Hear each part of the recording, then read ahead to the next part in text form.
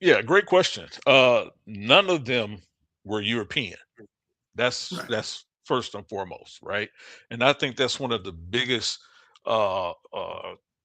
tropes out here that many people try to use in their arguments against the Bible. None of them were European. And so when people try to argue, well, the Bible gives us this Europe, this westernized, Euro-westernized stance, it does not. It didn't exist, right? Uh, they didn't exist at the time. Who we consider today to be a European, right? It wouldn't be what we would call uh, a white man, or how some Israelites, refer to as Edomites today as the white man. Even that is uh, uh, sort of a fallacious stand. It's really not a biblical stand to call Edomites the white man, right? Uh, the European that we see today, and people will argue with you about that. They'll tell you about, they'll talk about Zepho and Esau and different things like that. Well, we know historically Esau was not a European. He did not have white blood. Doesn't matter how you try to slice it and how they try to explain it away. The scripture does tell us that he had a twin brother, right? Uh, whose name was Jacob. And Jacob and Esau uh, uh, were not of two different they were not of two different fathers coming out of one womb. That's just insane. Right. Science Okay. doesn't lend anything to that we know. Neither does the scripture lend anything to that. People get confused and they began to create notions when it talks about, and there will be two nations, right? Well, when it talks about two nations, all it's talking about is two ways of life, right? One would choose one way of life, one would choose another way of life, right? One will give birth to one nation of people, and one will give birth to another nation of people. Not that these are two separate,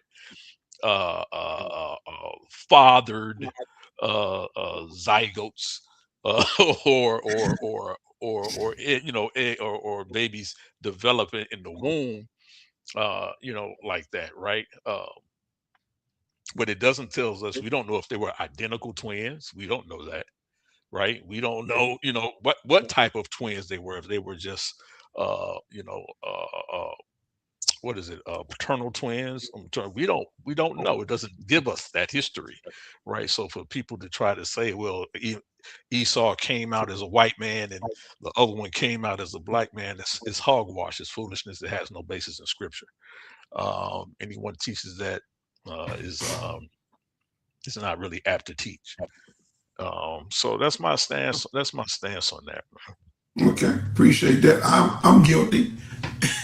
I don't teach that Esau was a white man. The Bible says he was red and hairy, somewhat different from Jacob. So we know they wasn't identical in the fact that one was stipulated. They both would have to be red and hairy if they were identical. Identical mean exact. Like no difference. You wouldn't be able to tell one from the other. But we know Jacob had to do, his mama had to do some things to him to deceive Isaac. Well, But yeah, and I don't believe that. Let me say, I don't believe oh, he was born white.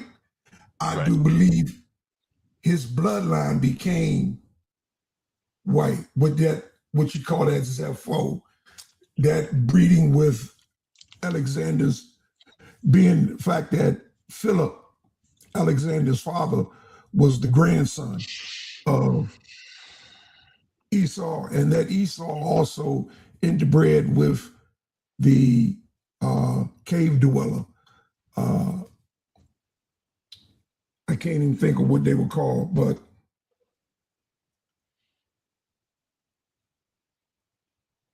they were in that.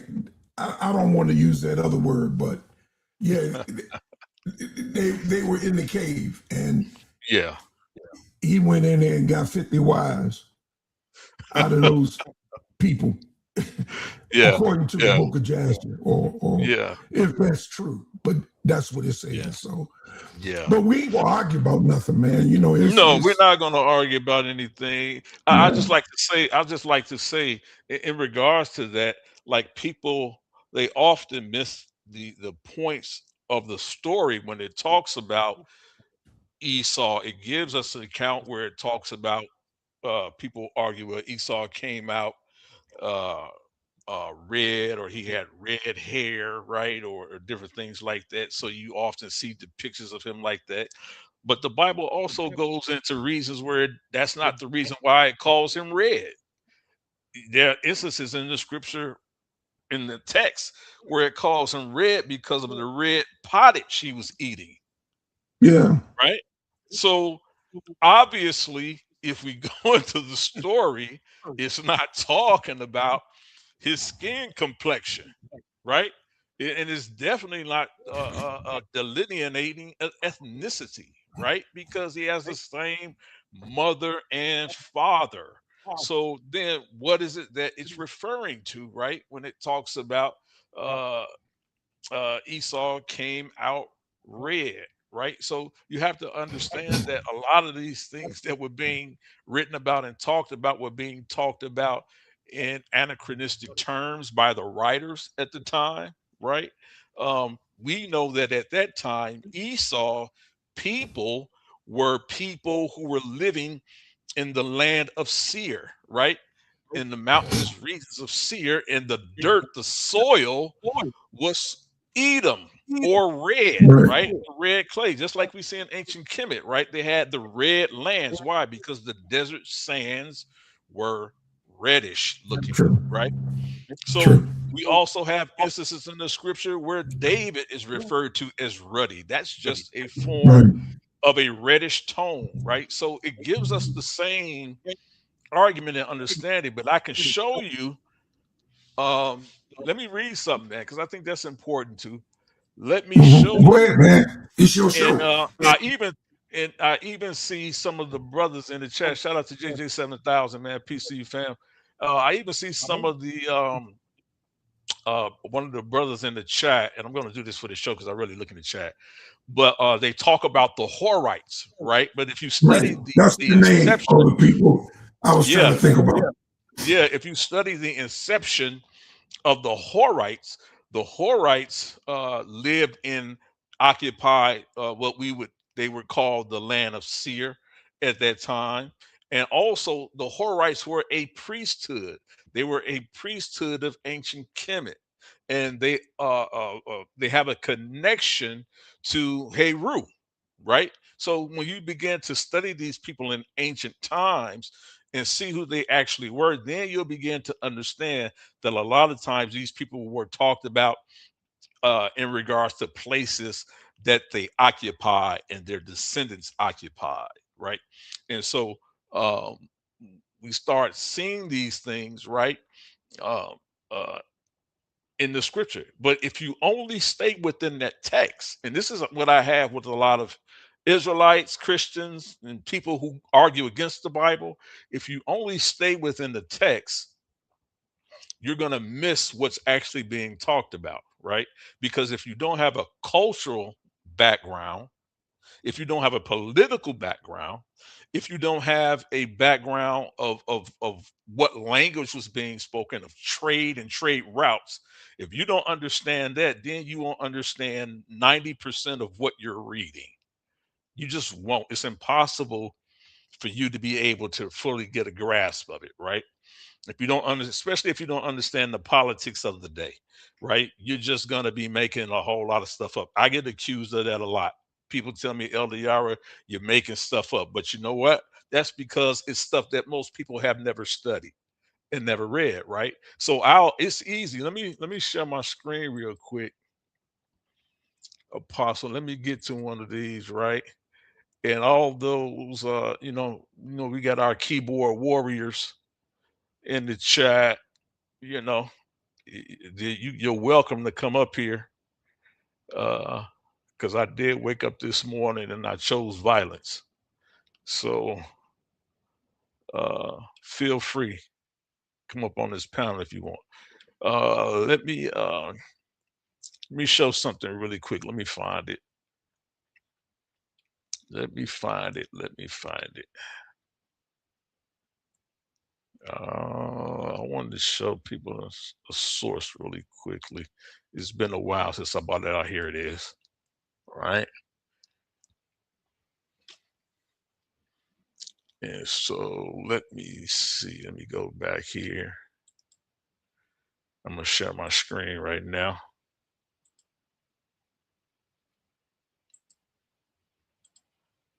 And then you let me know if you can see it, Apostle. Yeah, yeah. Why? Yeah. Why would you come up here? That's exactly my point. Why would you? Uh, okay. Can you see my screen, Apostle? Apostle, you still on mute? I can't hear you. It should be sharing in a few minutes. Oh, okay. I already Yeah. clicked it on. So, Yep. I just want to go over some things touch on some things real quick. Right. oh, one thing, man, my internet's down. I'm using Wi-Fi, so things are moving pretty slow. Yep. It's all good, So Apostle. my internet connect is down, and I'm using my Wi-Fi. So when you're working off of Wi-Fi, things don't work like they should. Yeah, slow down a little bit.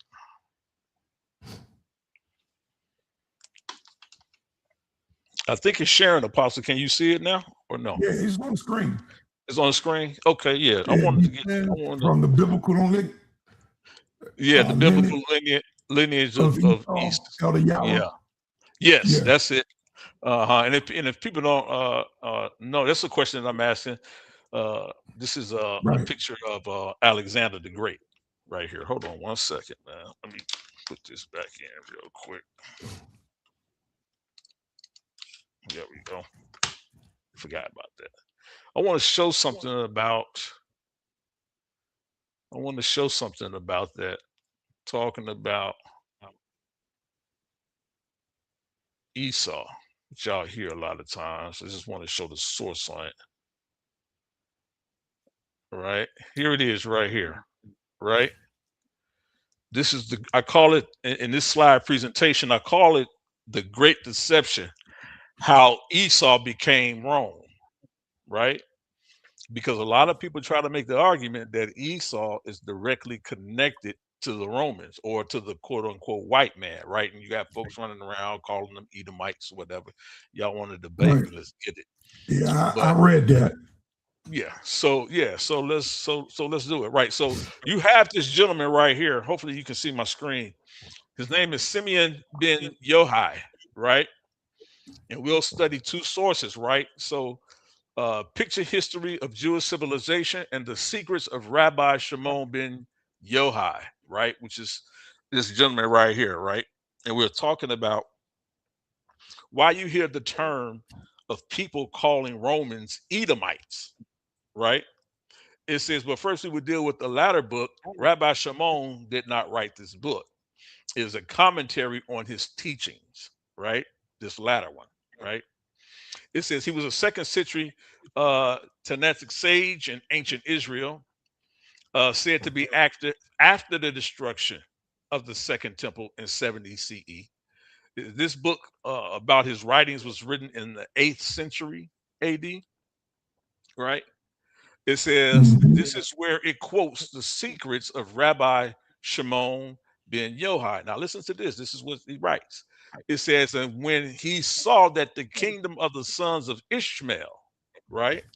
And we know the sons of Ishmael, they're talking about the Ishmael, the son of Abraham, right? Right. Would eventually spread throughout the world. Simeon bar Yohai wept and said, Lord of the universe, is it not enough for your sons what the evil kingdom of Edom Rome did to them, that you must also send the kingdom of Ishmael against us? The Holy One, blessed be he, answered, do not fear, son of man, for the Holy One be he, for the Holy One be he brings the kingdom of Ishmael only to save you and from this evil one. And he sets a prophet of his choice over them, and they will come and restore it to the Jews, and there will be a great hatred between them and the children of Esau, Rome. Right? Now, Right. Simon ben Yohai says this, right, in the Secrets of Rabbi Shimon ben Yohai, is a Jewish myth of the mid 8th century, which present a Judaic messianic interpretation of Arab conquest of the early 7th century. This was a Judaic messianic story, meaning they did not believe in the Savior of the New Testament. This Where are story you is, reading? huh? Where are you reading at? I'm reading this in the second person. It may not have moved from you yet. Can you still see my Yeah, I don't screen? know because what I see on the page. Okay, now I see it. Okay, Okay, yeah, it's probably moving a little slow for you. right. Israel. Yeah. All right. Yeah, go So ahead. I'll tell you. Yeah. So I'll tell you when I'm changing it, so to give you some time for it to catch up to you. It says this story was about the first coming of whom they believe might be the Savior that would bring about the end. Now, this is what I mean when people talk about who they believe the Messiah was. Right? All Right, Jews, all Israelites, they didn't believe that Yeshua or Yahushua was the Savior, right, right? right, They're talking about this in the 7th century, right? 700, seven right. centuries after he's dead and gone, right? And they So that's, still don't believe it. and they still don't believe it. But this is Right, what I tell people when people say, are you a messianic Hebrew Israelite? All Israelites are messianic. Whether right. you believe Jesus came and was the Messiah, whether you been it was whether you believe it was Somebody else Barcoba or or somebody is yet somebody still else to come. or King Right, David to come or whatever, you are a messianic believer. That's just the right, nature of it, right? So all of that argument between Torah onlys and that because they don't believe, you're still a messianic Israelite, right? right, Still a messianic Hebrew. That's just the point of it, right? So he says this story was about the first coming, whom they believe might be the Savior that would bring about the end. The 8th century has gone by us. So this itself is not a reliable source. Now we need to understand where the idea of an Edom Rome connection came from, right? Why Rome was called Edom. Why do they refer to Edom as Rome? In Jewish history, the Roman Empire was identified with Edom, specifically the Amalekites, right?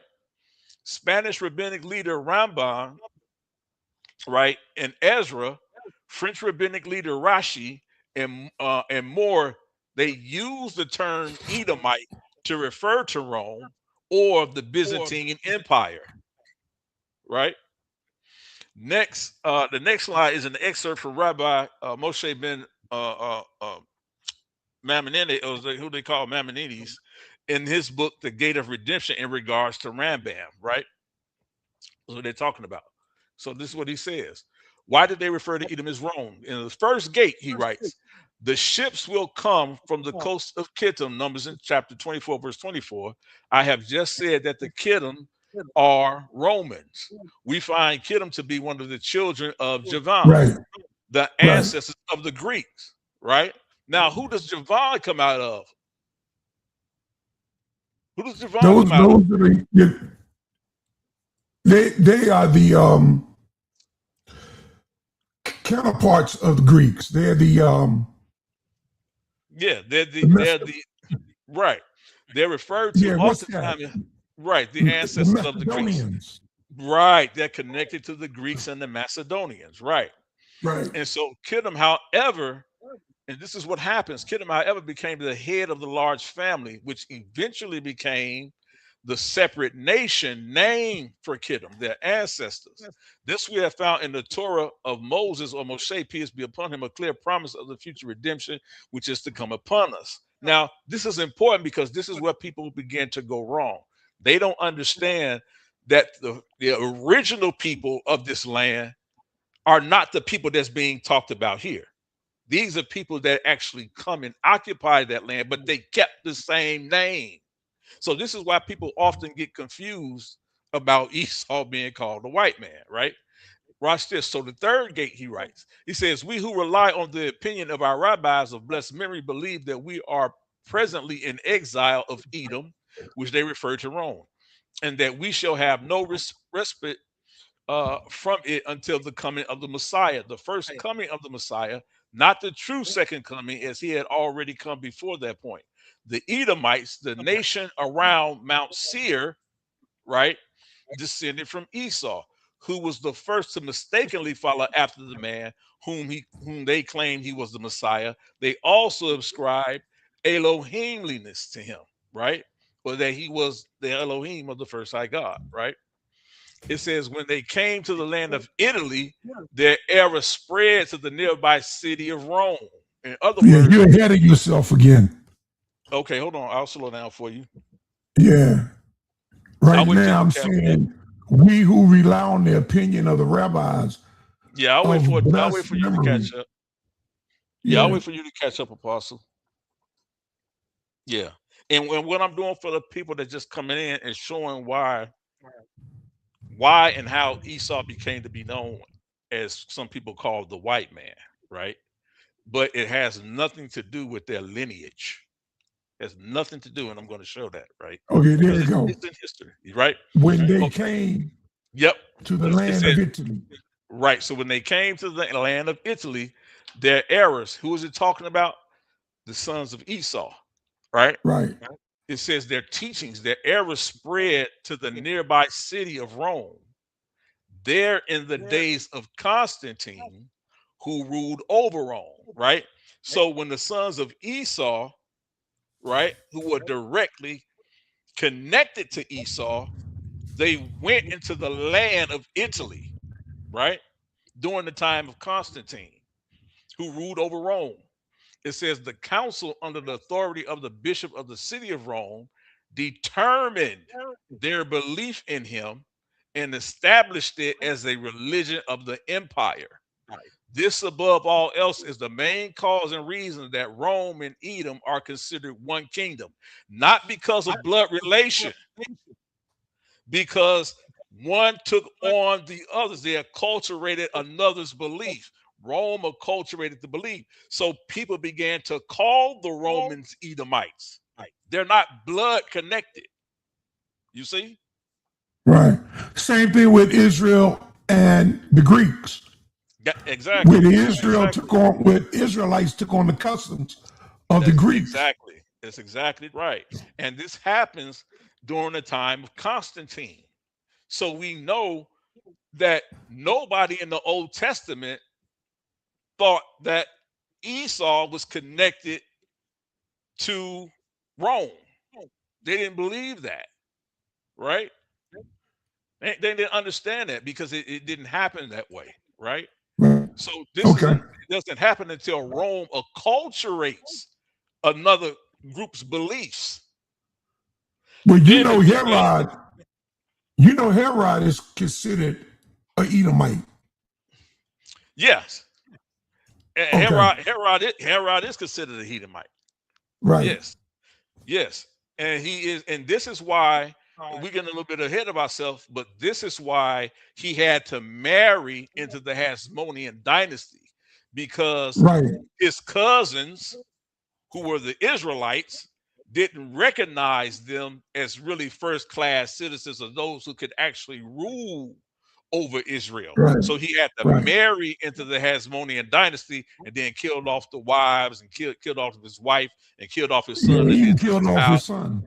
right, and this is how right, and this is how Herod comes to power, right? Right. But he had to marry into the Israelite culture. But they're half they're half their cousins, right? They're cousins. So they still have the same blood as their father uh uh um as their father Jacob. No, not Right. Jacob, Isaac. Esau. Isaac. Right, Right. right. They still have the same blood as Isaac, right? Through Abraham, right? Right. So but Rome is not a part of that. Never was, right? Right. Genetically connected to them, right? Now, Rome just speaking of acculturated their belief. Uh-huh. Speaking of Constantine, Mhm. who died in 347, Mhm. but in 325 they had the Council of Nicaea, Mhm. right? Right. And which was determined. The argument was over the Trinity or over Mm. an Arianism that Christ Arianism. was just a man. Mhm. Mhm. What came out of that council was that God is a Trinity. And Mhm. that's where that thought came from, and that's where it was established. Do you know anything about that council? Yeah, it was Arian who was running, and what happened. Basically, what it was, you had the African. This is why I laugh a lot of times when people talk about how Christianity was forced on Africans. Well, at that council, you had basically, literally, a majority or half or almost a majority of that council were African. They were Right. African people, right? Right. So Arian, and so Arian believed And in what one about way. Constantine? Because there's Constant, some that say Constantine constant. was black. Well, I haven't come to a conclusion that Constantine was black, but I will say he wasn't European, right? Yeah. Like we And just I'll got to say stop another that. thing, he was wicked as hell. Yeah, yeah, yeah. And so, because the belief is that one of the falsehoods is that Constantine converted to Christianity. He did not convert to Right. Christianity, right? He That's a falsehood. morphed it. People argue that. Right. He changed it. He Right. morphed Yeah. paganism into Christianity. Yeah, yeah, that's exactly what he did. He infused it, and he came up with this, with what he called, again, he began to call Christianity. He gave them a new version, right? Right. Or new gospel, right? Is what he gave them, right? Right. Um, and we have accounts where, instead of them tearing down the Greek gods that Paul debated against, he just simply switched out the names on the Greek statues, right? And put the apostles' names on the Greek statues. So Zeus, he named Peter, and so on, different like that. And that's basically what Constantine did. So to appease the people, because some of his people, those Romans, they still wanted their pantheon of deities. And so Yeah. they were used to doing that. Plus, they were making money, right, in those temples, right, with those different pantheon of deities. And so them people, they didn't want to messing with the church's money. So this was his fix, right? And so this is why you have today, quote unquote, the Catholic Church, and they pray to Saint Peter, and they pray to this one, and Right. they Right. pray Right. to that statue, and pray that that's Constantine's Right. religion, right? That's Constantine's Christianity, right? That's not the first century Christianity that we Do read do about in the Bible. It's not the same. that on that information? Is that on a PDF? Yeah, it's on the PDF. Is it a large Uh, PDF? Can you send that to me yep, I'll through send it to text? you. Yep, I'll send it to you. I'll send it to Okay. you. And then let me finish out this point, and then we can Go move on to ahead. something else. Right. And Right. so this is, you should be able to see it on the screen. This is Rabbi Akiva, right? Right. He was one of the major writers. He wrote large portions of the Talmud, right? And this is their this is the Jewish commentary, right? That they began to write after, around circa 600 CE, part of the Jewish Talmud, not the Babylonian Talmud, but the Jewish Talmud, that occurred around circa 600 CE, 630 CE, somewhere around there, right? And they began to write their commentary on the history, right, of certain things, right? And so Rabbi Akiva, he's the one that actually tells it, right? Um, and this is what he says, right? He says, let me know when it switches over from that, apostle, then I'll start reading it for you. Okay. When it switches. Yep, you can see the text on the screen, Okay. right? And I'm talking about why it's not proper to really call uh the white man today, Edomites, not based on Man, I the wish my biblical internet was narrative. working, man. Yeah, it's not really based on the it's not really based on the biblical text, but it's based on commentary and political scurrying of Okay, the it just times. changed. Okay, great. So again, I'm going to quote from Rabbi Akiva. He says, "In the story of the Jewish people being a history of the Jewish people since Bible times, Volume 1, Rabbi Akiva states that the Edomites are the Romans, right?" And people say, "Y'all, you just contradicted yourself." But let's see what he says. He says, "Why?" Right? Asks Turnus Rufus of Rabbi Akiva on a subsequent occasion. "Have we incurred the hatred of your God so that he says, 'I hate Esau'?" The Romans were said to be the descendants of Esau. There are a few things wrong with the idea that this proves Esau and the Romans are the same race. Firstly, just because there was an Edomite in Rome does not mean all Edomites are Romans. Secondly, Akiva was one of the reasons that, and this is it right here, Rabbi Akiva, this is who y'all point the finger at. Rabbi Akiva was one of the reasons the Jews equated Esau with Rome, not based on fact, but false interpretation, as shown earlier, right? I just changed it again, Apostle. I'm just going to keep reading till you catch up with it because it's talking about the Okay. Jews. It says, whatever the merits of these theories, in fact, remains that the earliest explicit testimony we possess of a Jewish authority who identified Esau with the Romans was Rabbi Akiva, who interpreted the scriptural verse, "The voice is the voice of Jacob, but the hands are the hands of Esau," in the sense of the voice of Jacob cries out because of what was done to him by the hands of Esau. Rabbinic tradition understood this as a reference to the destruction by the Roman armies of Batar, the last Jewish stronghold in the uprising led by Simeon Bar Kokhba during the Bar Kokhba revolt.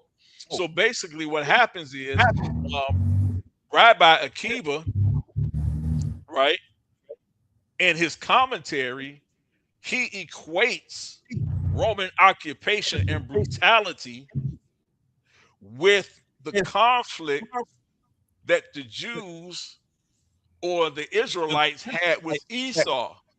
He's only making a compare and contrast. He's not saying that these are the exact same people.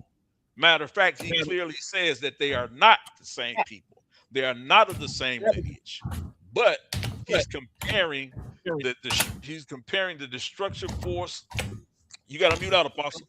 He's comparing the destructive force and occupation of the Romans at that time with their conflicts of the past and their cultural memory of the Jews' conflict with Israel, between Israel and Esau.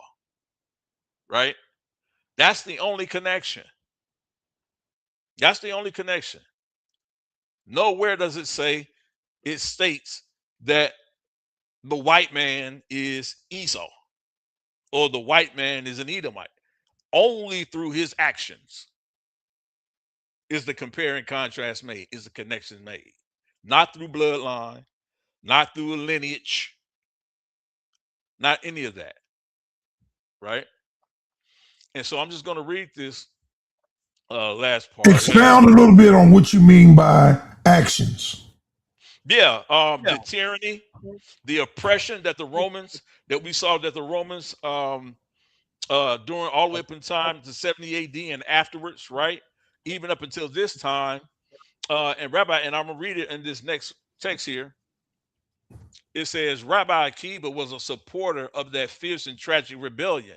He's talking about the Bar Kokhba rebellion, Simeon Okay. Bar Kokhba, right? He So this says, goes back to the Jacob prophecy about Esau, what right, type of person he would be, what type of and people they would be. yeah, but it's not a bloodline lineage to Esau. Right. It's Okay. not a bloodline lineage. He's only making the connection through their actions, right? So because when during the Bar Kokhba revolt in 132 CE to 135 CE against the Romans, right? That was the last Jewish attempt to shake off the yoke of Roman oppression. In fact, it was probably Rabbi Akiva who was responsible for bestowing the epithet Bar Kokhba, meaning son of the star, because there's no history of anyone calling him Bar Kokhba or son of the star, right? This leader called Simeon until Rabbi Akiva starts to write. And so it is Rabbi Akiva who gives us these names and gives us these understandings that people take and run with them, right? So upon the leader previously known as Bar Kokhba was the actual name for Simeon Bar Kokhba, right? His name was Kokhba. After applying him to the verse, there shall come a star out of Jacob. That was his actual Okay. name, Barseba, not Bar Kokhba. But Rabbi Akiva starts to change things around because he's trying to make a point. He's trying to make a commentary, right? On the day, right? He says, and a scepter shall rise out of Israel, right? Because why? They're still looking for that Messiah, Right. right? This is what he says, and Edom shall be a possession, right? Because that's the prophecy, right? So he says from that point onwards, in the midrashic statements that many Israelites or quote unquote Hebrews don't follow, except when it comes to this. They'll talk about the small hats and what the small hats was teaching and what they was doing, but they'll take from the notion from the small hats when it fits their narrative, right? Right. So he says from the point on, the midrashic statements by Rabbi Akiva's disciples standardly assume all mentions of Esau or Edom in the Bible are to be read as allusions to their own implacable enemy. They despise the evil empire when in Edom. And that's by Eleazar Sigel. So he's saying that it's not until we get to Akiva and his disciples that they start equating Esau with the Romans, right? Because of the oppression that they were experiencing, not because these are the same genetic people or they have a connection in the bloodline, right? So all that Esau is the white man, all that stuff is spirit. It's that spiritual talk, right? It's spiritual talk. That's all it is. So Okay. so a lot of people don't really have that understanding. So when people ask me why I never called the white man Esau, because genetically he's not. Right now, if you want to talk about war, destruction, and different things like that, well, then now we're having a different conversation, right? Who's responsible for more death, destruction, and disease on the planet? Now we know that's a different conversation, Right. right? But to try to hold someone to pin them down to say, yeah, Esau is the white man, and then you start trying to make false connections going all the way back to Esau and see there were two nations. It says there were two nations that would come up out of him, and he had red skin. It had nothing to do with any of that. Nothing to do with any of that at all whatsoever. Right. And that's a part in this community that we have to peel back the layers and peel back a lot of the stuff that's been laid on top of a lot of what's going on. So that's why I'm not very popular in these spaces in this community, because a lot of stuff what they say don't add up, right? And it can't, Yeah. no matter how much you try to get into it, it just doesn't, right? It's So true that majority of Hebrew Israelites, majority I think that I've come across, do believe that the white man is Esau. Not hmm all, not all, hmm but majority. yeah, So right. yeah, Yeah, any false teaching that's among the majority is a problem, because yeah, then you cannot rightly divide, right? right, You can't rightly divide. You'll teach hatred where the Most High has none. You understand what I'm saying? right, That's what will happen, right? So Just like you have the same people who will come up here and say, and I've said on this channel before, talking about that Africans are not their brothers. They hate Africans because of what they did to us in Egypt. But if you study the actual text outside of the book, if you actually study the politics of the day, you'll understand that the people that held us in captive in Egypt during the time of the Bible, during the story of Moses, those people were not native to the land of Africa. Those were people that moved into that land, right? Those were not native Egyptians. Those were not people of native Kemet. Those people were a Hyksos group, right? People don't like using that term because it's an anachronistic term, later term. But these people were of West Semitic origin. Right. Okay. They were of West Semitic origin, right? That's why it says, and there arose a Pharaoh that knew not Joseph, Right. right? Because Right. according to the He text, was Joseph was before him. he was right, exactly. Yeah, he was a It foreigner. leads He wasn't an fulfillment. Egyptian. Exactly. And so people don't Right. understand, people not really understanding Yeah, he was ruling what's over going on. Egypt as well as ruling over us. Exactly. Exactly, according to Right. the text.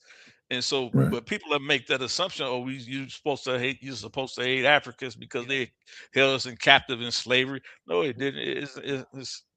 That's not what the text says. And then if you start looking into science, you start looking into DNA. Most of those people were those of the Ramsey period, the Ramesside dynasty. Those people were of Semitic origin. Right.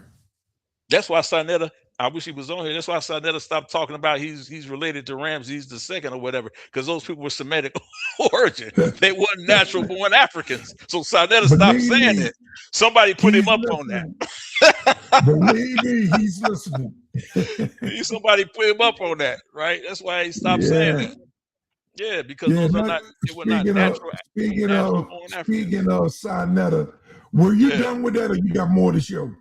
No, I'm done, man. I'm done. I just wanted to hit those All points, right. man. I'm gonna go ahead and take this down. Yep.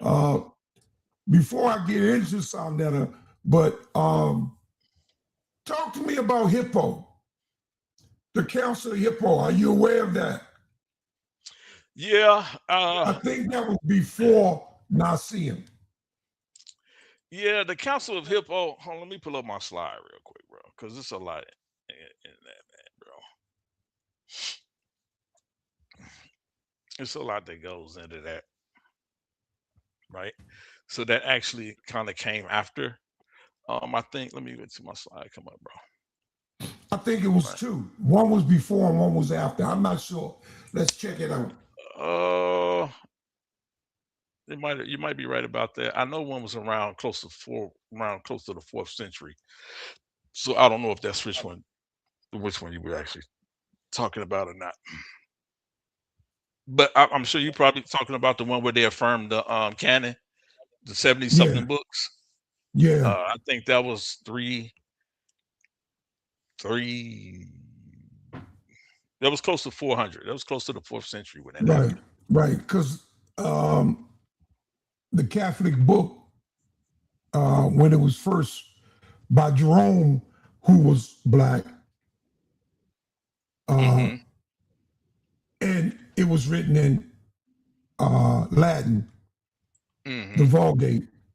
hmm I think it had 81 books or 77 books, Yeah, it was somewhere around. It was somewhere around in the 70s. somewhere around that number. I don't remember the exact number, but yeah, it was somewhere around in Right, the 70s. Oh yeah. right.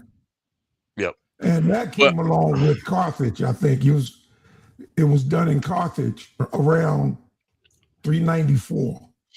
well, here's the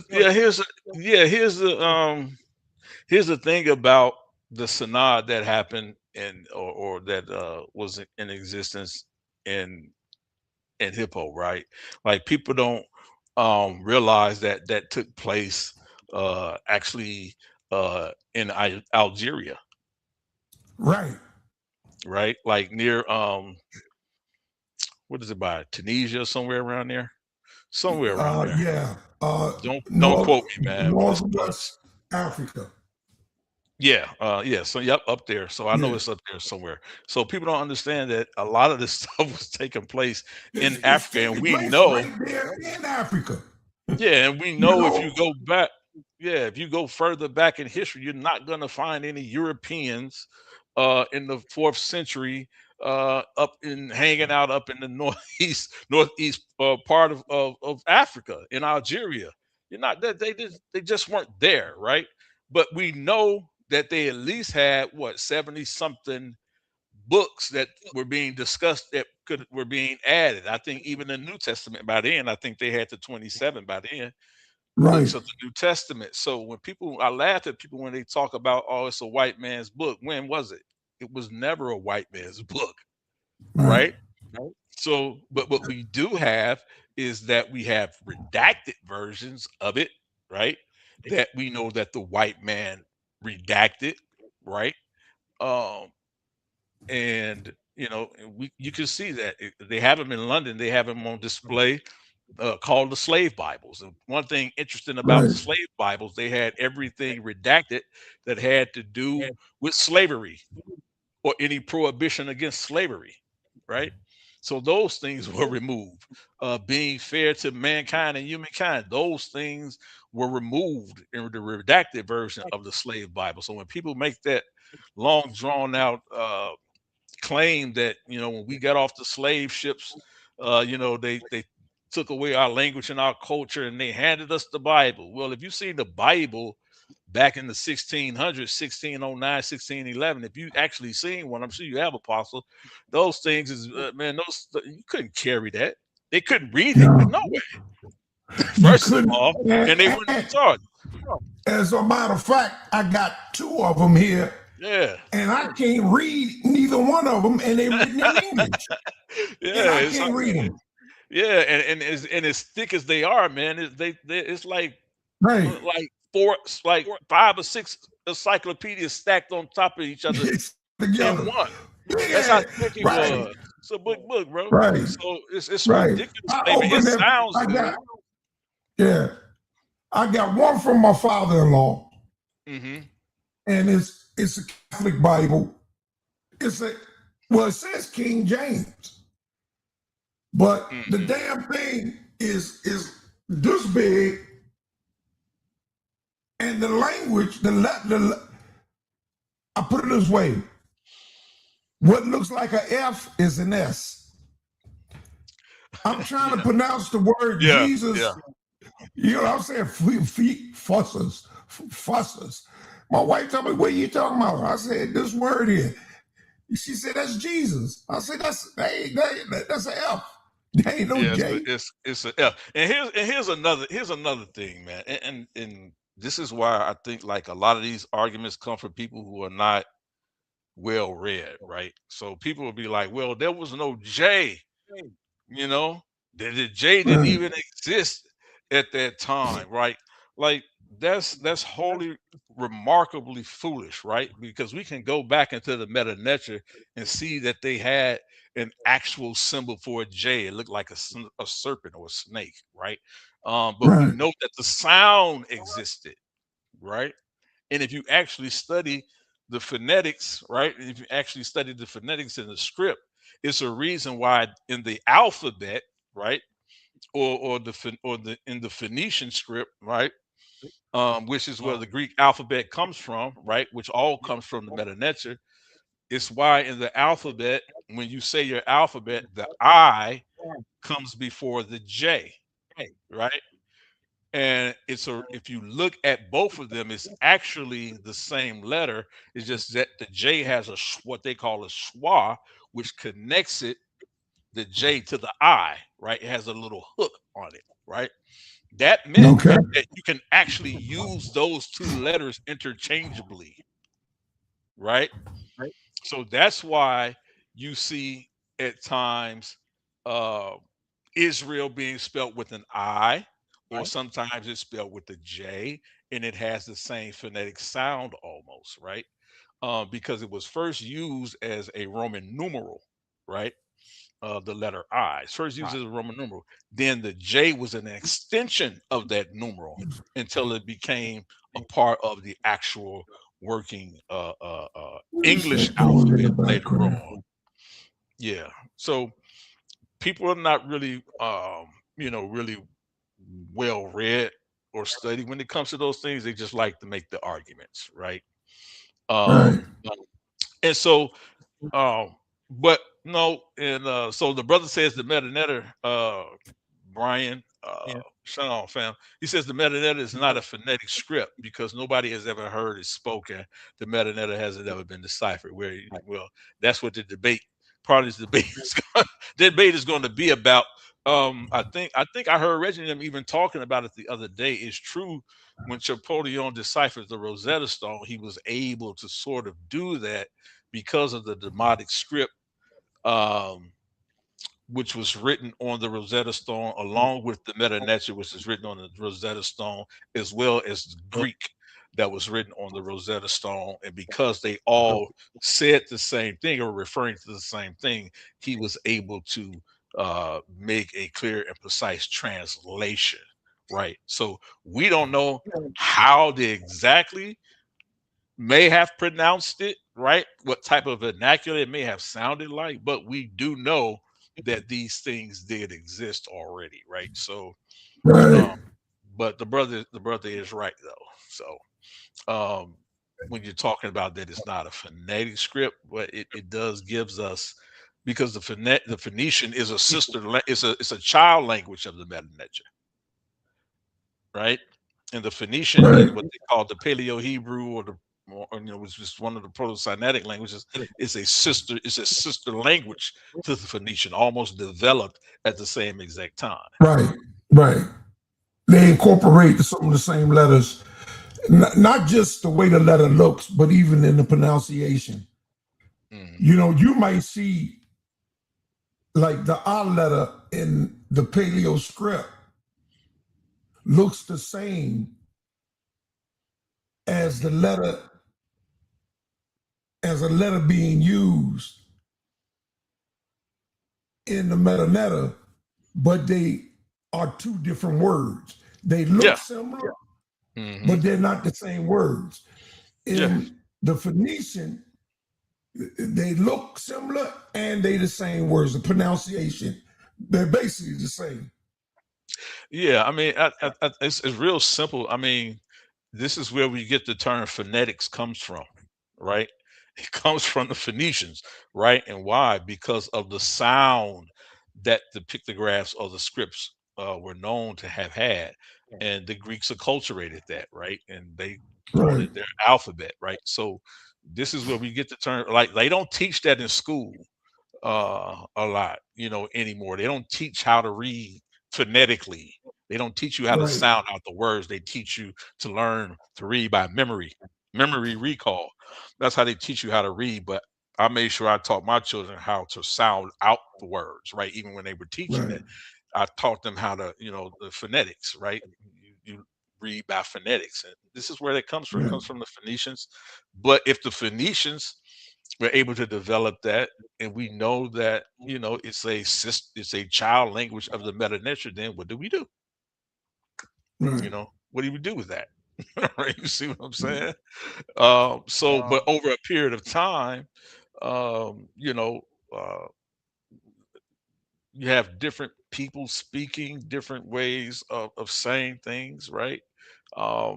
Different pronunciations of things, right? Just different vernaculars. We do that in this country today, right? People, like I say it all the time, people on the West Coast don't sound like the people on the East Coast, right? That were That's natively for born sure. there. People And down after a south, while, and people down south don't sound like the people up north, south, east, or west, right? Like right? people from Louisiana, where I'm from, like it's something about when I hear people from Louisiana, when I hear women speak from Louisiana, man, hey, bro, like, man, it just captivates me the way the Yeah, way that they talk, man, from down to Louisiana. But my people are from there, but they don't sound like the right. people up in From Detroit. from from Del Rey to Yeah. St. Helens Island. Uh, Yeah. my family don't sound. I mean, my wife. I had to interpret 30 years when I married my wife. When I first brought her around my family, she Mhm. couldn't understand nobody, man. She all what she say? you know. Mhm. And I had to slow it down for her and let her know. Yeah. You know, now she Yeah. just said this. You know, she just said that. You know, she said that when she met my mother, then she knew because like I say things like don't instead of door, or I Mhm. say things like flow instead of floor. I say I say police. My wife be saying police. You know, Uh-huh. Uh-huh. you know, she was saying when she met my mother, she knew where I got it from. you know, Yep. but Yep. you know, it's and I'm coming out of DC, so you go down south Oh. and it's only going to get worse, man. By the time you get to my family, them deeds you got people down there. Uh-huh. You know, God bless my Yep. uncle. I miss him, but he had more ways of talking with his hands Yeah. than I ever seen any man talk. Yeah, He speaking that patois. I be saying, Yeah. Lord, today Yeah. I love him to death, but I don't understand a word he's saying. But that Yep. was my uncle, Yep. man. Miss him. Yep. God Yep. bless him. Yep. Uh, God bless him, man. we got to touch on this thing about what you were saying. If you want to clear it up, maybe you don't need to clear it up. But what you was talking about, Jesus might not have even said these things, or Yeah. however it was said. Yeah. Like people have to understand, like, things were added to some of the text. Now, did they disagree in context with what he may have said? I don't believe so, but we know specifically. Let me pull up the verse so I can show the people. Right,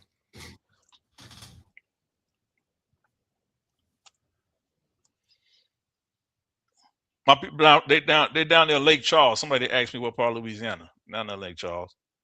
Okay. Uh, And I'm telling you, it's no different right here. I'm in Tennessee. And some of these people here, I don't even understand. uh, You know, let me. they nice. I haven't met I haven't met a I haven't had a negative experience since I've been here. They awfully nice, but I still got my eyes open. Oh, okay. Cause right up here, right up from here in uh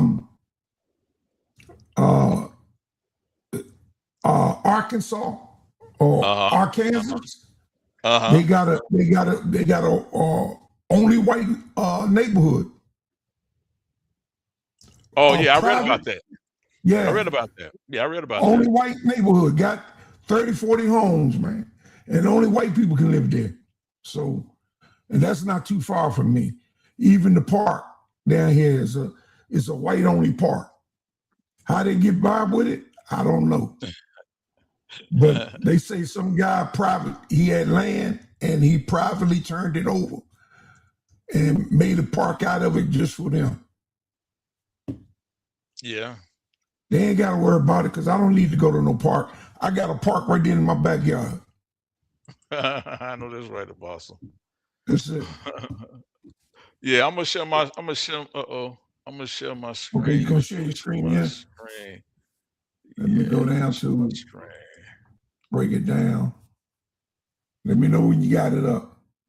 Yeah, I'm trying to pull this scripture up right here. I'm going to John chapter 8, verse 7. Let me share it. I didn't mean to do that. Share my screen.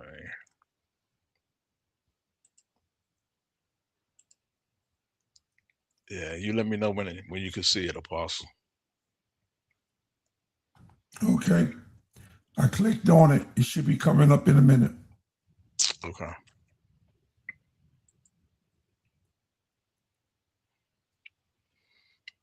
All right. I can see it. You let me know when you can see it.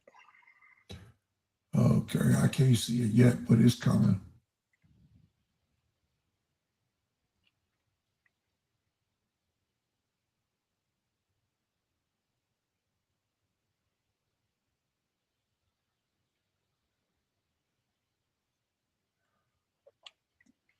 Yeah, John chapter 8, verse 7.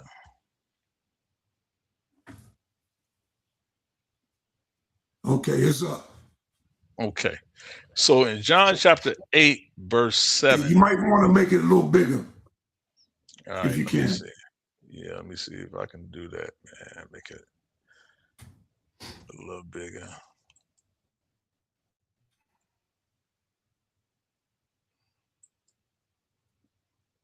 Did that work? Yeah, that's good.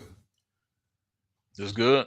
You sure? Okay. Yeah, So this that's is good. John chapter 8, yeah, this is John chapter 8, verse 7. This goes directly to your question, Apostle. And it says, let me read from the King James, right? I'll read from the King James.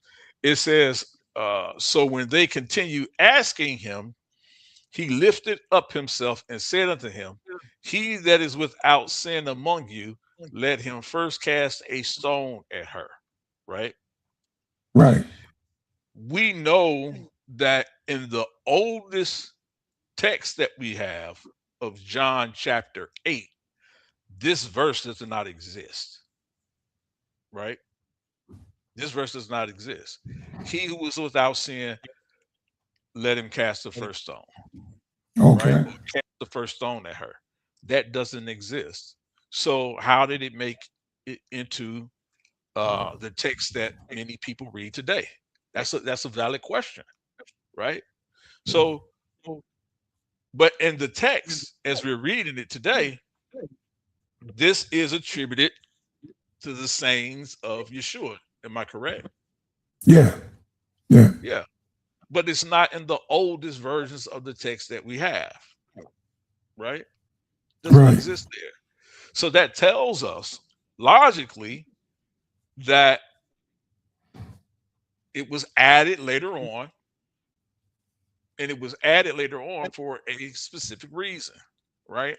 And this is a right. story of the woman caught in adultery, right? It Adultery. says, right. All right, I'll just go read verse 6, right? In the context here, it says, they said, starting at verse 6, it says, they said this to test him in order to have a basis for accusing him. But Jesus bent down and began to write on the ground with his finger. Now you have some biblical historians say that when he bent down to write in the finger, he began to write out the law of Moses, right? Right, In regard to this situation, in regards to the woman caught in adultery. Why would that be important? Is because in the law, that people often try to accuse Christ of not keeping the law. This is one of the texts that they even use, right? But right, according to the law, you just couldn't, in the case of adultery, you just could not bring the woman and right, accuse her and then attempt to try to kill her. You right, also had to bring the man that she was right, involved in adultery with, and they both were to be judged as stoned, right. right? And they had to be judged by the elders. And they had to be judged by elders, not a group of raging, Right. The pious, Levite priests. self-righteous Right, people. Right. So right, when Jesus does here, when Jesus adjudicates this, because they asked him to do it, what would you do in this case? Right. And so when he comes to adjudicate this, he makes the right adjudication according to the law. You had to bring right, both accused, the man and the woman. If you didn't have both the man and the woman, you had to let her go. You had to let her go. That's the righteous rendering of the text and of the law. Uh, but it's when we get to this verse where it talks about, and when they continued to question him, he straightened up and said to them, let him who is without sin among you be the first to cast a stone at her. That's not in the text. It's not in the original text. right, So we have to ask ourselves, Apostle, how did this get there?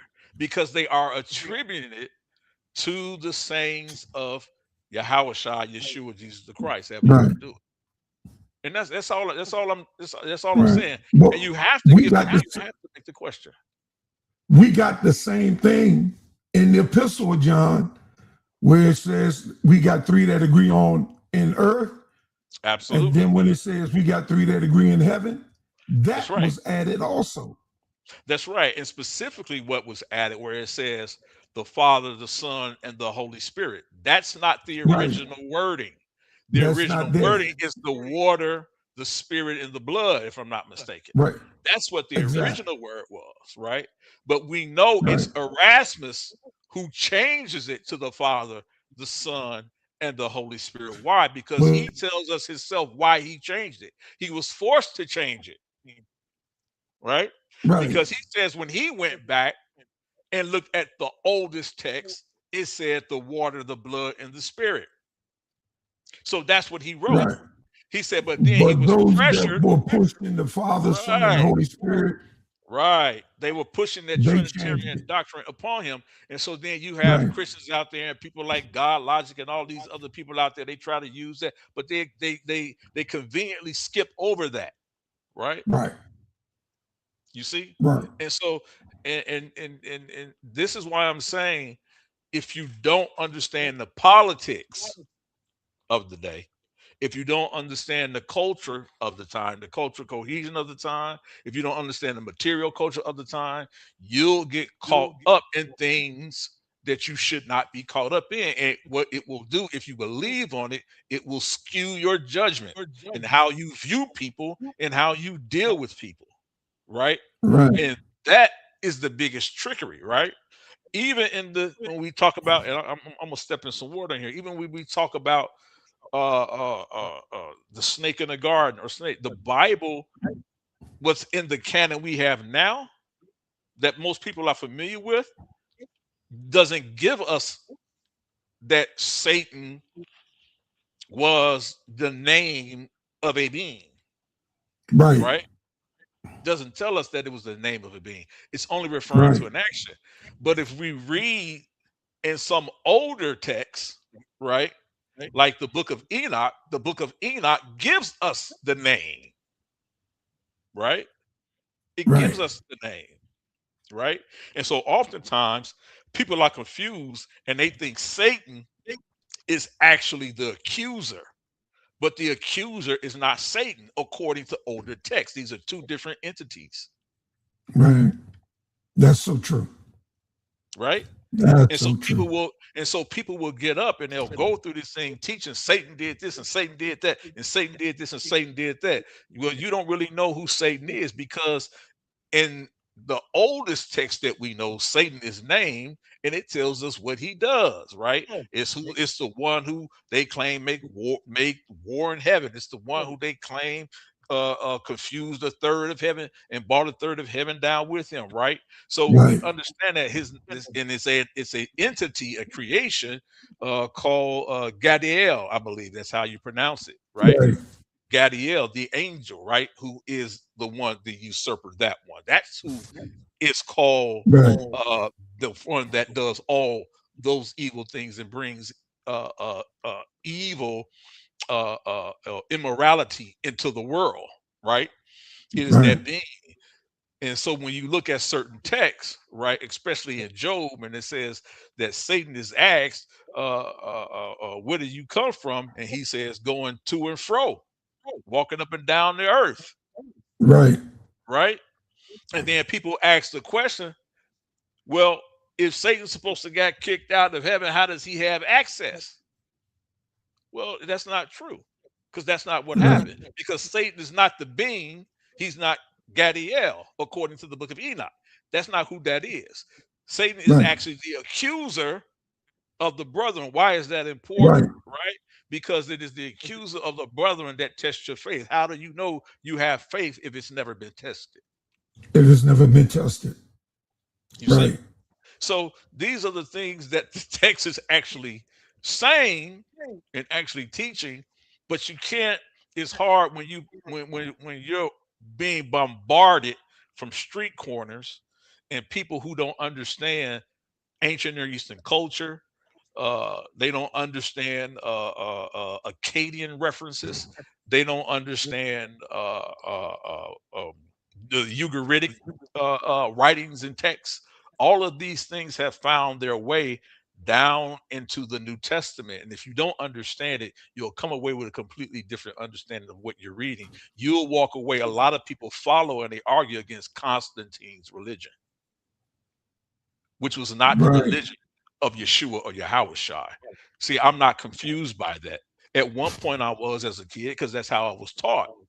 But when Paul said as a child, I played as a child, but when I got older, I put away childish things. But now we see through a glass darkly, but then face to face. In other words, you have to focus on yourself and look yourself in the mirror and deal with what's inside of you, right? Right. Because ultimately, Christ's words, what we know we can really attribute to him is that when they asked him, "Where is heaven?" What does he say? He says, "Don't." If they tell you to look over there or look up there or look what's coming down here, he said, "Don't look over there." What does he tell them? He says, "Heaven is within you." How is that Right. possible? Right? Because of how you live your everyday life, right? Is how you live your life. So that's my understanding. It's I'm not popular with a lot of Israelites. I don't care. I'm not popular with a lot of Christians. I don't care. I ain't popular with a lot of people in ancient Kemet who lie a lot. I don't care. You know, no difference to me. Okay. It takes no skin off my back at all whatsoever. What you think about what I think. Hey, only thing Makes we can do is establish our belief, stand on what we believe, and when the Spirit of God leads us to incorporate changes, be willing to make those changes. But be it unto you, because nobody got to pay for what you do but you, That's a right? fact. Can't nobody cover my sins Facts. but Christ. I'm talking about no man. Can't nobody forgive me but God, right? I don't have to worry about standing before no man but God. And that's who I got to answer to. So I dropped the link. Um, if anybody want to come up and ask you some questions, we are.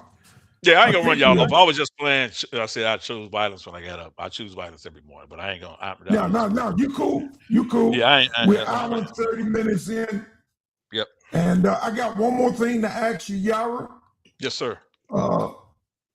Because if a debate can come out of this, I welcome it. I want to encourage it. We learn from debates. Debates I can agree. be arguments, but Yeah. that's how we learn from Yeah. disagreements.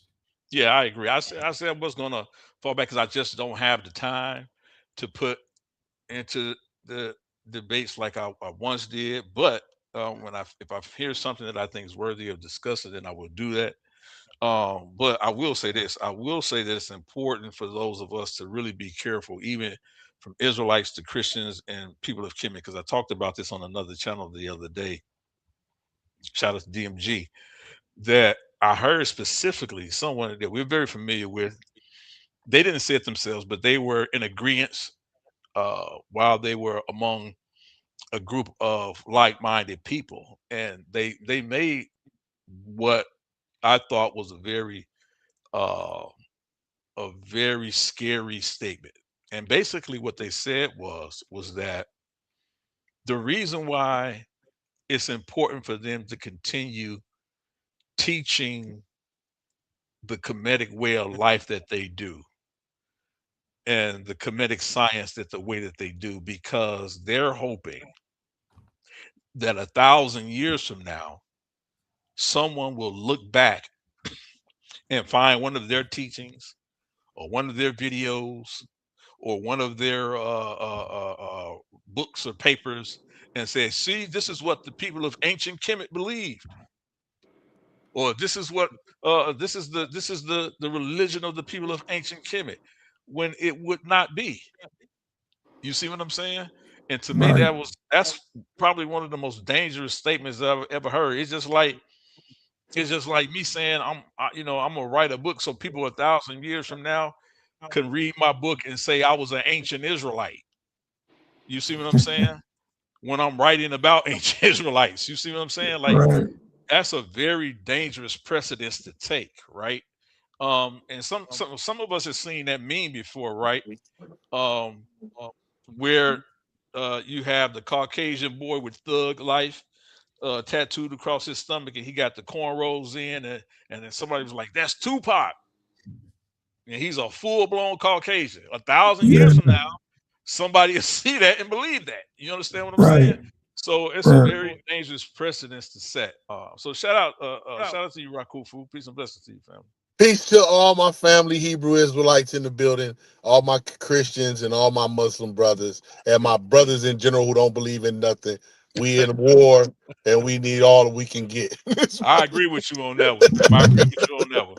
I For agree with you on that real. one. Yeah, They see you, they see me, they just see who yeah, they want to. yeah, They see they see that image on that yeah, gun range that they shoot at, that black yep, face. yep. That's a fact. Okay, That's hold a on fact. for a minute, Rakufu. I gotta ask him. So, I gotta ask you, man. Hmm. Are we going to see this debate between you and Nepal? Oh, on the I grape believe doctrine. it's.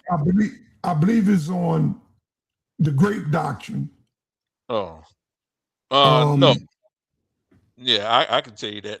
No, um, and it's nothing more than that. I think that at this point, I did a teaching a few days ago over on DMG's channel. I'm willing to do it over here, and people can respond to it. But at this point, for me, there's really nothing to debate about it. I think the scholars have spoken emphatically. The linguist and the text shows what it shows, and that's how I present it. People have the right to present the information the way that they want, and that's perfectly fine. But not me. I'm not. I won't be debating anyone, so it's not personal to anyone. I won't be debating anyone on that particular topic. No. okay, there you go. And I only Y'all did heard that it. teaching, and I only did that teaching because somebody that's really not familiar in this with this community asked me about it and asked me to do so for them. Yeah. So that's I what it is. personally understand how you feel. I do not believe that the Most High supports a great doctrine, and I myself have no interest in debating it with nobody um, at this time Yeah. because people going to believe what they're going to believe, and I just don't have the energy to change their minds right now today. When I was younger, yeah, I could take that on and really deal with it. But That might be a good one for Gideon and Nepal. maybe, If he so Yeah, chose to do so, yeah, yeah, because he's adamant. I know Gideon. He's a yeah. If he so respectful, but he's a respectful brother too. Yeah, if he so yeah, chooses to do that, then I support both of them if they want to have that discussion. Um, but that's where that's where I am with it. yeah, yeah. I But support it's all good. anybody's right to believe what they want to believe. They read that book the same way I read the book, and if that's the conclusion they come up with, I can't but respect it. And that's where it's at right now with that. So, and anything else in the book, all these other different agreements that they be coming out with. Um, I'm still, I'm still euphoric over my last debate where I put that powder to As Morpheus, well man. you should, as well you should, Apostle, as well you should. Yeah, because they didn't think I had a chance. You know what I'm saying? They didn't think I had a chance. Friendships was lost over that almost. People stopped talking to people and all kind of carrying on, man. But Remember, I that's was in the how back chat with you, devastating it Apostle. was. I was in the back Huh? chat with you before it started. I was in the back with you. It was me, you, and Saul on stage before anybody. Yeah, Yeah, yeah, I remember. Yeah, I just yeah. wanted to So say, I want. Oh, go ahead. now you go ahead, man. I'm turning it over to you. Go ahead. Oh, I You just can got a ask question. another question. You can Okay, ask him a question, me a question, anything. okay, Make a statement. You got okay. the So I floor. want to ask Yara this. Yara, is it your understanding that most of the people that we call the African American community here in this North American part of the Americas came directly from the West Coast hemisphere of the continent of Africa, and majority of their DNA is one of those tribal people? Yes or no? Yes, Okay, now with yes. that, this is why I want to ask you this, because this is personal now. You Hmm. being one of those people before, because this is, and let me make my statement for. I believe most people that took on the Abrahamic faith in America, the majority have done no outside just before base understanding. They were pre-imposed in those ways of life before they had a like African American. They didn't just start off with a clear slate, and then they was taught everything and how to say, I take this one. They was already in one and maybe ventured off to learn something, but kind of a lot of times based their concepts and values and morals off of what they started off in as they looked at it. Maybe I'm not what is it, subliminally, and not conscious, unconsciously in the sublime mind, they were basing it on the morals and principles of those faiths. Yeah. I tend to agree with that, and let me tell you how I agree with it. Right. Um, I agree with it because, first of all, I don't ascribe to Abrahamic faiths. Okay. Those faiths existed as well as I believe coming out of parts of Africa and in what they called uh, uh, um, Levant or no? not just the Levant, but they call it man, I can't recall it. Nile McGriff? Valley. In Yeah. India, in Oh, like India. India, Okay. India, Yeah. those areas. I forget what they. I can't recall it right now. Indus Kush? I don't know. Indus Kush Valley. All Yes, right. thank you, brother. I appreciate it. Yep. The Indus Valley. Um, Right. we can see. I tell you what and how I've come to that conclusion. I've come to follow and study heavily what they call the Midianite hypothesis. Right. Yeah. Um, we can see connections of those people coming out of parts of Africa and even Central Africa Mm, uh, into the Levant, into the Indus Valley region, and then later through Akkadian, some of our language survived and understanding survived, and we sort of see these same motifs that you can still see all the way down into the New Testament writings, right? okay. So, um, like for me, I don't ascribe to a Trinitarian belief at all. I think that's where uh, people that follow Christianity or some Hebrew Israelite teachings today, unfortunately, they do follow the European concept of that because Okay. they did learn it from their slave masters, even though that's not the original um, That's deep. That's deep. belief Yeah. Yeah. systems Yeah. before. You see what I'm saying? The Yeah. original belief Yeah. I'm systems listening. Yeah. before that, right? Because we Right. know that there were things present in the empires of like Mali. We understand that these people were being dealt with that deep in the west coast of Africa, right? Yes. Um, Wait and 1 second. 1 second. Y'all right. With that, what you're saying there, I also have to be very cognizant that of the fact that those Malian Muslims, Timbuktu, whatever, they try to say that until the white man came, they only knew about Christianity. They were Muslims for the most. If they were in Islam, they knew of Christ. that's facts. Oh, go That's ahead though. Oh, facts. yeah, the whole West Coast. Okay. Yeah. That's facts. And Yeah. they may not have referred to Right. him Religious. as the Christ, but Christ. Yeah. they did have Yeah. A uh, concept. Yeah. Okay. the concept because they Yeah. had the Quran. We Yeah. know they had Yeah. the Right. Yeah. Quran, Yeah. right? And we Yeah, and we clearly know, know, how they talk about search knowledge from the cradle to the grave. They're elite scholars in them schools of thought. They did know of Bibles and different things going on across the world, yeah, the known world. yeah, we had, yeah, absolutely. We have texts where uh, that Askia Muhammad, right, Yeah, yeah, was prized or gifted, right, a Quran. right? And in that Quran, he clearly see things that are mentioned there. They begin to talk about the Gospels Right. or the Injil, right, or the Torah, That's right? right. So That's when right. people say on the west coast of Africa, and that was in what 1491, Thir- 92. 1391, I thought it was. I Well, think that it's was when. 14. That's when not Mansa Musa, but it's the what's the one Oh before yeah, him? The yeah, one.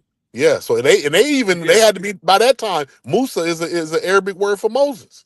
Yes, and I'm talking about yeah, but I'm talking about specifically. Okay. You're right, but I'm talking about specifically up until the time of 1492, and Okay. it's important because we see what happens around 1492. That's when they give us the lie that Columbus sailed the ocean blue in Right. 1492. Where there's Right. a lot going on in 1492, Yeah. and it Yeah. had nothing to do with Columbus. Right? Wow. Yeah. So Right. we know who the people who he thought he was dealing with and who he thought he was looking for. Right? Yeah. He thought he was looking for some of the lost tribes. Right? Right. So um, that was before the Arabic slave trade. Yeah. I'm sorry, not the transatlantic slave trade. Yeah. The I'm sorry. trans. Yeah. Right. Yeah, the transatlantic slave trade. Right. So I have a full presentation on that where I sort of go through the chronology of that, and so it's I don't really hold back. So like I said, I have a different understanding of the concept of what we read about in the text. Um, I see my good brother King J is on here. Yes, sir. Peace to him. You know, I, like I said, like I read and study the Ugaritic, the Akkadian text because those things are a part of uh, that have come down through what people understand to be this Yeshua or Yahweh Shai, right? I could show Right. you that concept existed well before that, and it doesn't circumvent Kemet. It just actually goes through it. So Okay. it's just like in trade, it Yeah. comes through there in passing, and so Okay. the concepts and remnants that hold on to it, right? So where Right. you hear people come on and they talk about Michael, and y'all can jump in when y'all feel free, bro. Well, Uh, okay, Yara, I got to jump in right yeah, here because I want to say this.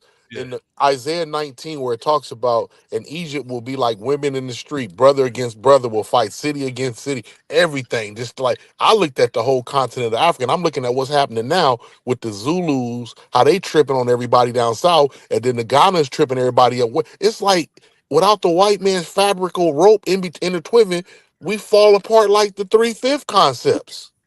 Well, yeah, they've been under that neo colonialism and Yeah. colonialism for so long. Right. They're still they have to learn how to ride that bike without the training wheels, and And that's what there it you is. see, There right? it is. Yeah, that's what And I so, kind of but wanted. they'll Yeah, if they're left alone long enough, they'll get yeah, it. But that's that's right. what they Yes, fear, though. that's right. And so they keep that ball game and that narrative running. I get Yeah, it. but that's what uh, uh, countries like France and all that's what they're afraid of, right? Yeah, yeah, They're yeah. afraid of Africa gaining that type of self-sufficiency, Because on the right? natural right now, y'all are right now on the natural. They're saying Africa is the most up and coming populated continent on Earth. It's continually growing. Like, and I know you heard about the heat wave over in Europe where it killed all those people. Hmm. And Well, they all, and last but not least, I want to say the four corner, the only continent that's in every hemisphere is Africa. It's in the north, south, east, and west. hmm It's hmm central. It's a lot of stuff going on in the continent, and that's like you say. Because Torre, the general Torre, he's having hmm problems. He just broke all the way away from France, so you know something's soon to come on some espionage or something going down. well, they've already tried to have his number one man assassinated. They've already tried to do a Yeah. lot of things to Yeah. subvert that government and to subvert him. Yeah. Pretty much taking control over their resources in that country, right? Yeah, Right. So those are things that we have to be mindful of. Those things are true and they exist. yeah. But shout out to uh, King J. Mighty Oh, Hebrew in the oh chat. yeah. I'm sorry, in the chat. Shout out to Oh, Mighty Mighty Hebrew. Hebrews in the Shout out to chat. Yerm. Yes, sir. Shout out to Yerm Yahoo. Okay. Shout out to you. Jim Peace and love. Yahoo, I saw him. I saw my nephew, Water Blue. Oh, Water Hey, Blue. and I King, told him, Peace to you, fam. Water Blue. Biggest Titan, I see you as well. yeah, Peace to yeah, the King brothers, J, yeah. and man. King J, jump in, King J, whenever, cause I'm quiet. Uh, Let I'm on. me, King J ain't said nothing. Shout out to yeah, Patterson. I got him. I got him. Let me say Shout out this, to y'all. Patterson. I don't do this too often, but if you find it on your heart to send your brother a donation, I will appreciate it. I got an Yeah, drop. expensive internet bill, That's right. Drop your and right cash out, now we Apostle. operating off Wi-Fi, and that's why there's a delay. So if you feel led to drop those twos, threes, and fews, I could do something. all Let me find anything, you. Yeah, it'll drop. help. Yeah, drop your info. Do That'll you be get some? www dot cash app apostle Zaqan 1414. Okay. All Yeah, lowercase, y'all no support breaks. Apostle. Y'all support Apostle, Dollar man. sign apostle Zaquan 1414. Appreciate it. Yep, yep. Shout out to Apostle. Y'all go ahead. Go ahead, King Yep. James. Yeah, yeah. Peace to the panel. I'm here Peace, brother. more in support of the brother Yara more than anything. I ain't really had too much Appreciate you, Rock. to say. You know what I'm saying? I'm a Yeah, strategically speak, but yeah, yeah. it wasn't too much to, contest. Yeah, so it's like at some point we all have to get to a point, man, where we can't keep punching at each other, man, and swinging in the Mm-hmm. air like my man on Boys in the Hood. Just swinging Mm-hmm. in the air because we upset. You're hitting at nothing. You just tiring yourself out. Some things we have to deal with, but some things need to be dealt with in earnest. Hmm. You know what I'm saying? And I, And I that's think studying everything that's available to And I us. and I agree with that. And just summing it up by just saying Near Eastern Studies sums it up enough to Yes. whereas you don't have to separate Hebrew, Ugaritic, Right. Amorite, Correct. Iblite. They're all this. You can just say I'm studying Near Eastern study. You know what I'm saying, and that includes all of that. Most of those are going to be Northwestern linguistic cognates anyway. Yep. So. Facts. Facts. Shout out to my man KOT. He ain't in the building, but shout out to him anyway. But yeah, And far those and far things. as culture, as well, like you're mentioning, as far as like just staying in the Yep. Bible, if Yep. studying those cultures gives you pretty a good or better understanding of when they talk about the peace treaties in the Bible. Yep. When they talk about the different things, so it's not so abnormal to you. You can Right. know that this is they're just doing cultural continuity Cultural continuations. Yep. most times. Yep, and you can line them up, and you'll see that some of the things look exactly alike. So when you Mhm. hear a lot of people talk about Deuteronomy chapter 28, right?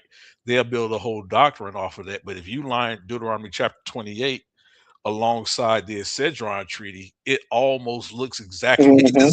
same.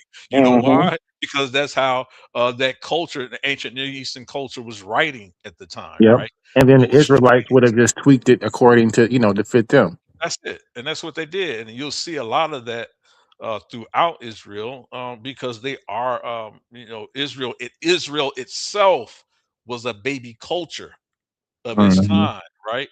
So how do babies learn, right? They learn from the breast of their mothers. They learn from the siblings and the people around them. So the breast, what they would have learned from, would have been one side Akkadian, and because they were sojourned in the land of Kemet for so long, they would have picked up customs and Hmm. words and understanding from them as well. So you Oh will yeah. see Kemetic motifs as well as Akkadian motifs uh, uh, in these things, and that also included pantheons, Maybe right? maybe maybe let's try to get the community more familiar with Amuru. Hmm. Because if we say Acadian, sometimes they may just think of the script. Yeah, You and that's know. what I like about KJ because I just like I say it how I read it, but to Hmm. get a clear understanding, like and the scripture says sometimes you gotta sometimes you gotta give people milk before you get them on the steak, Hmm. right? Hmm. So yeah, Amu would be a lot easier because then we can actually see them in sort of in in the hieroglyphics, right? Yeah, In they the can B'nai Hassam mural, we can see that, right? We can show them that. definitely in the Benny Hassan when they Yep, see Amu, they can recognize it. yep, So they won't be so familiar with the biblical word right, Canaan, right? right, Because right. Canaan doesn't apply to because it's the land of Amuru, or That's in right. the Akkadian in the Sumerian Martu. Martu, yep. And It would be then Martu or you're gonna be Amaru. so triggered, because you'll have somebody over here reading this about Martu, Hmm. and Hmm. then you'll say, "Well, no, that's the Amu." Different, right? And Exactly. you be like, like, but y'all Hmm. arguing same Hmm. skills of the stick. Yep. So when we get to these points, we won't have these circular and Yep. unnecessary conversations and Hmm. debates and discussions because they're not going anywhere, right? Hmm. It's not going anywhere. So it's just like you got a bottle of water and you tip one end and this end gets full and you tip the other end and then get full. Yep. Well, ain't no more water coming in or out. You just moving the Hmm. water around, but there's no Yep. growth and learning here. Yep. So you won't get And I. triggered by some of these terms Yep. that you hear or even argue over them. So when Yep. somebody calls me a Hebrew or a Christian, okay, yeah, well, Israelites, that Christianity, that burgeoning of Christianity came through Israelite tradition, which Hmm. comes through Akkadian tradition or Ugaritic Hmm. tradition, Hmm. came through Amu. Like I said, it comes through mid. You see scales of the Midianite hypothesis of Midianite culture comes through there. You Hmm. see uh, uh, Hmm. uh, uh, uh, the ball cycle is a part of that. People And don't even they and don't want even to and say that. even and even when you mentioned those Midian, well, the Transjordan tribes, right? Yes. It's like I like Hmm. to call them. Um, and we got the brother Mighty Hebrew on the panel. Shalom. Shalom. Um, Yep. we talk about those Transjordan tribes. They're not just in medium. They go back and forth. They go all the way back up. So when we talk about these epitaphs and we talk about the god of the mountain, Bel Shaddai, Yes. Yep. mountain powers, those forces, those are just really those tribal clan, Tribal yeah, clans. Yep. We'll talk about that. I think Mighty moving back Hebrew. and forth in the He can highlands. jump in at any time, brother. I see he came off his mic. Go ahead. He went back on Mighty Hebrew. But there's a young lady, an anthropologist. She writes a book talking about the original kings of the earth, and she goes well into. She actually touches on the Midianite hypothesis quite a bit, um, talking about the origins where we see the origins of Yahweh is, and this is where I'm gonna get Asar Mk because he keeps trying to say Ayah, the deity, or Yah, the deity in ancient Kemet is the No, same as the Hebrew Israelite no, deity Yah. I'm gonna no, get you him when didn't. I catch him. So I'm gonna look, get him when I catch him. I know what sorry I'm trying to say that, Yeah, but he said it. He keeps saying it, but I'm gonna get they him when I spell it catch even though it's spelled IA and it's him. Right. pronounced Amo is not the same deity. Cognitive is different. It is not the same. Yeah, Come on, it's not the deity, same. It's not because the same. that would mean that would change a lot of stuff. Yeah, I mean, it would be over after that. I mean, we all should just be comedic, Hmm. if that's the case. But that's just not what it is. But I'm gonna get them. Your Let's see. your name Yara to me means more, has more significance. Is the Hmm. key to the puzzle Yeah, than it a deals lot of things. directly with the and that's in my studying ancient Near Eastern studies. And You know, those Yah clans in particular. mhm. Yep, Hmm. those Shalom, older. shalom. We can hear you out. Shalom. Shalom. Y'all can hear me good? Yeah, we can hear you good. Oh, hallelujah. It's definitely Hallelujah. a long season, and I'm always in the shadows listening. Yes, You know what sir. I'm saying? While I'm on the ground. It's a great advantage. Oh, and by the way, everybody, I will be a Zaqan in 2 weeks. I'll be Oh man, 50. hallelujah, man. Hallelujah. Hallelujah. So what I was saying is being on the ground and doing the social anthropological work that I'm doing, it's a major advantage. And the reason why I'm saying this is because it teaches you how to study social behavior. Most Mhm. people that get into these discussions, they get in them based on the Western academic scope of thinking. Meaning, when they talk about the ancient Hebrews, for example, it's either they stole something from a previous culture or they borrowed something. Well, when Right. you deal with social behavior, all people all around borrow from each other. And it's Exactly. not a thing like they know, Right. like literally, like, look, I'm going to borrow this. No, it's a process of assimilation known as diffusionism Mhm. that transpires these things. So it's not a thing like, you know, like over here in Africa, you can see different, tribes and sub clans over the centuries through demarcation station changing, et cetera, et cetera. We can see the cross cultural exchanges, Hmm. but it's so natural that you Mhm. don't hear different ethnic groups and tribes in Africa talking about one tribe borrow from another tribe. Right. Because when you're Yeah, dealing right. with a people to This would people, be a perfect. Oh, my bad, brother. I often say this would be a perfect time to interject the word dimorphic. Yeah, yeah. It kind of so describes it. Hmm. Yeah, as so soon what as I I'm Come came on, let the brother finish, Jay. yeah, yeah, yeah. so what I'm saying, right, is most of these conversations or these discussions come based upon how Westerners view people Mhm. from the East. And Mhm. they put that within a scholarly research. And Mhm. many in the West that are our people adopt this type of behavior. So when Right. you have Asar and Cobb make false statements that Yahweh was taken from thus, no, no. That's Right. not how ancient people moved nor That's right. operated. They didn't have these Facts. continental views that we have today. They don't Facts. have this idea that one culture stole from another culture. I challenge anybody. If they tell me that the 44 negative confessions of Maya or the 42 negative confessions of Maya or the 147 negative confessions, whatever they define, come or was taken or the Torah took from that and that it was stolen, my question would be just like any, you know, defense attorney is what was the motive? What is the Right. Right. motive? And who are these thieves? And they can never answer these questions. So Right. these arguments are outdated 19th century pseudo works that came from people like Graves that wrote books like Mhm. 16 Crucified Cases and other Yep. things to make it Yep. seem like, for instance, Moray Yeshua Bar Yosef, they say, see, he wasn't a real person because of thus. Now I'm Torah only, but Mhm. historically the man existed.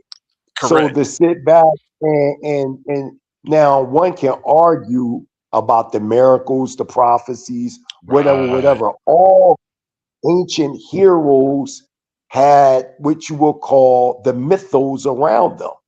And Facts. then they throw this word mythology that throw people off as if that doesn't mean something isn't real. The Right. ancient people, when they talked about mythology, they didn't define it the way we're defining it today. A Facts. mythos was a true legend shrouded around esoteric thought. Good. That's a fact. I So agree. for people to sit back and say, hey, that's a myth, that's not real. Well, mythology didn't mean that it wasn't real. So Mhm. that got to get out of the minds of the people. But y'all right on target. I just wanted to remind the people that when you deal with social behavior, we don't Mhm. have to go back and forth and say this person borrowed from that person. Right. It's a natural phenomenon. It's a Yes. Mhm. natural phenomenon when you're living Cultural. close to each other. Mhm. Y'all going to do what is called cross cultural exchange. Facts. I That want to is be. social behavior. I want to build with what you're saying because I definitely agree, especially in regards to the mythos being attached to a actual literal person, the particular whatever the cult leader may be. They attach this mythos to them. We see the dying and rising, resurrection mythos, Dionysus, Romulus, all of them. We see the wine gods, right? That Dionysus. predate Jesus, that probably were just attached to this actual person named Yeshua. So I agree with that. Also, I agree in regards to what you said in sometimes making linguistic connections that don't maybe necessarily culturally apply, right? So I think a lot of times that's what we do in regards to linguistics and having being on boots on ground that would give you more of an idea about the actual culture and how they actually did things, so we won't make these actual false cognates. Well, I just want to be to the people side net that will be having me on the hot seat in a few days. You know what I'm saying? And No doubt. one of the things I do want to share from being on the ground, it gave me experience to see that many of the Bantu speaking tribes are in fact the children of Israel. There's no getting around this. Mm-hmm. There's a tribe in northern Tanzania, and I interviewed them. They're known as the Imyumbu. Nyabo, the Inyumbu, and they teach out of their own mouths that even though many of them are Christian, that ethnically they are Hebrews and they've been in the Horn of Africa before the Somalis. This Mm-hmm. is what they say out of their own mouth. You have another tribe of Bantu Tanzanians known as the Haya, which is spelled Mm-hmm. Hayah. I interviewed them. And their oral tradition, they teach that their name actually comes from the creator. And if we look at the name Yahweh, the root for Yahweh is Hayah. Even Mm-hmm. when people that deal in martial arts, when they hit a board, they say Hayah, which produces a certain form of power or strength, so to say. Even though we know the word Hayah means to become or willing to become. So that will to break that board. Hayah. You see what I'm saying? The whole Mm-hmm. point is the Hayah tribe over here in Tanzania out of their Mhm. own mouths that they Hebrews, and the name of their tribe is a reminder of the name of the creator. We got the Choctaw tribe, we got the Ola tribe over in Mount Kenya, who I visit as well. And they Mm-hmm. say that they are part of the northern kingdom of ancient Israel and that they from the tribe of Asher.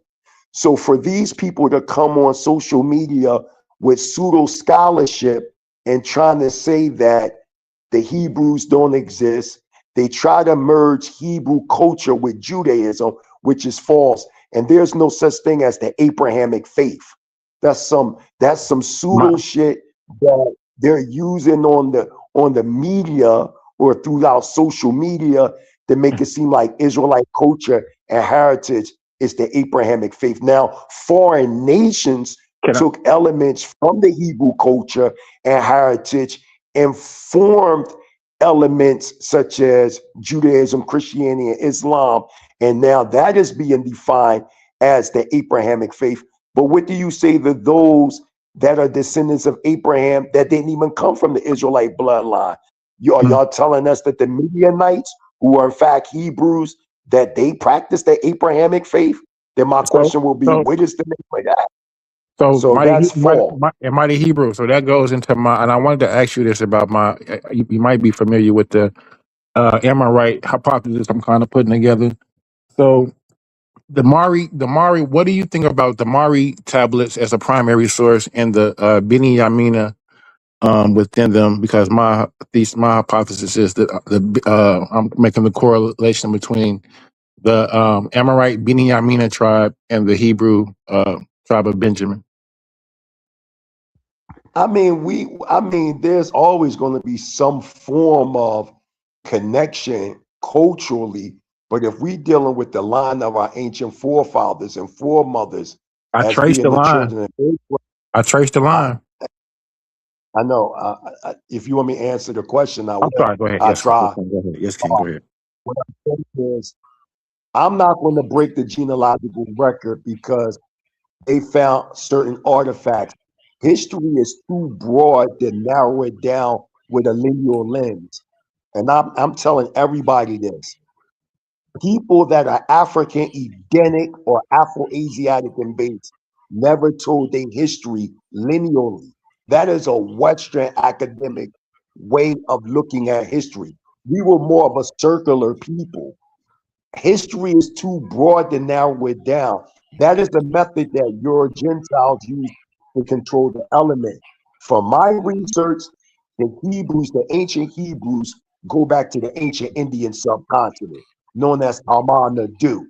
And when we look at the Yadava history, when we look at that history carefully, we can clearly see that connection.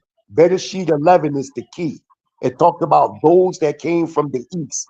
That Hebrew word there is Kadim. The east is the Indus Valley. We found the plain known as Sinar. What you call in the Sumerians were Hebrews or ex-Brahmins that were running during the Ramayanian War. And also, when we studied on Moreh Yeshua Bar Yosef, we could clearly see the Buddhic Brahmanistic teachings all throughout the New Testament. Them 17 mission years of Yeshua, we can go into a scroll known as the Scroll of Saint Isa, which is 1,500 years old. And we can clearly see the travels of Yeshua going into the Far East through the Indus Valley. I mean, Uriah know about this stuff. The Well, Black Seed know I about mean, this stuff. we find you find that in the Circle Seven Quran, May I Mighty speak Hebrew. to Apostle? The lost, those Yeah, I lost mean, years. yeah, I mean, yeah, you find it in the Circle 7 Quran, but there are older sources. The Circle Yeah, the 7 source. Yeah, 5 got that from the, I just want to make it clear we because got a it from lot the of people try constant, to use, the constant records. no, no, no, no, no, no, no, no, no, no, no, stop. A lot of people are trying to use the Circle 7 Quran to make it seem like it come from there, where the Circle 7 Quran got it from the Aquarian Gospels, and the Hmm. Aquarian Gospels got it from the scroll of Saint Isa, Hmm. which is in the Tibetan monasteries. You can look that up right now. So that's not a thing that is a pseudo thing, but they actually really have scrolls, written scrolls of Yeshua's travels from 12 years old to 33. Where you think he was at for them The, 17 missing the years? missing And years. Yeah, I'm familiar with the missing years. That story. Yeah, I'm familiar with that. right? Yeah, So it but don't come, I just want to make it clear that it don't come from the Moorish American because Oh no, I people never, try to I use never thought that. I'm just making that clear. And when we look, if we look at the Essenes, anybody that studied the Essenes, we can Hmm. even see the Essenes connection with the Indus Valley. I'm telling you, the With the Indus Dead Sea Valley is the Scrolls. key. I remember when Netta, Jabari, all them scholars over there used to laugh at me when I used to say that the Indus Valley was older than Kemet. Now scholars are saying that the Indus Valley is 3,000 years older than Kemet. But I've been saying this for years. When you look at the pantheon of the Indus Valley pantheon, it's the same as Kemet. It's the same as Kemet. Why? Because the So what? Kemetian pantheon well, go back to the wait. Nile. Can may I jump rope in this somewhere somehow? Yeah, you Who can't. Yeah, joined? I think that's Yara. No, No, that That's no, I wasn't this, say. Yara. That's I no. say. That wasn't, that This I wasn't say. Hey, Yara. I raised my hand a couple times. yeah, All right, you're just let there, me but say this last I couldn't. point. Let me say this last point, and then you can go, Ashe. It's fine. Let me just say this last point. When you look at the Indus Valley and you look at Kemet, Kemet talks about pre-dynastic Kemet. We got a dude by the name of Menethor or Menatho, and he talks about the Nagas that ruled in Kemet during pre-dynastic Kemet. The Nagas of the Indus Valley. The word Naga is a Sanskrit word that means serpent people. And when we study the Naga history, we can see that they ruled in Kemet before dynastic Kemet. When you talking minis, you talking about Narmer that came around 3500 BCE. So when people try to make it seem like Kemet is the oldest civilization in the world, that is a lie. The Indus Valley is way older than Kemet. Yeah, That's Suma's older. Yeah, But Sumer, to make it clear, Sumer is a baby of the Indus Valley. Remember, when you read Bereshit chapter 11, remember they came from the east I and they think the end found a is. plain called wait, Sinar. hold on, wait, Sinar, y'all talking over I it niggas. was think. it was Brahmin, it was Brahmin priests that ran from the Ramayanian War 7,500 BCE, and they found Sumer. Sumeria was founded by ex-Brahmin priests that came from the Ramayanian War. Yeah. After you get Oh, done, yeah. Hebrew, let I'm not Ashay in. familiar with that source, Mighty Hebrew. I'm familiar with the Ubaid dynasty at 6000 BC, kind of where I get the I start at. mean, I'm damn. King James, With let respect. Ashay get in there. Yeah, because y'all say y'all covering a lot. Y'all cover y'all. It's first of all, peace to you, Apostle, and peace to y'all. Rock, good presentation. Let me say that first. Right. That's Thank what I you, need to say bro. first. Appreciate it. I want it. And I think we be needing these type of historical presentations as well to actually get the understanding down packed in the chronological order. So that's very necessary. We need that. So I appreciate you for that, Yara. You always do a good job on that as well. You on mute too, Yara, by the way.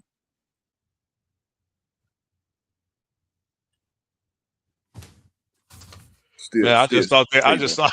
I just thought they didn't hear. I was like, man, they ignored me too yesterday because I was saying that. I say, get it. I just thought they was ignoring me too. I was like, all right, man, there rock out, man. Right, It's all right. I'm good. not I love just my sit brother. back It's all up. good. Yeah, yeah. Okay, I But appreciate you, man. no doubt, brother.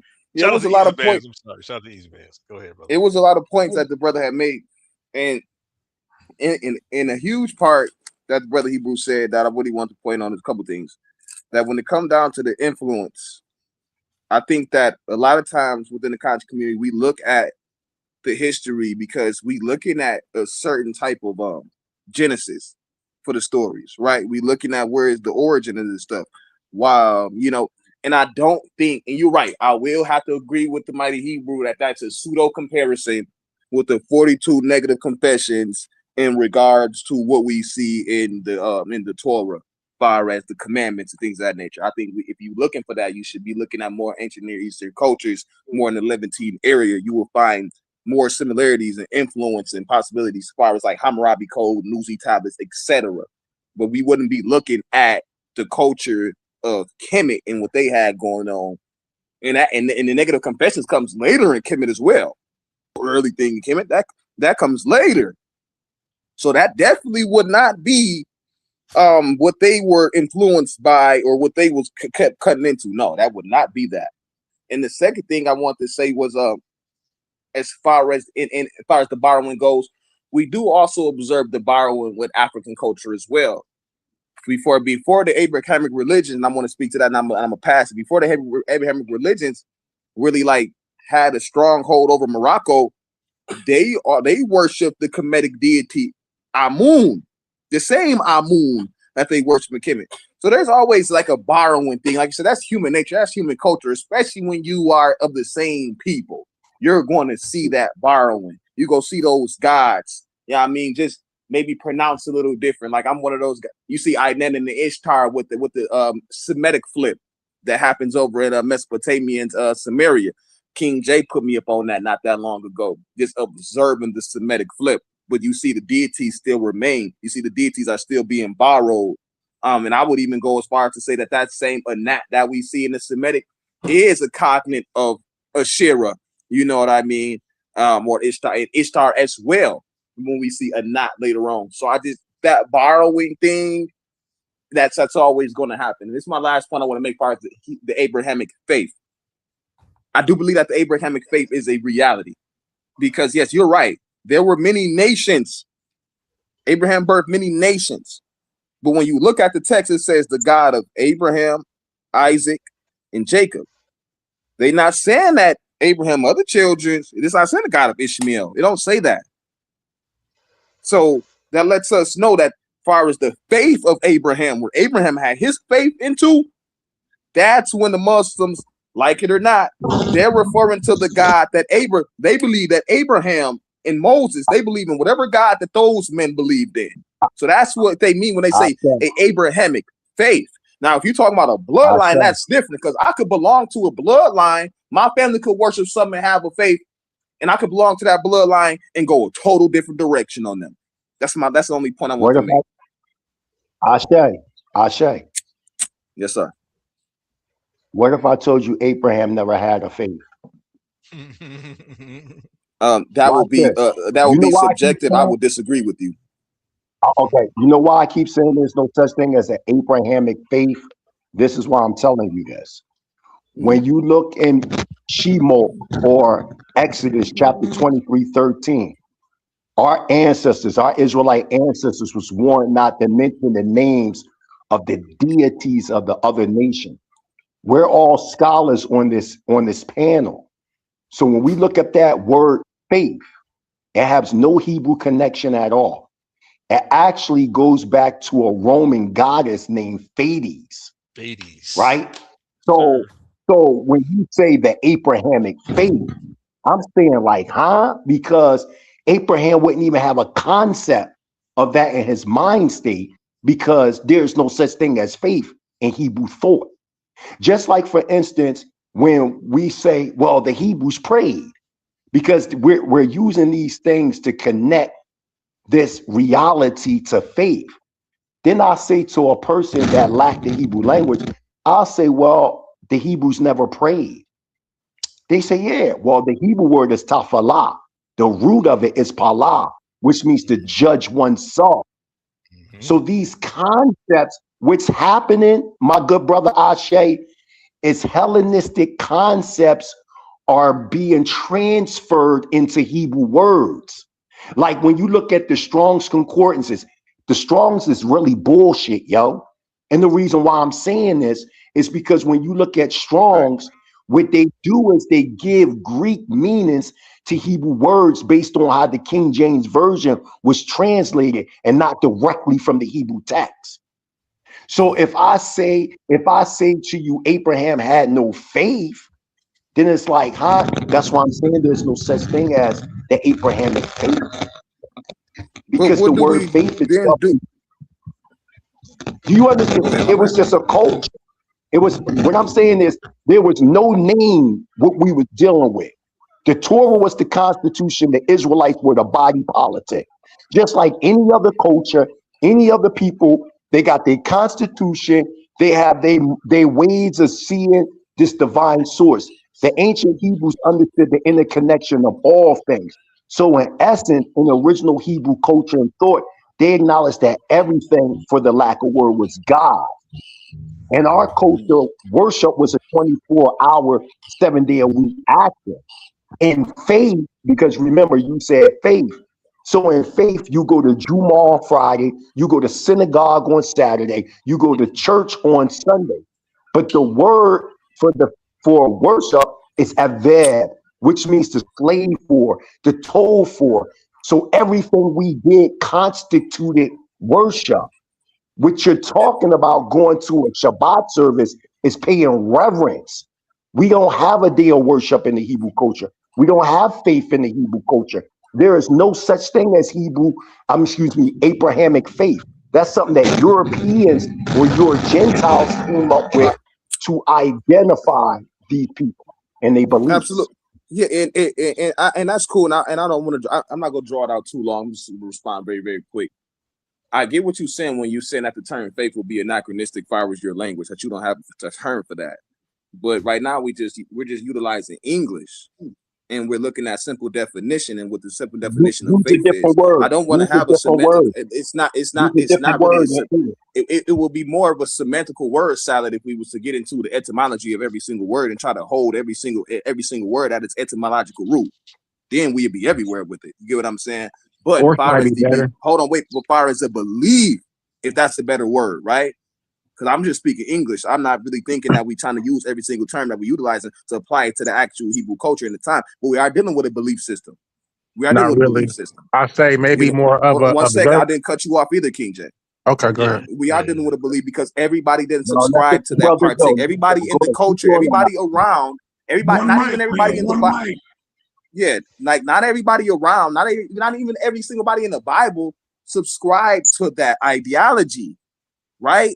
And they had different understandings as far as their belief system and what was going to happen to them, and what was guiding their life and what would happen to them in the afterlife. You get what I'm saying? So by definition, we're dealing with faith and belief. No, well, not really, because that's like And if you can break it down by the not really, I would like You that. know, Please you know I explain would the like, not. I would like to just give me 30 I seconds said, because you know, the it's real. I Hebrews. understand, but Hold on, King James. Hold on. hold up, Because Everybody hold up. I'm Everybody listening hold to up. Asha. Everybody hold up. I'm just trying to get this thing back normal. Okay? Y'all were doing good. No problem. Mighty Hebrew, go ahead and say what you were saying to Ashe. What I'm saying is, I'm saying I'm a representative of the Hebrew culture, a prince in this culture. I'm telling you that the Hebrews never had faith. The original Hebrews never believed in the concepts of heaven and hell. That's all Roman, pagan, Hellenistic teachings. What you're doing is incorporating Western ideas to Eastern thought. When you study amongst real Hebrew Eastern masters, they don't acknowledge none of these concepts that you're saying. So when I say there's no such thing as the Abrahamic faith, and I showed you in Shemot, falsely called Exodus chapter 23:13, that the Hebrews were told not to even mention the names of the powers of these other nations. And I'm showing you that that word faith is a power or a deity known as Pleiades. That is a Roman deity. We're not just talking about the etymology of the word only. We're talking about a thought. So that thought was incorporated into a Hebraic lifestyle by the way of the West. This is just facts, man. There's no such concept or understanding as the Abrahamic faith. That came from Europeans. And now what happens is that we have brothers and sisters that are the same shade as us that adopt these words and try to impose it mainly on those from a one West mentality to shoot down the Hebrew culture. And what I'm saying is you can't shoot down something that it was never attached to. So there's no such thing as the Abrahamic faith, period. But it's getting I get exactly what you're saying as far as your culture. Once again, mighty Hebrew, but once again, we're just speaking English, brother, and we're just having a simple English conversation. And within this English conversation, we know what faith means. Yeah, And in English, I hold on, understand wait, what time out. You just got to give me a second. Because this is what we do. This is what we do. Even at the time Abraham, I get what you're saying. When Abraham was walking around, wasn't nobody saying this Abrahamic faith. Nobody was saying that. I get what you're saying. But how we identify these cultures, how we identify the thought today. And I've noticed like every single time that you refer back to what I'm saying, you put words and concepts into a thought that I never said. The first time you mentioned synagogues and things of that nature. This time you just mentioned Shabbat service and all of these other things. All of it. Stop, bro. I'm not cutting you off when you speak. I'm not cutting you off when you speak. I know, no. You said things I didn't say, but I didn't feel the need to cut you off. I knew I would be able to respond when you were done. So just give me the same decency. Okay, hold on. Let me step in, y'all. Let me say this here, because this is what I thought Mighty Hebrew was first referring to. As much as I know, I hear it today over and over about the Abrahamic faith. Right. When it starts talking about Islam, Christianity, and Judaism as these are Abrahamic faiths. These faiths came out of Abraham. That is not true. When I hear that statement, when I hear people say the Abrahamic faith, Christianity, Islam, and Hebrewism, that bothers me, man, because that's They're trying to lump us into a religion. Right. Now, that's a fact. They trying to lump us into a religion. Y'all making two different arguments, and that's what I was trying to bring a little clarity. What I'm saying, listen, hold on, Mighty Hebrew, real quick before y'all go back and forth before into it, because this is the thing.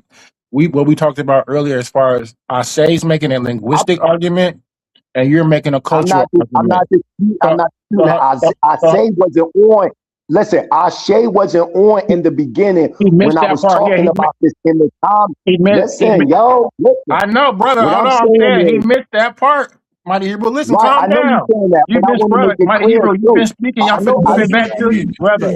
yo, I'm both of gonna y'all give no it need to doubt. back. chill, man. What I'm saying is, Both of y'all need to all of them chill. do that online. They all do it to try to use the One West camps to belittle Hebrew scholars. And what I'm saying is, when you nip it straight to the bud, you get to the root of the problem. When you say Abrahamic religion, Abrahamic faith, they're trying to box the Hebrew people as a religion so I, we would under, identify with it I ethnically. understand. I And I'm understand. saying on the continent of Africa, there are Hebrews on the continent right now. And I'm here to defend for what my grandfather stood up for, what we worked for hundreds of years, and for people to try to say, oh, that's just a faith. And I'm showing like that ain't even a concept, not just the word, But but brother, do what you But, have you DNA I'm trying evidence to make. of Hold Mighty on, Hebrew let Hebrew, me ancestry? finish, man. real I don't quick, even so I never can be break on it these down to. shows.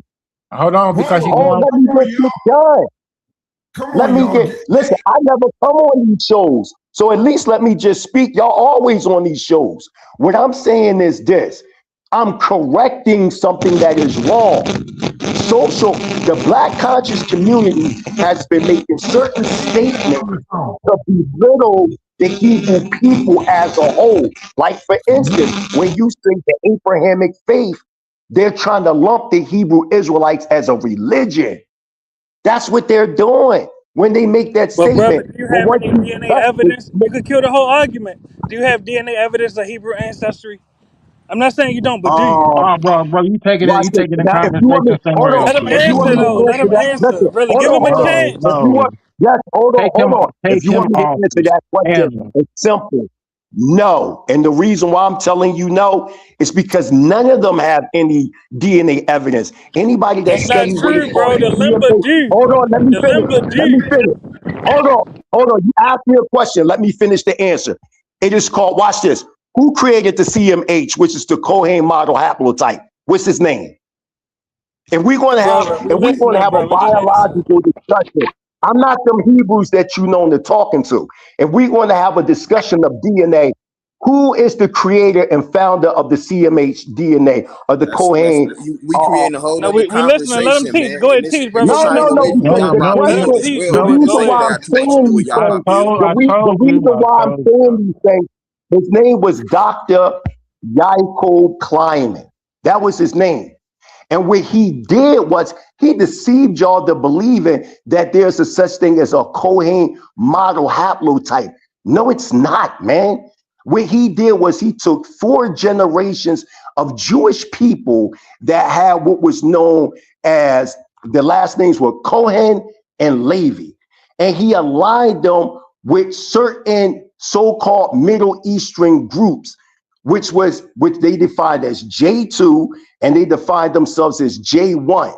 But the problem with that study is that they're really identifying those crusaders that invaded along with the Ottoman Turks. They never took no ancient Israelite blood and aligned themselves with Israelite blood. That's a fact. No, I hear you, So brother. for So you to what? say, Let me say one hold sentence. on, let me All right, finish. go ahead. Let me finish.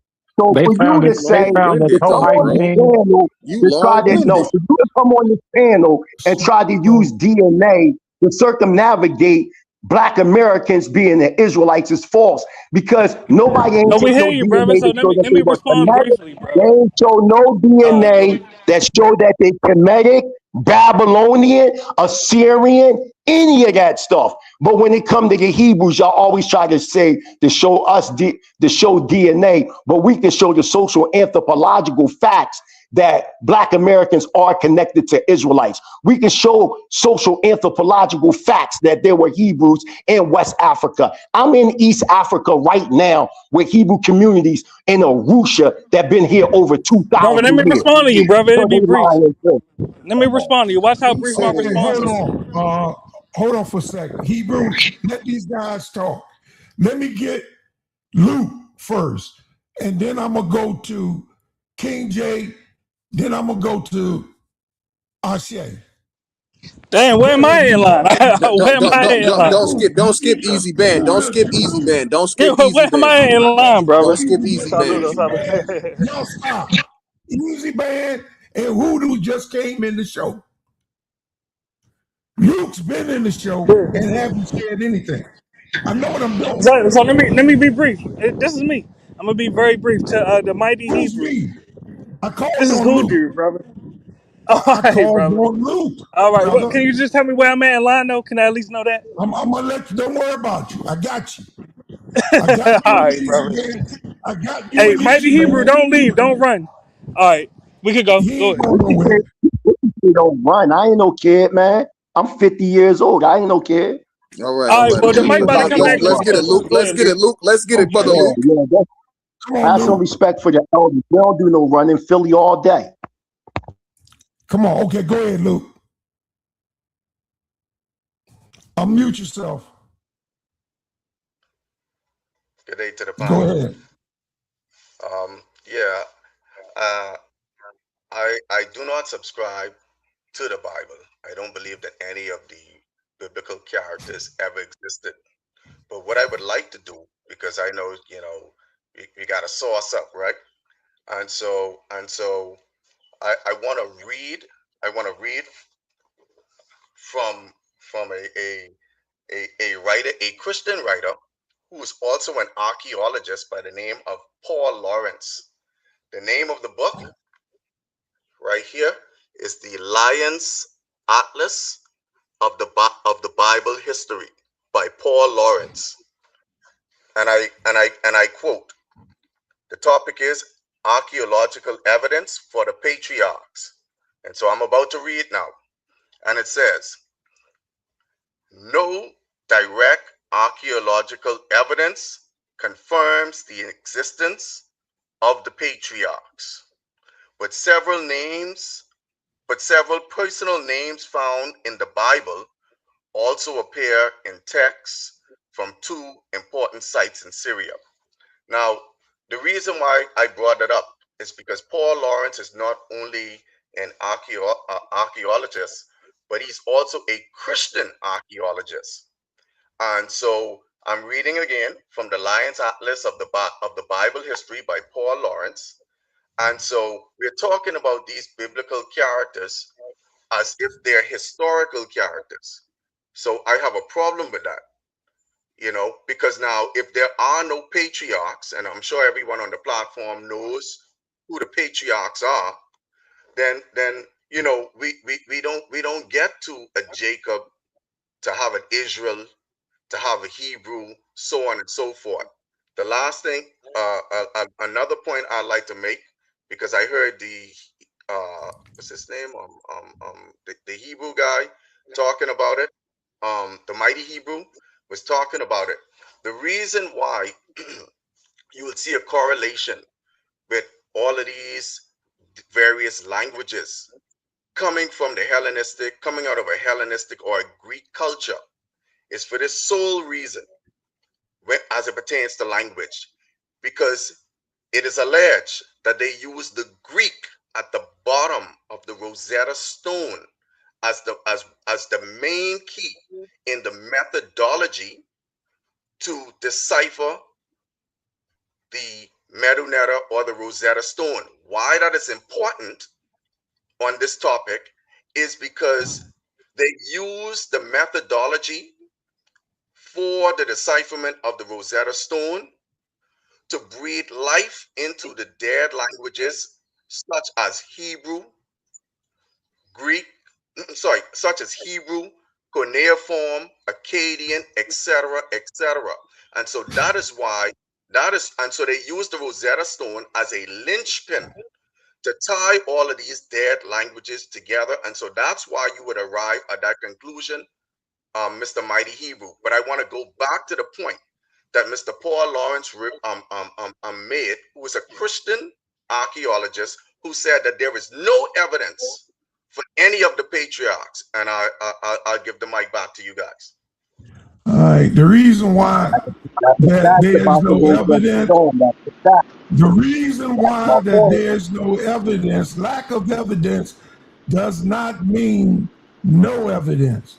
So just like it took them time to find the Rosetta Stone to be able to interpret the nectar neuter or whatever it wasn't Hebrew, whatever it was that they used it to do.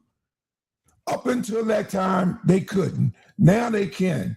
So one single man, only thing he can say is what he believes and how he feels.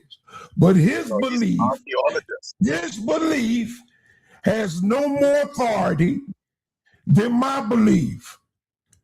If I But he's choose an to believe archaeologist. something, if I choose to believe something, whether I stick a stick in the ground or a shovel in the ground, I have that right, just like he has a right to hypothesize. I have the same right. Now I'm gonna go to El- King Elder G. Apostle, King G. Elder, Elder Apostle, Yeah. Elder Oh my God. Apostle. Yes. He read the source. The brother read the source by archaeologists. I think a source for a source would be good. I got the book, The Straight up African Eugenic archaeologist. Heritage. Come on, bro. It's King By, J turn, let's, bro. Well, but we, let I, Mighty so Hebrew, he let said, He Mighty did Hebrew mention address them. Ain't he no did terms here, mention bro. no, let me Hebrews express this. name. Let me express this He did because challenge he Hebrew. brought up Real he quick, brought up an Hebrew, just archaeology. respond. You understand what I'm And then saying? He King brought up James. an okay. He brought up an archaeologist. So I'm here to defend the Hebrew Israelite sovereign nationalistic culture till I die in the grave. The African Edenic Heritage book, right? If you go to page 16, the legend archaeologist that found the School of the Prophets Institute in Dimona, Israel, northeastern Africa, who is an archaeologist, anthropologist by the name of Prince Doctor Shaliach bin Yahuda. This is what he said. He says the world has unwittingly accepted lies and distortions concerning the history of the so-called Middle East, really Northeastern Africa and the Near East region. Our studies on the ground and experience have shown that the present-day inhabitants of this region are not the original people of the land. The majority of those defined by modern historians as Arabs are the descendants of European crusaders. One need to only research and visit on the ground the areas, back regions to discover that the world has hidden the remnants of Northeast Africa's original inhabitants. If we're not Like gonna show our out primary there throughout Hebrew, like come on Africa, now, land your the plane, world brother. has Cause you've been more long winded. history. Yeah, please So, land the plane so we could so, pass the mic Hey, around. man, y'all got to so stop interrupting people while they're building, bro. come But you on, gotta be man. You ain't Yo, got concise. to do I'm an OG in this it. culture, man. It's And my I've been show, doing man. this Y'all, hold I on. mean, before Yeah, yeah, y'all bro. bro. was Y'all, Let hold even him on. on. build, I'm King not J. gonna let y'all be Yeah, disrespecting me, man. What yeah. I'm saying Y'all is, got to respect my if he art, put bro. up, Y'all can't do that, bro. yeah, he put up a source to try. Y'all got to mute y'all mic. There's too much static. He put up a source to try to prove that they're the biblical or what he defines as the biblical patriarchs aren't real. And I'm saying that's not true. When you study anthropology, will set the record straight. I have receipts. I'm on the ground in Africa, and there are Hebrews in Africa. So my point that I'm saying, and when he brought up the Rosetta Stone, that was my point. That Greek, that's why I kept saying there's no such Hebrew word as faith. They mistranslate the word imuna and try to say it means faith. No, imuna is when one pushes their ethnic origins by the way of their cultural heritage. That's what imuna means. It has nothing to do with the concept of faith. That's my point. So the brother made the point showing about the Rosetta Stone with the Imthuneta or the Meruneta, the Dumanic, and the Greek. We're hip to that. I've been studying Dr. Ben and Obanga and all them scholars for over 35 years. So I'm hip to all that. All right, brother. We the Can I same. go next? Because all due respect, my Hebrew, I'm out. Y'all act like this is you really competition. long winded. It So it's ain't like about that. It's cool though, y'all. My point, the point he's making is that there's certain people when they come up here, y'all don't cut them off. Why you try? Like, If y'all want to battle me or challenge me, like But let I my there's can deal with man, y'all one at a let my time. man, I can deal right? with Let my y'all man one at a build. time. Y'all gotta let him build. I don't like that. I'm with it. I'm with a I mean, but constructive can we be debate. honest a little bit, y'all? Rock, he been talking for the last 15 minutes. So what? Yeah, I don't never you come ever on been the show. you ever You been don't on the even know. panel? Y'all Rock, can I we put also be work. honest? I It's put not work one. in the It's not nation. one panel that This you or is me be on Yara's where you allotted show. to speak that long. Not one. This is Hey, listen. Yara's So Hey, show. what? hey. I don't come on the My point show. is, yeah, my point is this real quick is that that's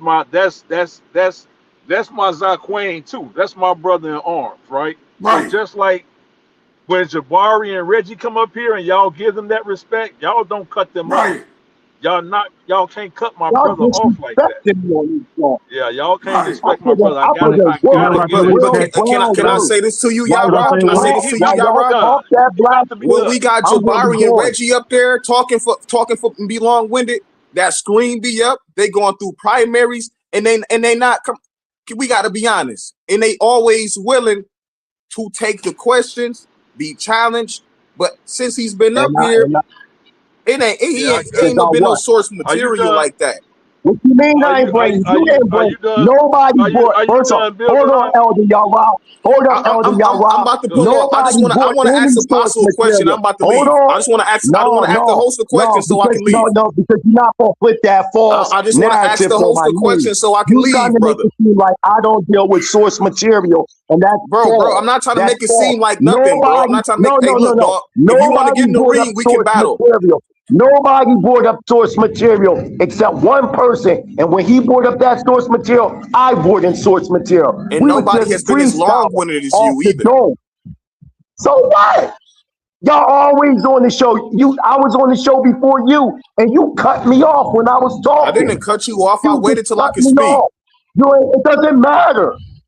It doesn't So how did matter. I You cut? don't So cut what do off you mean, elders. bro? Are You you don't cut drinking off today, elders. Mighty That's what Hebrew? I'm saying. Your culture is showing that Let's you're get not back to even the on point information because though. you cut me off Let me from the ask you very a question, beginning. If Apostle, you so I want can to leave real quick. me, It ain't to talk the to me panel. as a It's man. just a personal But question to you, real quick. I'm not gonna give nobody the respect. If you respect Jabari, I put him more. I'm in Africa, all over Africa, putting in footwork where I can die. Where you sitting up here just talking on a panel and you Mike, disrespecting me, dog. yeah, Mike I Hebrew, don't hold care on what for a you sec. talking So about. you're just I'm talking telling on you, the panel. nobody didn't I'm bring out up here no in the street sources. where I can die. I'm in Man, what America. you? I You thought till I ran, was on the and street. we know why you I really ain't ran. run. But that's I another topic. ran. Do you know we can build? We can build face to face directly, however Hey, you want it. don't be a Ran. clown, I'm back and Ashay. forth in the United Bro, States. that's what I'm Who saying, you bro. I'm talking just to trying to like ask that? I Apostle a ran question for so I what? could leave, No, y'all. I Right? I ain't ran even for trying to what? have this I back and ran forth for with you what? Yara like or this, bro. No, Apostle, I'm take saying I control of ran the for panel, what? please. Since One of you in y'all my take That's what I'm control of business. the saying, panel, No, Apostle, I'm bro. please. I'm just trying. saying I ran Come for on, bro. what? That's what I'm saying. You talking out Yara, the it's your side of show, your brother. mouth Take and you control of the don't know panel, what Move you Yara. sideways towards us, man. you don't even know Let us how to Okay, build, engage. man. okay, We all on the panel. Ain't nobody saying Everybody nothing, bro. This hold dude up. wilding out. Everybody I'm hold wilding out up. because you falsifying my name. You said What's I going ran, on, right? bro? Hold What's on, going on is man. that you run your mouth. Everybody hold up. Yo, you check them niggas. Talking about somebody I'm ran. checking Ran for what? everybody. I Y'all, ain't no you sucker. messing up the show. Stop it. Come on, y'all. Please, man. Y'all my brothers. Ashay, ask your question. Yeah, I go just ahead, want I to say. ask you. I just want to ask you, Apostle. Do you have faith in your God? Yes. And that's my whole point. Thank you. Yes. That's all I want to Okay. ask. It don't matter. That's I say not, it crazy. don't matter because you said yes. An Pointless. apostle, an apostle will tell you if he go to Exodus chapter Yeah, 23, right. You my boy. 13, and it tell him not to mention the name of them powers, and he study that word faith and see that word faith go back to a Roman goddess, Thales, he will clearly tell you technically no, the Hebrews didn't have faith. What I'm saying to you, You said you it. came into a conversation that you knew not what you was talking about, and you said I'm running. No, Prince Asiel, the late Prince Asiel, which is Prince Yose's father, sent me here on assignment to open up a jurisdiction in Tanzania. You don't know what you're talking about. Talking about somebody ran. What are you talking about? This is what I'm saying. You just make up things. You know why you said that? Because you are outsider looking in. Your feet ain't on the ground. Because if they were on the ground, you would know that. Your Rod knows that. Apostle know that. So stop coming on Joe's lying on people's names. And you talking about streets, they'll tell you before I went to Africa to put work in Africa, I was putting work all over the United States. You don't know me. While you was looking at Sinetta, I was on Sinetta. I've known Sinetta over 25 years. Who you talking to? Personally. Okay. His wife used to take care of my children. You don't know me like that. No. All right, Apostle. Can we please get back to information? I appreciate that, Apostle. Yeah, I do want to get back to the I information. appreciate that. And I want to tell, let me see where we at now. I Because was. I Yara, think I you was. I got, think I was. I think I was next. I yeah, I was know waiting you're to next. respond. Hold on. I know you're next. Yara, you got two bands open. You got two views open. Yeah, here the one on mic, you can close one on fashion key.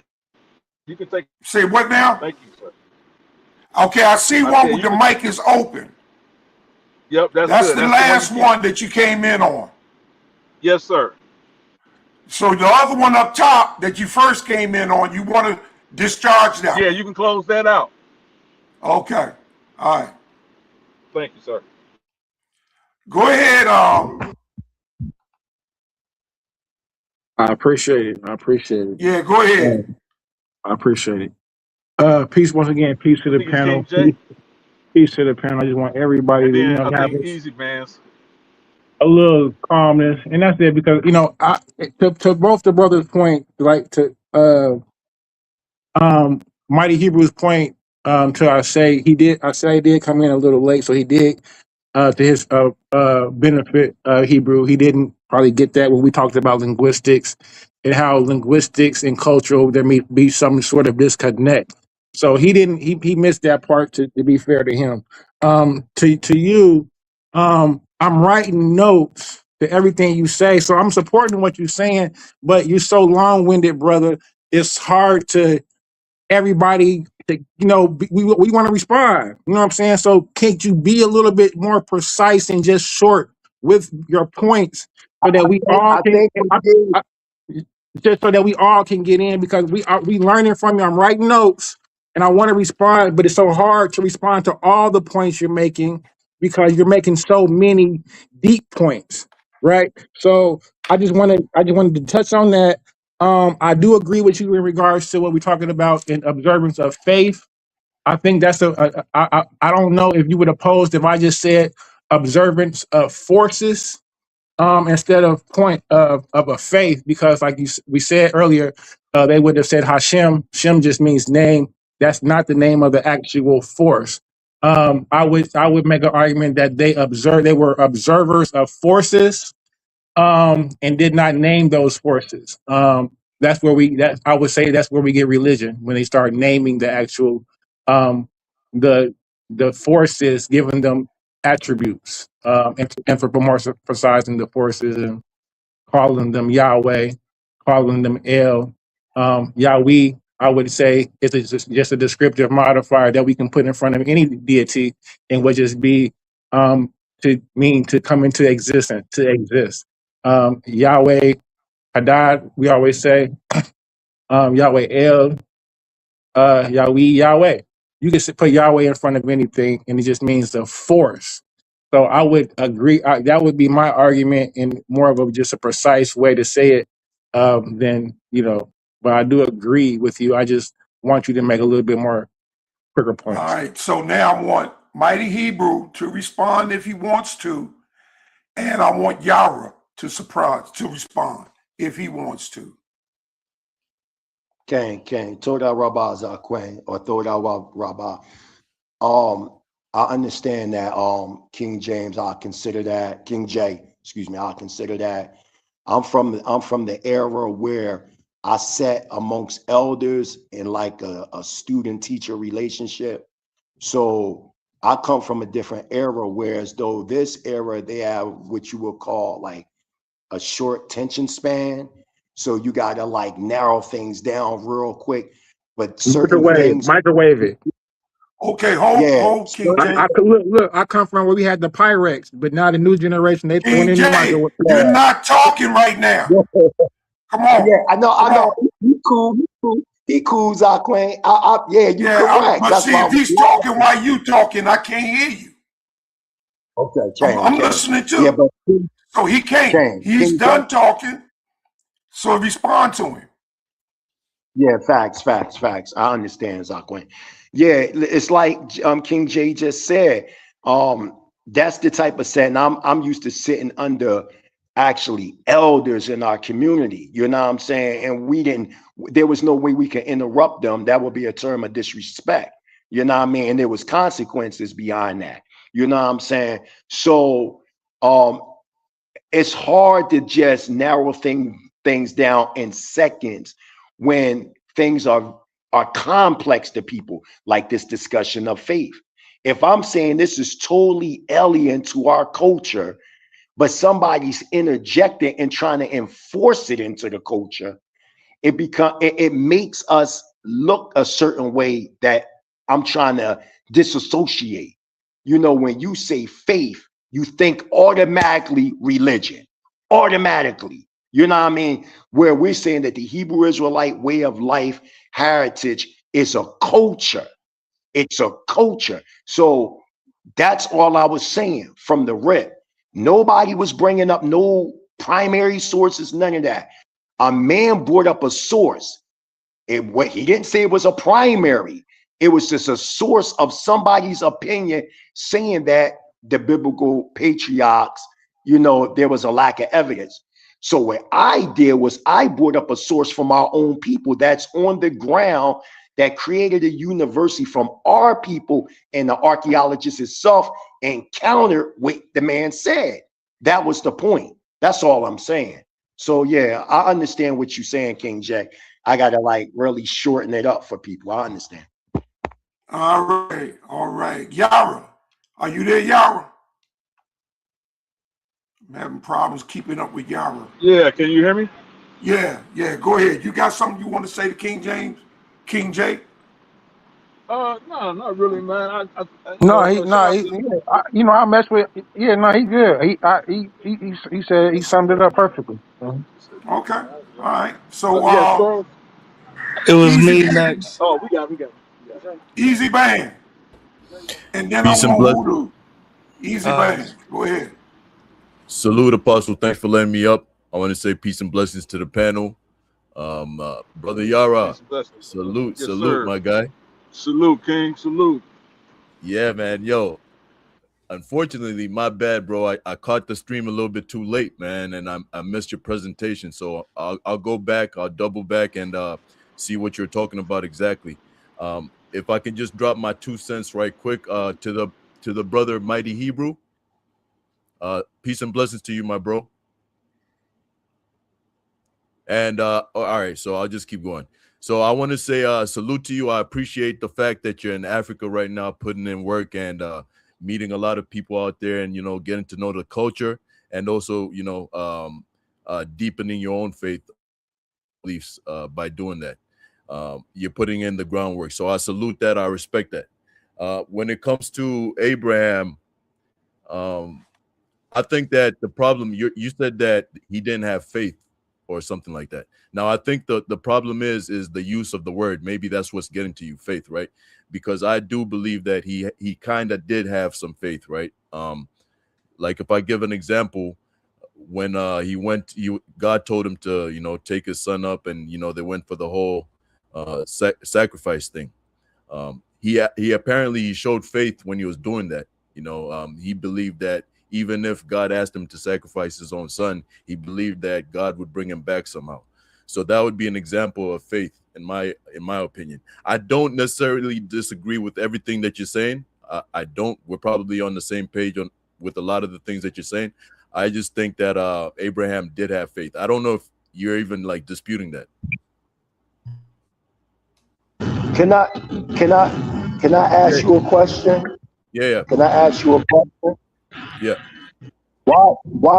This is for anybody on the panel. Why do y'all think I'm saying that Abraham didn't have faith? Why do y'all think I'm saying? Because they were observers of forces, not religion. But I'm next though. Let's remember the line. Say that one more time. I didn't hear that. Say that one more time. He said I he said said because they were observers of forces, not religion or faith. But am I saying he didn't have faith because of that, or because the word faith is Phaedes, a Roman goddess? They don't have that. They don't have even have that in the lexicon. It's not a. It's not even a word that they would be able to express uh, no. at all. So the thing is that this is what I was talking about. So we probably agree then, brother Mighty Hebrew. We probably agree it's the word that's the problem. So how some people interpret The word is a pagan word describing a Roman goddess Phaedes that was crossed over into the Hebrew, meaning the word that they're trying to use for faith in Hebrew is imuna, but imuna doesn't mean faith. It means to express one's culture through their ethnic background. And you That's know what what? it means. So And you know if I what's do word? so hold on, King J, just 1 second. So if I do this, right, let me just read you the definition of faith. I understand that where it comes from might have pagan roots or whatever you're saying, right? I Right. understand that, So, and and I even agree. we're not allowed to use the words. We're not, But let, I showed my source that we're not allowed to even say them words in Exodus Hashem. chapter 13. If we're saying faith, we're saying Phaedes. We're okay, saying so the Roman goddess. all right. So if let me just read the definition and see maybe if you agree with the definition rather than the word, if that's cool. Okay. So all right. Okay. So faith is a complete, confident trust or allegiance in someone, something, or a set of beliefs. Would you say that Abraham, fit in that category? He had complete, confident trust in the Most High. Yes. Now let me make it clear. Yes, he had complete confidence in the Creator, but not complete confidence by the way of faith. No. Okay, so then we agree then. It was shrouded with its own cultural expression. I The think word he faith, do y'all understand what I'm saying? This is very critical. I get it. I get it, brother. I'm saying, this is just to cause them to stop saying Abrahamic faith. Because once we look at the source of the word faith, we're going to say, no, Abraham would contest to this. If they have Abraham was alive right now, he would contest to the fact to identify our cultural norms with a pagan Roman goddess. Abraham had Even mitzvah. if y'all got a different, y'all get what I'm saying? Yeah, I get what you're saying. Now, just one last thing that I wanted to ask you, with your travels in Africa, would you say that there is some overlap with some of the traditional African belief systems with, Abrahamic beliefs as well? Would you say that there's some overlap? Because let me just preface it right quick, because I'm also African. I was born and raised out there, and I've spoken to Elder Yara about this a few times now. And one of the reasons that I give is that the reason why you see that a lot of African people readily accept, the Abrahamic faiths. You know what I'm talking about, bro. One of the reasons I know. I'm trying to get y'all to stop saying it. All right, just for a conversation's sake right now. So one of the reasons I see that they accept it is because there's a lot of overlap, like it's compatible. I don't know if you've noticed that. That's all I wanted to ask, and I'll rest my case after that. I will say yes and no, meaning that y'all got to mute it. It's like echoing. The reason why I'm saying yes and no, because ethnically, for a lack of words, since we speak in this English language, the Hebrews were considered African people. So, I've heard arguments that we couldn't have never, ran into Africa. But when one understands the frankincense myrrh trade, and they travel these routes, which I have through West Africa and areas like that, and you can see them. There are people in Africa that do have oral traditions, and it aligns based on older Hebrew customs in East Africa versus the newer customs of Yep. Hebrew culture in West Africa. And what I'm saying, what we call the Bantu expansion, we see there's this massive migration of northeastern African people. Okay. And when we look at that, we go into these same tribes, these Bantu speaking tribes, you Yep. know, they're saying out of their mouth. It's not a thing Yep. that I'm making. You from Africa, bro, and Yep. you I know. know that there are tribes in Africa What year that is are this? saying that. Mighty Hebrew. Shh, King James, come on, No, Huh? man. I'm Yeah, I'm asking a Come next. question. on, I'm man. I'm asking next, a so we question gotta for go in clarity. order. Yeah, but I'm he's next. talking, man. Wait. Yeah, I'm asking for clarity. Wait until What date he's is the done. Bantu? By I then, was we've been there for God. Now Well, Bro, you gotta I wait can't after me help because yeah, that. I'm Write it next. down. Don't I do. interrupt him. What year is the Bantu I, expansion, man? Oh my God. what I say, okay. I just want to give a primary source real quick, and then I'll just let y'all build on that and let it go because other people want to talk. So if you go to a book known as Pre-Colonial Black Africa, let's talk about Sheikh Anta Drew or Sheikh Anta Diop. He quotes Tariq El-Fatah.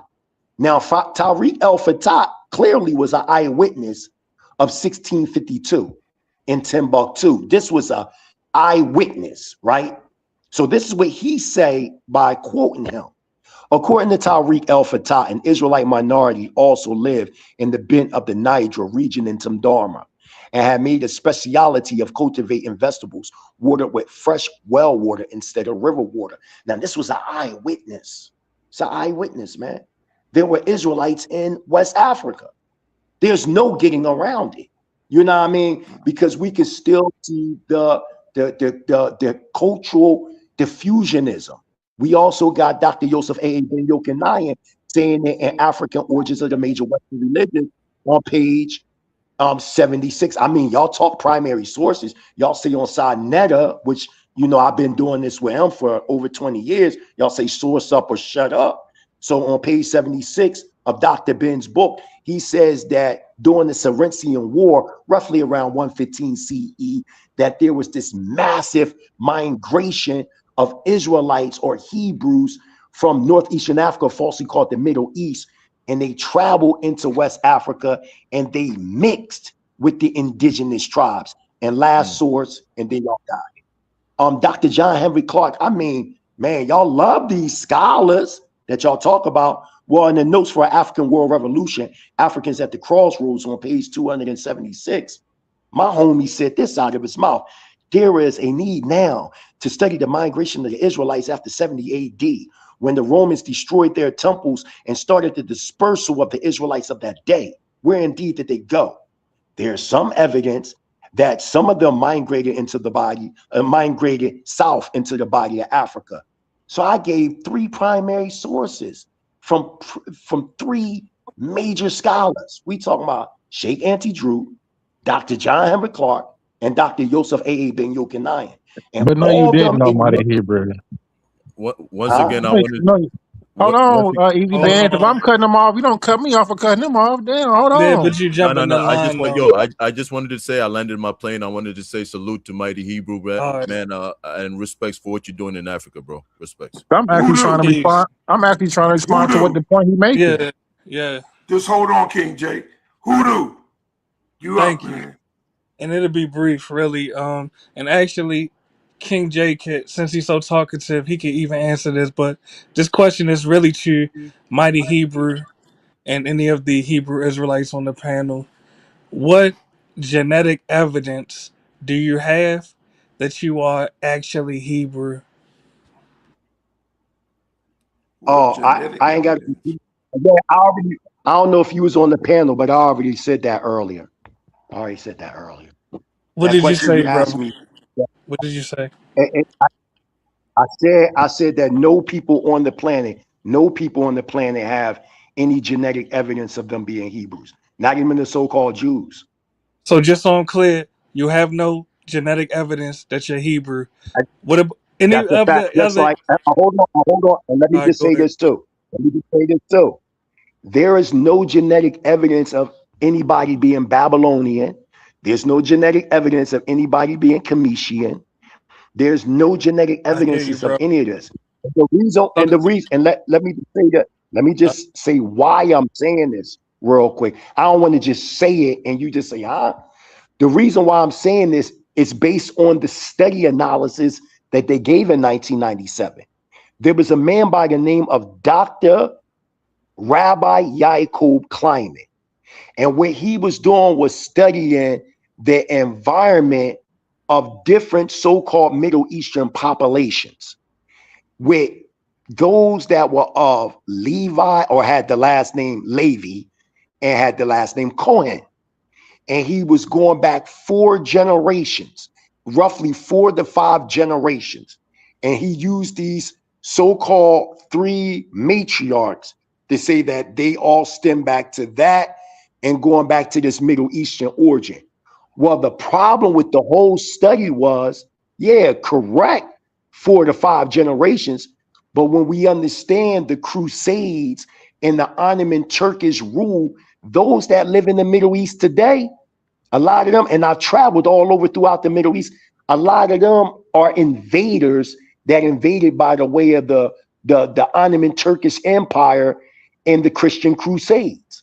So the comparative study is based upon invaders and not the actual people of the land. They never took no ancient Israelite blood, my Brother, I young hear you. brother, and So just tested so it I'm on clear, anybody. and watch how brief my response is. So just so I'm clear, you have no genetic evidence that you're Hebrew. So when you say you're Hebrew, you're actually speculating. Now, to the rest of the Hebrew No, Israelites on I'm the not. panel, No, do you no, have no. any, Let's make it clear. brother? You Let's see make how it clear. long-winded you was, I'm and I not. did not cut Hold you on. off. I did not Hold cut you on. off, No, no.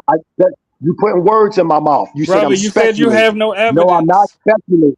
The anthropology, no, you said genetic. You didn't say evidence. Yo, Captain Tazariak told you best. Listening is an art. You Yes, talk brother. I'm Yes, genetics. listening sir. very well, brother. What I did, young brother, is I showed you the source of the genetics that you're using, and I'm Yes, showing that brother. I that heard genetic you, brother. research. Hold on, young brother. You That cut me genetic off. research is wrong. You cut me Hold on, off, because brother. you didn't cut me off No, I throughout did the not joint too. cut But you let off. I me let you explain. talk, brother. What I'm saying to you is the question that you asking is a loaded question. I've been doing this for years, young brother. What I'm telling you is I'm going to the source of your argument, which is the CMH, which is the Cohen model haplotype, and I'm saying that is false because they did Exactly. not I take heard you, that brother. I genetic. heard you. Hold on. I want their listening audience to hear Yeah, but that you cut me research that off, they did. brother. Okay, hold on. Let me finish. That All right, go genetic ahead. research that they did, yeah, they need to hear this because y'all gonna stop saying this to Hebrews. That genetic research that they did, it doesn't go back thousands of years, man.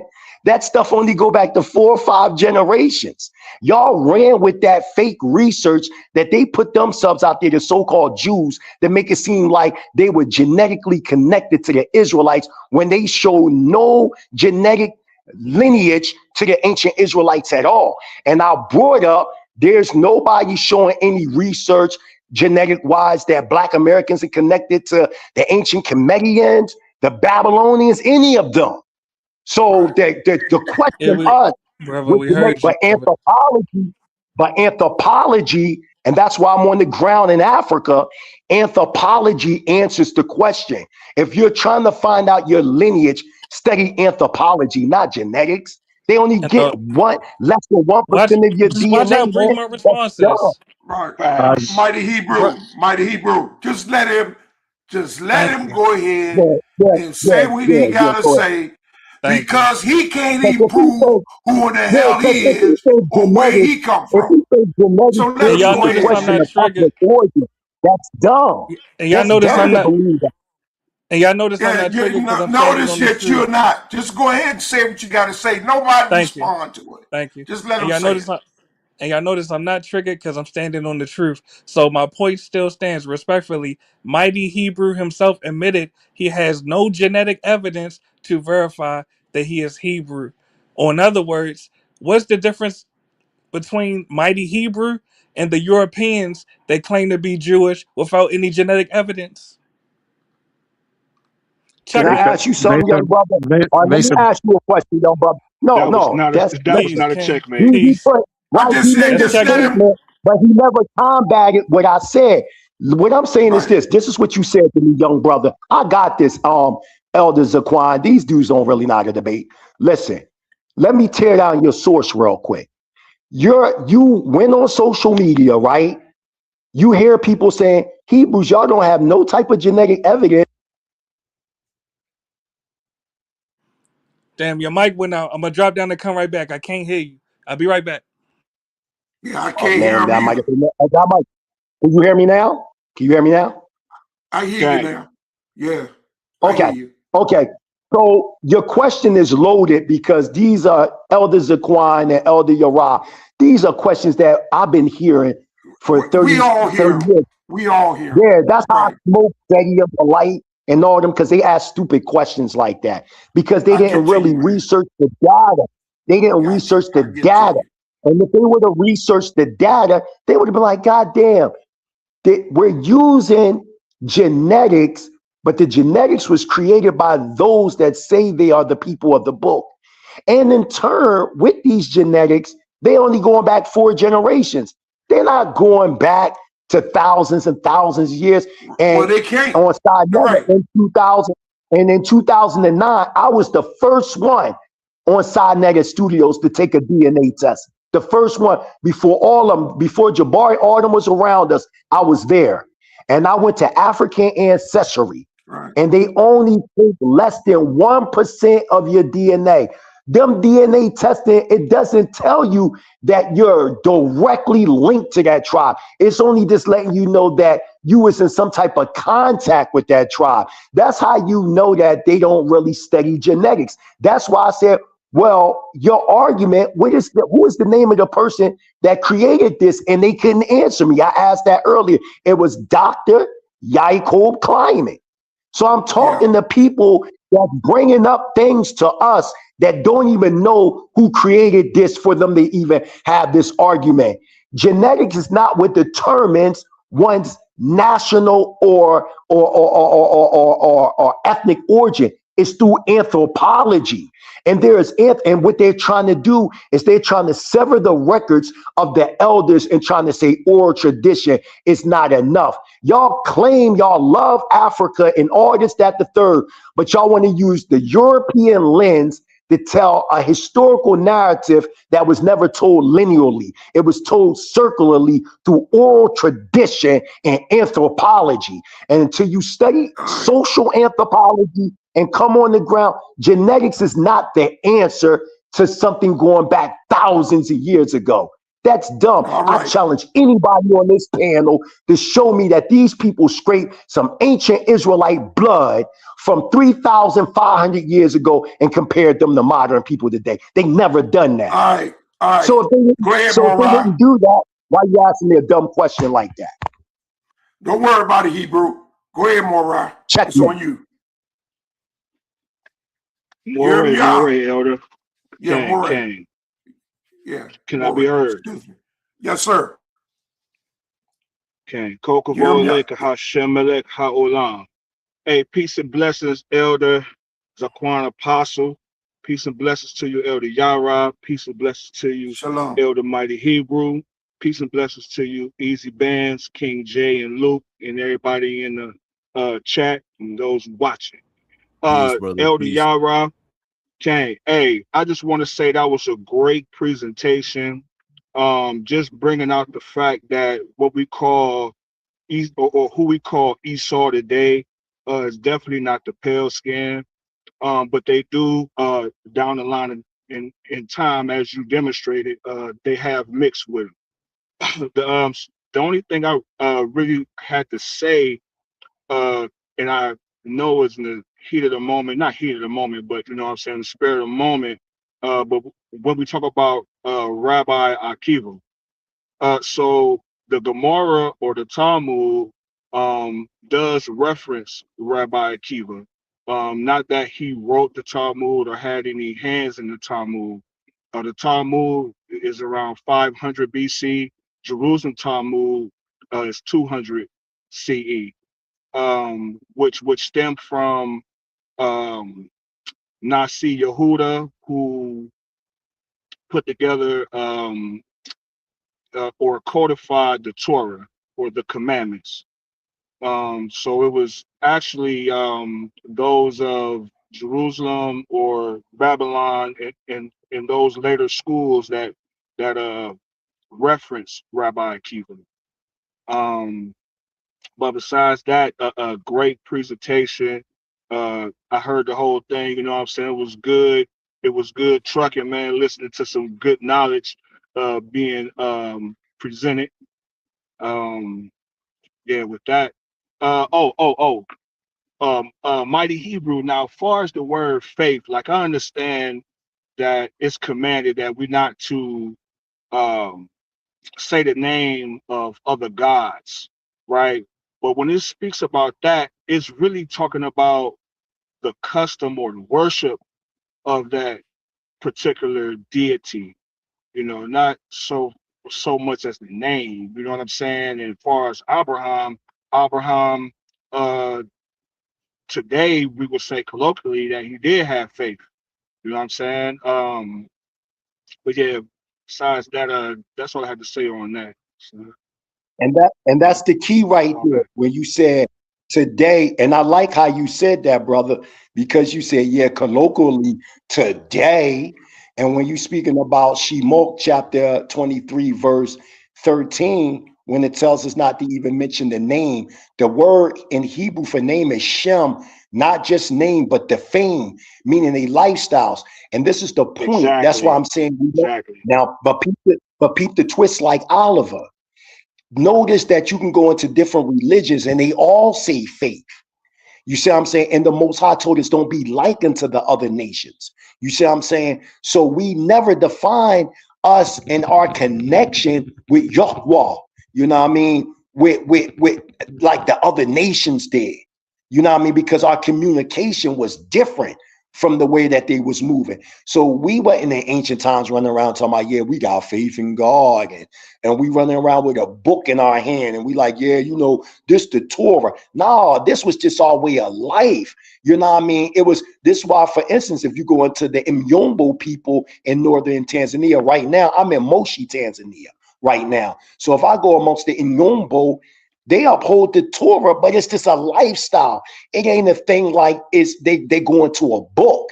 You know what I mean? If you go to them and say, yeah, you know, Abraham had faith, they're gonna look at you like, huh? Those that are very astute in the culture of Israel, that is foreign. That is a Western definition that crept into Hebrew thought. And he just like the concepts of heaven and hell. These are concepts that come from Western thought. The original Hebrews didn't believe in concepts of heaven and hell. They acknowledged heaven or the Shamayim or the lofty place was what we would call the mind, and the Eretz was the manifestation and substance from the mind. So everything dwelt right here on earth, whether you're talking so-called heaven or hell.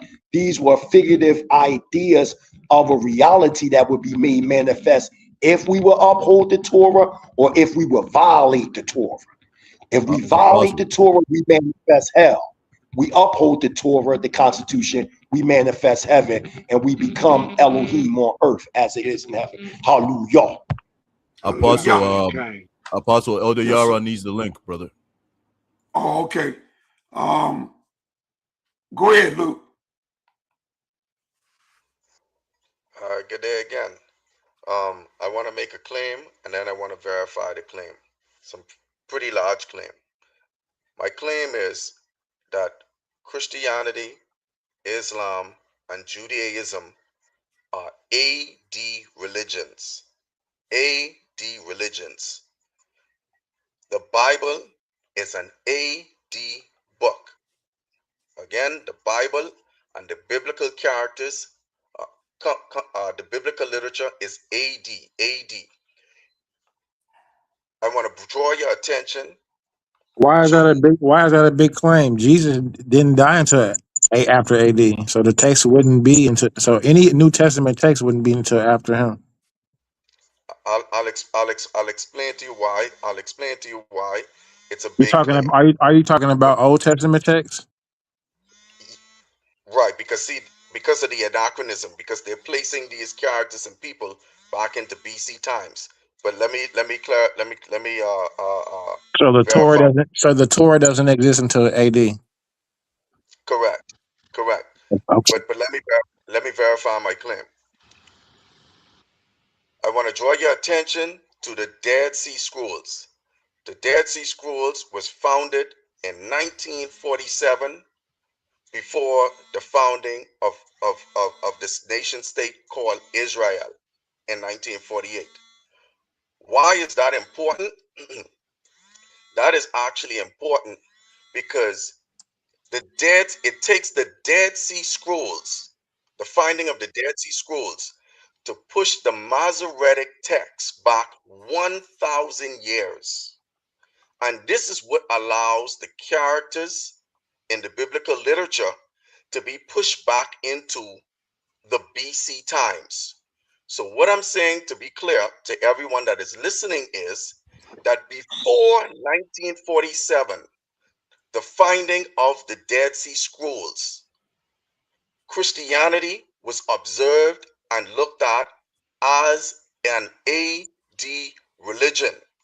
The first, and you can pull up the source, the first Bible printed, the first Bible canonized and printed is in 1475. And so the characters therein, and by going, That's not true.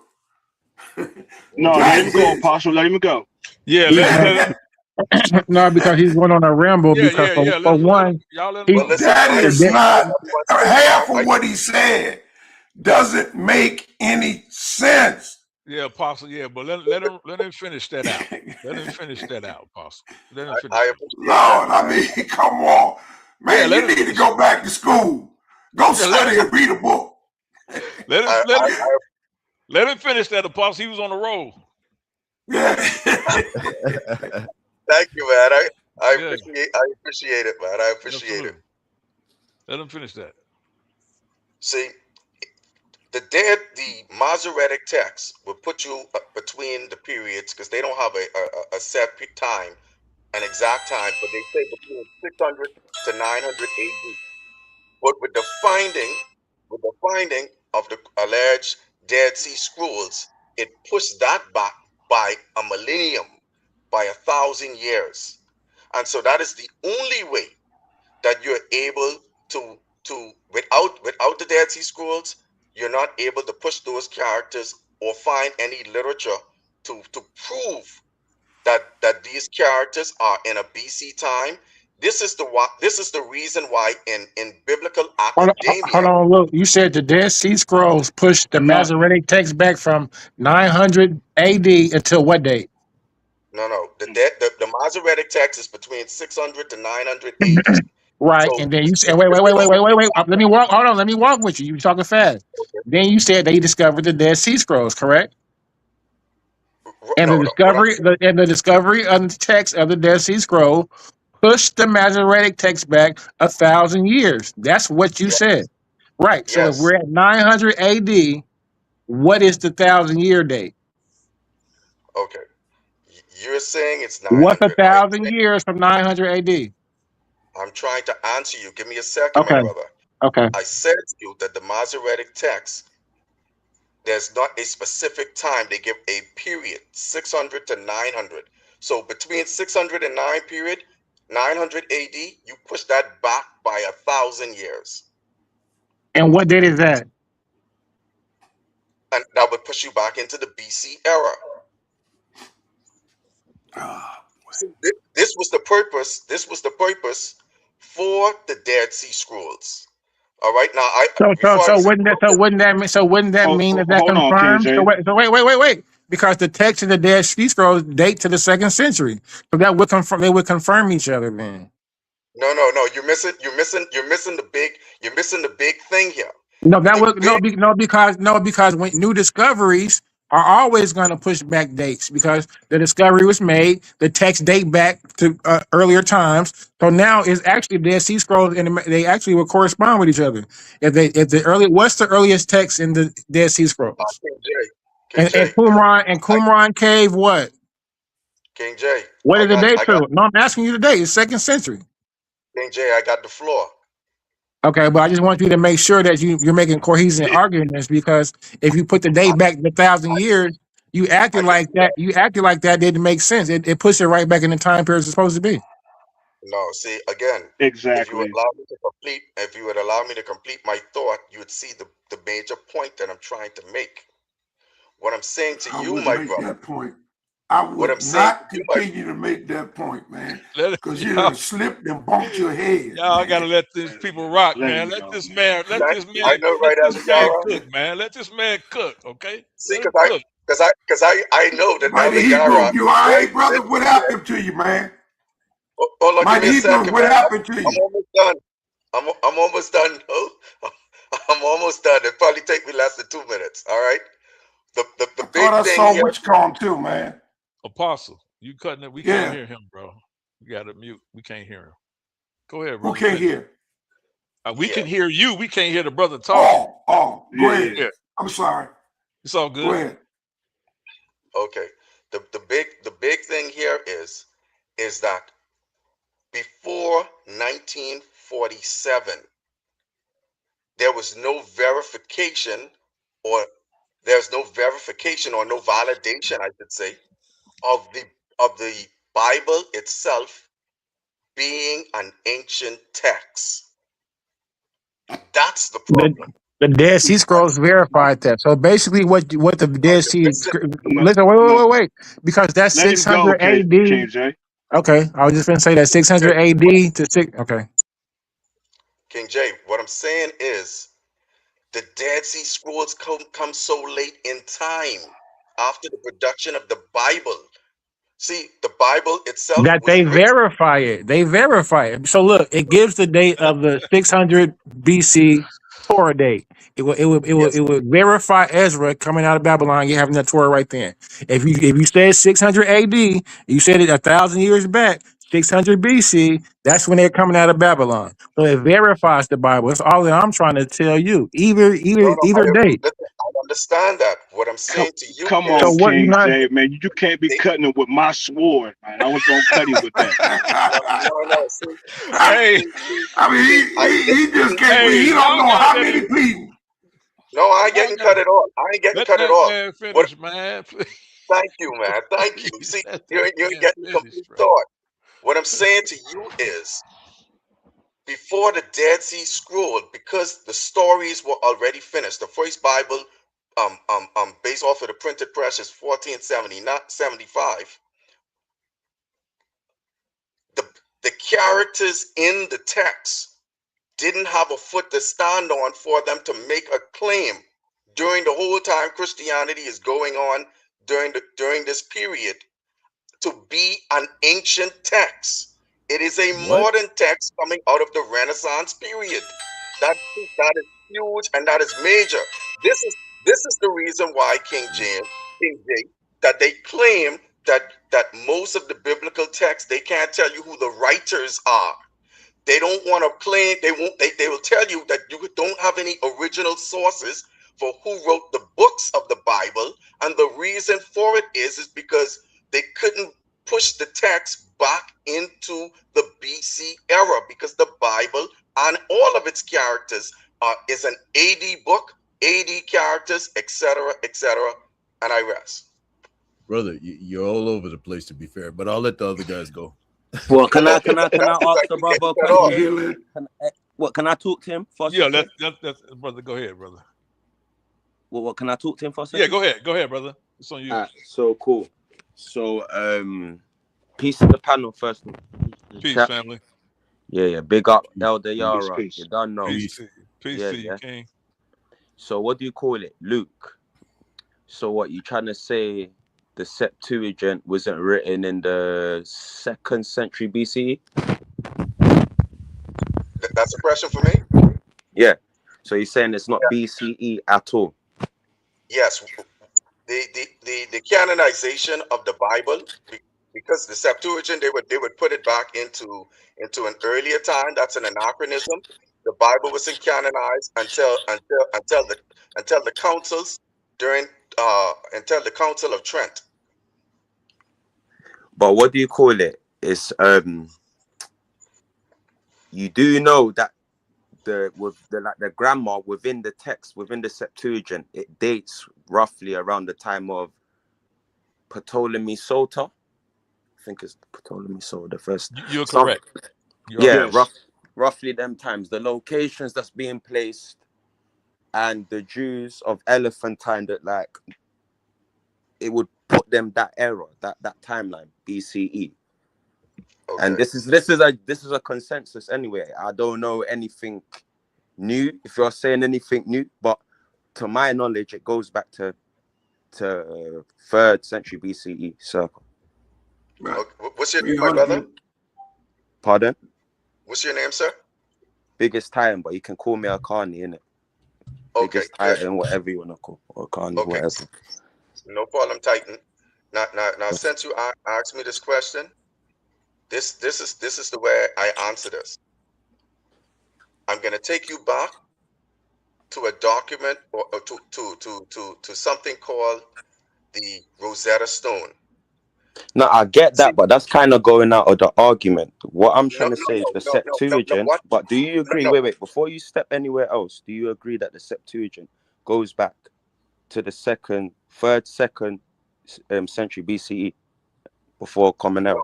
Do you agree to that? No, sir. I Oh don't man, agree to it. I That's want to tell in you the why. second, come on. So Let me what tell book? you So wait. second century. So I wanna. So you see the book that they had in the 1st century in the time of Jesus. In the time Where of who? did in the time of Jesus? Yeah, I mean, Yeah. what book was And he in quoting from? Alexandra, furthermore, sir, let me not even do that. Alexandra, what's his name? Oh, what's his name with the P, man? You Ptolemy. just said Ptolemy. Not Proporphyry, not Philo. Proporphyry. Oh, Philo of Alexandria. Philo. Yes, Philo. Philo. when he's quoting biblical sources within his works, you do know you do know common error. Yes, I understand the common So era. what is he quoting? Bro, Luke is bugging. Okay, wonderful. Just now. See, he asked me a Hey, direct Luke, let question. me ask you a question, Luke. Hold No, on. let him Can I answer. answer Let him this answer. question Let him first? answer. They're Go gonna on, Oh, my Luke. ask. bad, my bad. Go on, I Luke. just want to ask this question right What quick. was Philo quoting? Okay, wonderful. Philo and all of those authors that you're reading, you don't get that until the decipherment of the Medu-Nera, because you wouldn't know that You unless did you it. had an No, ancient Hebrew respectfully. language. Just no. I just want you to hear me. You I've wouldn't know actually that if got his works. I can't say We that the didn't know that. Greek We didn't know within the his Greek. works is Luke, a we didn't know the direct Greek. source. I've got Luke, it, bro. we didn't What know I'm the saying Greek. is, you don't get this Hebrew literature until the I've got decipherment his of the sources. Medu-Nera, You're not because making I've sense, got it. Luke. it's the Hebrew language. It's the I've got it. Hebrew So language by which these stories are Wait, being transmitted. You understand? I've But got we his okay, have so we wait, have the sources. Greek. We have the Greek though, right? Wait, hold on, King J. So Luke. What year did Champollion find the Rosetta Stone? It's 1799. It was Okay, so deciphered. you do know. Okay, so you do know that the But King James Champollion didn't find it Bible. though.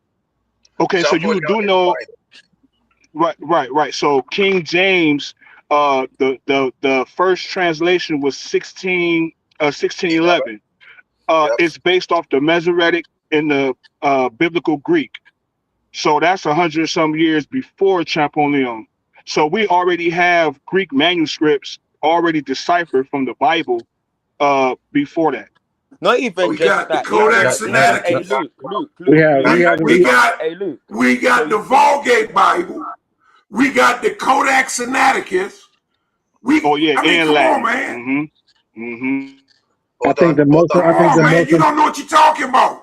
No, I no. Luke. think the One most second. important. Hold One on, Luke, second. real quick. The most He important one asked me for a question. the most important one for the Greek is the Texas Receptus. Yes. No, Yeah, well, wonderful. yeah.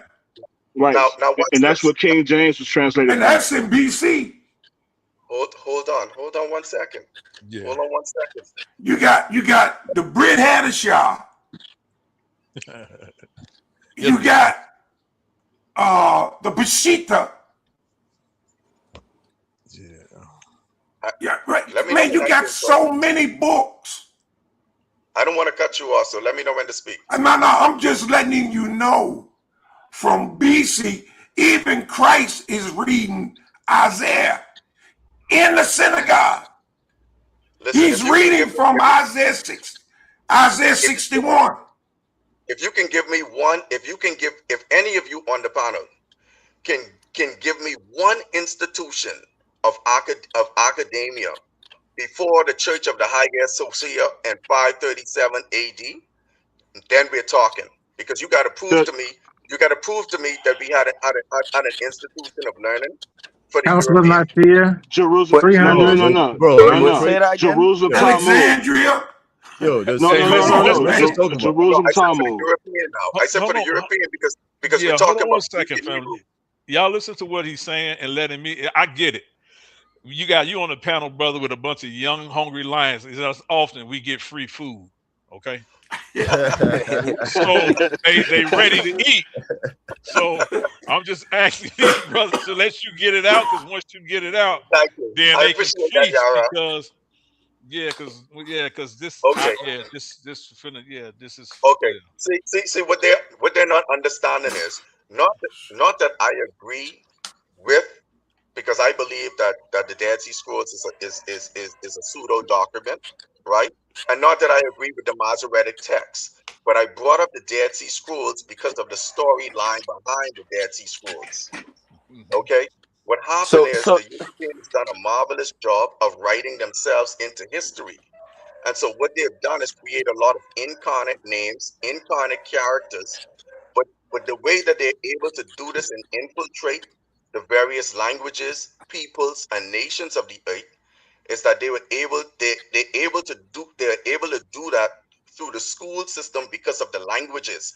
But now watch but this. how would they have known what a pharaoh is when that language was like Egyptian wasn't being spoke like it wasn't being spoken for a minute?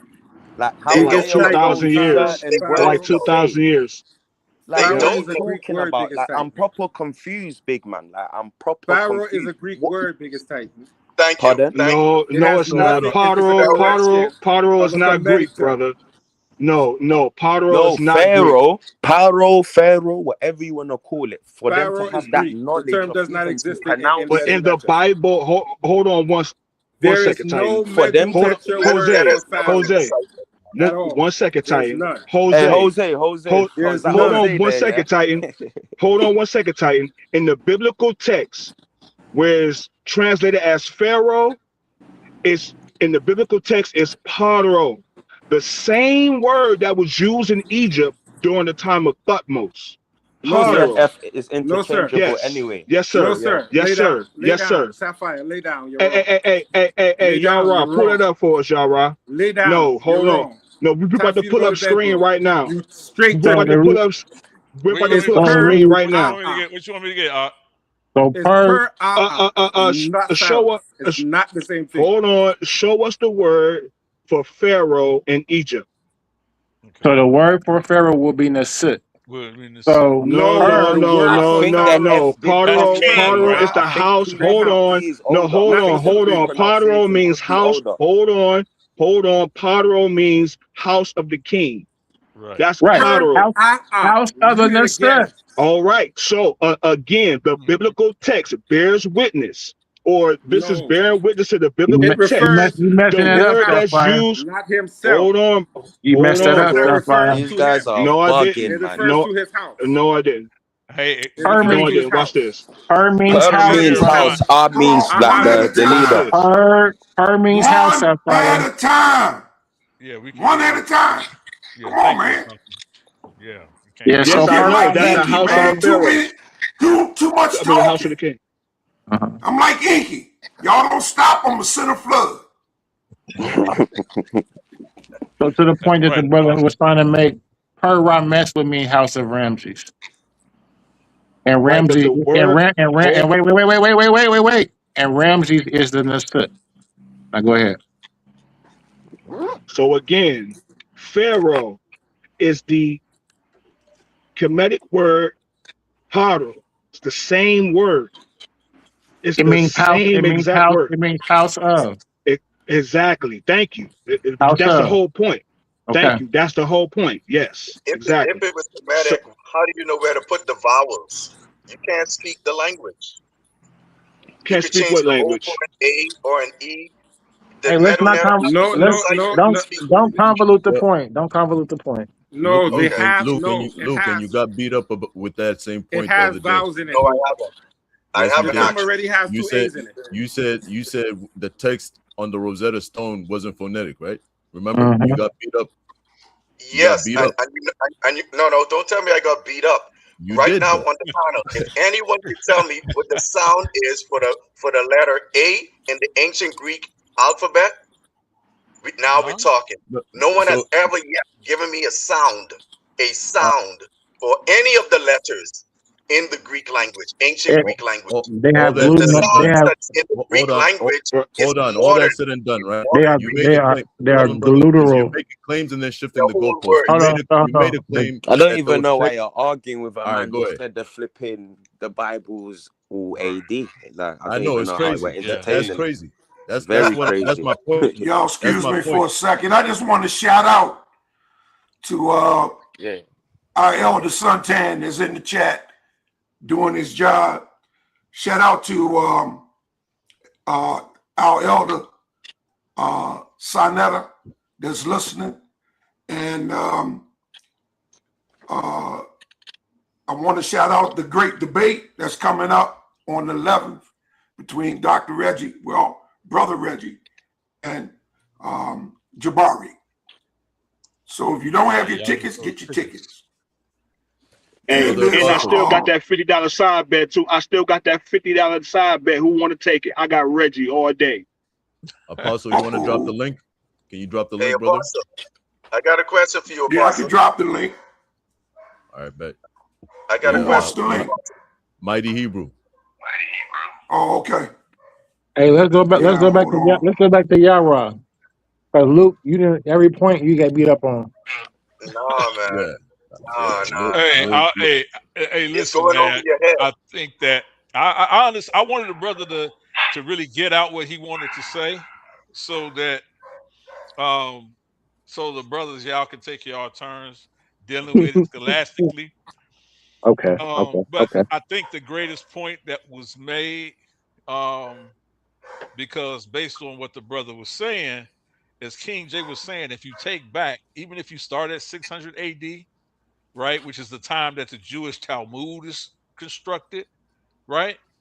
If you go back 1,000 years, as this brother was saying, if you go back 1,000 years, right, um, you have to answer that question, right? So, like at 1,000 years, what do we have? Even if we go back, even if we hit what Mm-hmm. 600 BCE, 900, 600 BCE, somewhere around there. I think Mm-hmm. one of the brothers in the chat talked about you have the silver scrolls, Yeah. right? yes. So we have that. And then I wanted to say to you earlier, when you sort of made some of the claims you were making when you first read your source about Paul Larson, um, which is why he's rarely quoted, right? Because if you go back and you just start studying Hezekiah, Mm. we know Hezekiah existed, right? If you Hezekiah study, still. right, still, if you study the Tel Dan inscription, we know, we know Ahaz existed. We know that we know that those people existed. Now, they claim they make a claim, or the Bible makes a claim about who their forefathers were. Right? And that's even past the 1,000 year mark. At that Yeah, point, that's you're talking about about the Ahaz thousand and year them. mark. Yeah. Right. That's what I'm saying. We have extra biblical. Yeah, it's a great book that you have, but it's wrong.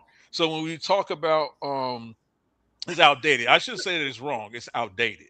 So Definitely outdated. yeah, when you start talking about extra biblical sources, right?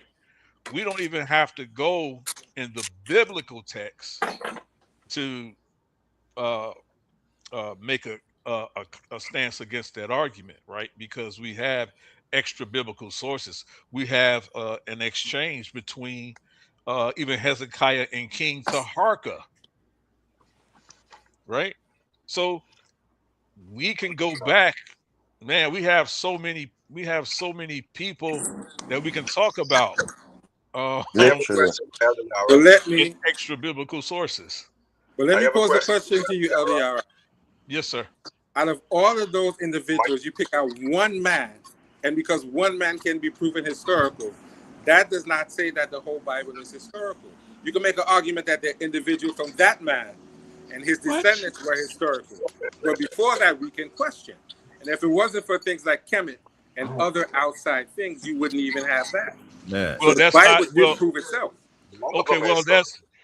Oh, that's wholly false, right? Because most of our proof that we have comes through ancient Near Eastern culture. It doesn't come through Kemetic culture. What does I, that mean? I wanted to jump on that, y'all, right? Because Hold on, hold I on, Hold hold on, was hold on. on. Hold on for a What sec, does that y'all. mean, Hold on ancient for Near a sec. Eastern culture, Hold on. Yara? What does that mean? Hold on for a sec. I got IBM on the phone. Indigenous Oh, black man. He got something Indigenous he want black to man needs share. to go lay down. Because Apostle, if you don't put the apostle, apostle. He Yeah. get 30 seconds. Peace and love. 30 Peace and love. seconds. Everybody. 30 You seconds. say he get you 30 just hang seconds? up on him, 30 then. seconds.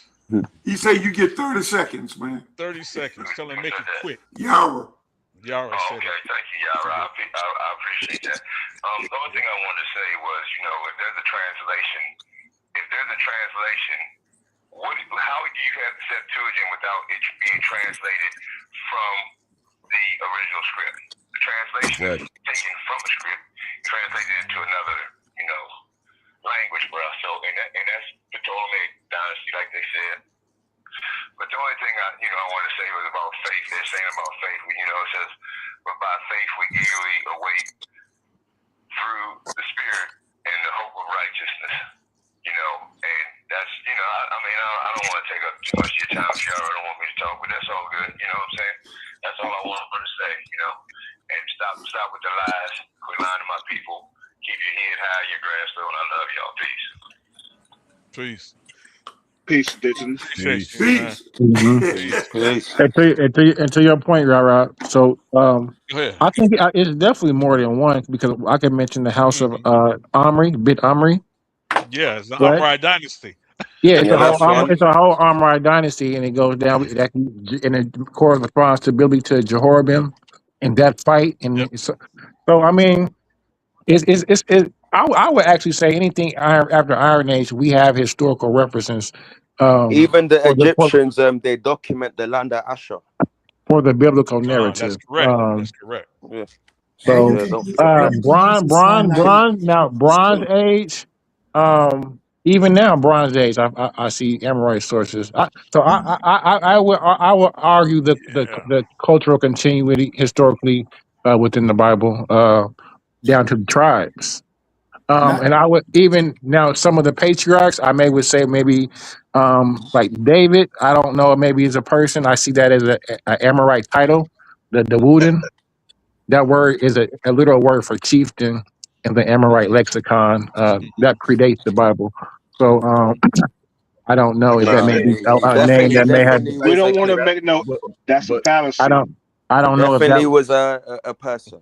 Definitely so was I a don't man. yeah, know. It because was I a you don't. know, person, but that's I a don't know fallacy, though. about definitely was a but you person, No, do, but but you I definitely don't know, was a know. but person. you But if you let me finish my sentence, Yeah, I y'all don't got know it. if it Yeah. I don't know if it definitely was a person, but it may be a name that somebody may have picked up. But the But first it was prime, based on a person then, right? wait. So The what are you trying first to say? primary source that we see of it is not as a person's name. But It's if it's as a the type. title, is it Brother, can based I on a talk? person? Brother, they ask the Hold on, question. biggest titan. Hold on, man. Mute your mic. Let King J go. Right, cool. The first primary source that we see for the word Dewuden is in the Mari tablets.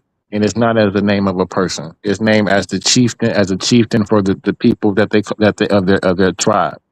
Um, if later, if later that had somebody took upon that name, that's possible. But I wouldn't argue that. I would argue that the Bible just picks up the cultural continuity of that tradition. Um, so David, I probably would argue with his eponymous ancestor. Titles like Abraham, I would probably say was a eponymous ancestor because he takes on the name. At first, it's not Abraham. At first, it's Abram or something of that nature. He picks up the Ham when he gets into the Amaru land, right? So I would argue that would be a title as well. Um, So So is it safe to say you don't negate their existence, though? I would say these are eponymous ancestors. So that Their means that eponymous ancestor doesn't mean they didn't exist. I hope you yes, know it that, right? yes, Exactly. yes, yes, yes, Exactly. it, yes, it, yes, it does. No, No, No, no, it let me doesn't. It eponymous let means me it tell ancestor. means they you. it means they created it. No, No, No, look it up can the be eponymous based off an ancestor. ancient No, hold ancestor. on. Eponymous ancestor only means that that's the name that's given from a forefather before them. That's a That's what it fact. means. That didn't Y'all, exist. and I've argued this That a didn't long exist. time when y'all use that term eponymous No, that ancestor did exist. as That didn't if That did exist. as exist. Yeah, if we No, that y'all did. listen. let's Hey, pull one up. mic, one One mic, thing we man, can one mic. do Well, can on I this carry on? channel Yeah. is pull up definitions of words. So if anybody Yeah, has to share pull up the screen, So word, y'all. we Oh, can we Pull can we up do can the that. hey, etymology of listening. the word we can simply eponymous. look up what eponymous Yeah, ancestor So is. And ancestor basically, meaning. and if I well, stand corrected, I I've stand not even got wait, to wait, wait, land wait, yet. wait. And if I I've not stand even got corrected, to. I stand corrected on a definition of a word. But I definitely would suggest that it's a non-venerated ancestor. But It's it's a you but what? you know what's crazy? Wait, You so know what's crazy, wait. everybody? It's That a all non. peoples all over the earth, listen, everyone, all peoples all over the earth have traditions of what they will call eponymous ancestors. Eponymous don't mean that they didn't exist. It only just means an ancient ancestor. When you looking at Literally, what this brother was talking about, the Masoretic text, when you literally, talking about the Dead Sea Scrolls and all that, You and you even you made up literally. that definition to that. That's in a pseudo definition of mighty What, Hebrew. King J? I know. King Let me J. finish. Let me finish. What I'm saying is this: we got to stop this, man. I've been all over the earth. All these I'm peoples tired of and you using that as nations an excuse to say have. you know the definition of Listen, words. Hey, I know. That King, don't change the Hold King on, definition of J, the let him word. hold finish, on. man. I know. You don't have to Hold on, respond while he's King talking. J. it's Give all him a Listen, good, chance. hold man. on, It's King. all good. Hold on, It's all King J. good. The only reason why is an attack on the Hebrews because we in the West.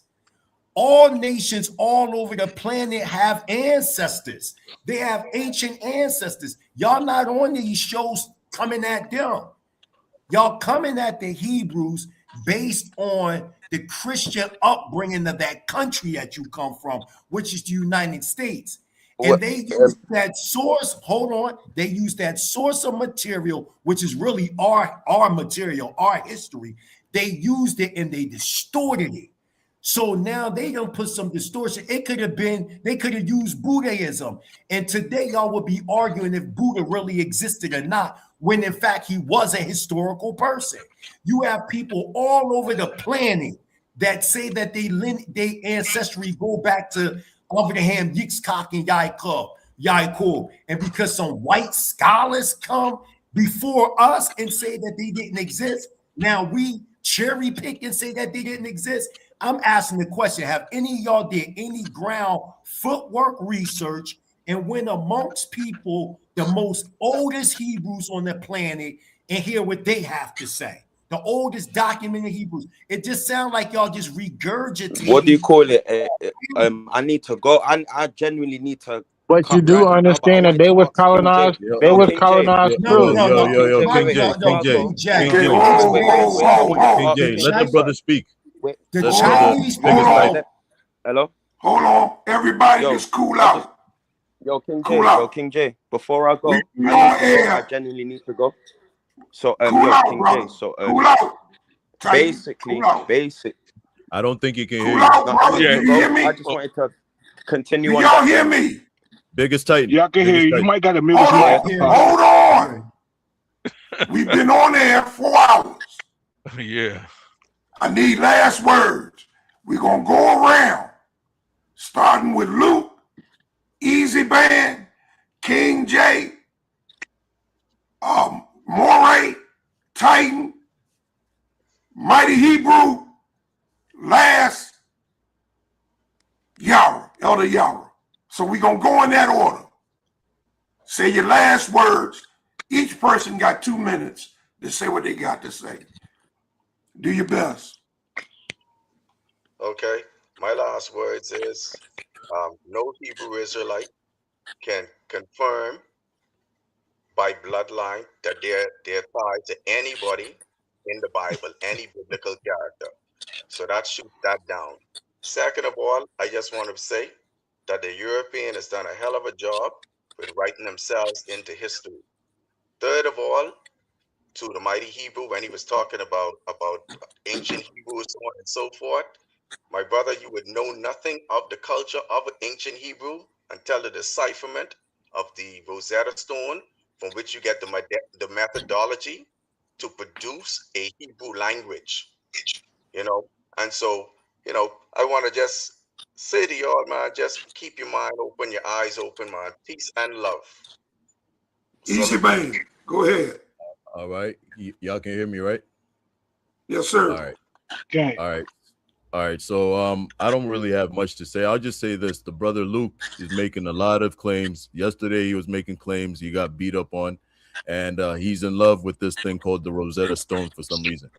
Um, a lot of the claims that he was making really don't make sense because we have mountains of evidence showing the antiquity of these scriptures that we're talking about. So I think a lot of it is just his own opinion and what he wants things to be rather than based on academic or any scholarship whatsoever. When it comes to what else do we talk about? Okay, the Septuagint, etc. When it comes to whether an ancestor is eponymous, right? That's the term. Um, you know, technically they are, but then the argument becomes whether these are just mythical or whether they're historical. All right, so it's just a technicality in the word. We have a lot of, we have spoken tradition to go on that says that these people are actually historical. So we can't just say that there's no evidence or secondary evidence or whatever showing that these people are actually historical. We have inscriptions, et cetera, et cetera. So, I'll just land my plane right there. In terms of the actual presentation, Elder Yara, I'm gonna double back and watch that. I'm pretty sure that you did a great job, man. And so I'll just land Appreciate my you, plane Doc. right there. Salute to everybody else on the panel. Salute, salute. Next. Salute, Shalom, salute. shalom, man. Next. Yeah, peace to the panel. Great show, brother Yara. Once again, I just come to support. Anytime I see you, I'm gonna jump on. Thank you. So great show. It definitely was getting good. I'm mad you cut it off. You know what I'm saying? So great True. show. Mighty Hebrew, definitely. Anytime you on, brother, you my top Hebrew. You feel me? Somebody that I learned from. Even in some instances where it may not agree. I'm smart enough to take what I do agree with and add it to my arsenal, as well. And not come off as combative, but as a student as well. Sometimes it is just an honor to be able to ask a question. You know what I'm saying? So definitely always an honor when you're on the panel. So peace. Moray. Yirm Yahoo. Can.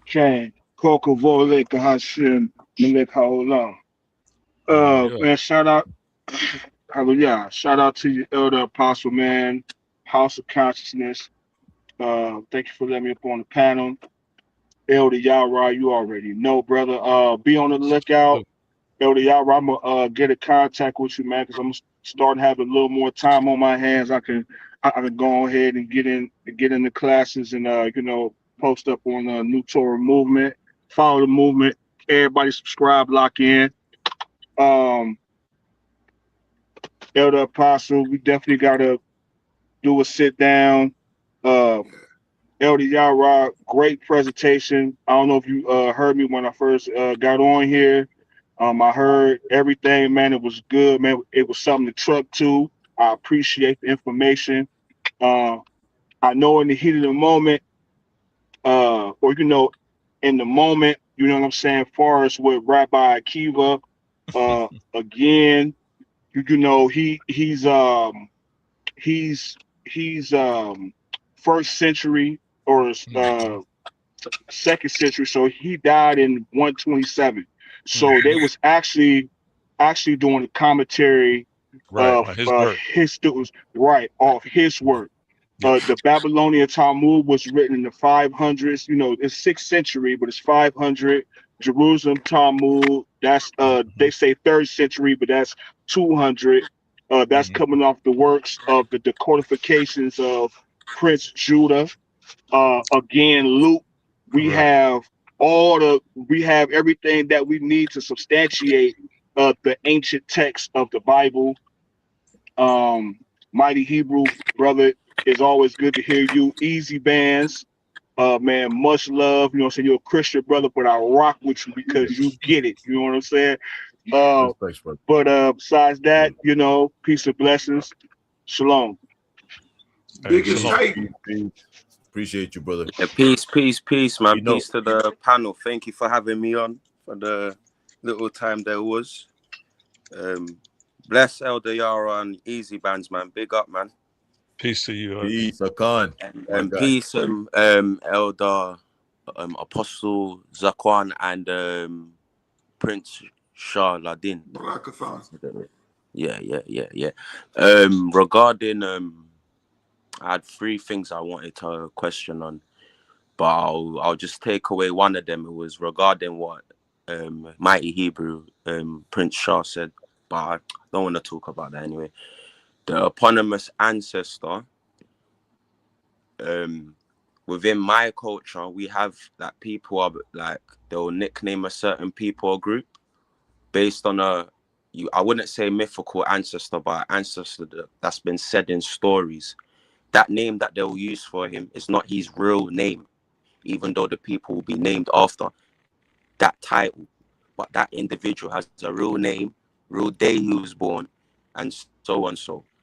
But they wouldn't label themselves after his real name. They'll label it after something else. So an eponymous ancestor is not always based on like just making up someone thin air. It's based on a lineage or ancestry. You know what I'm saying?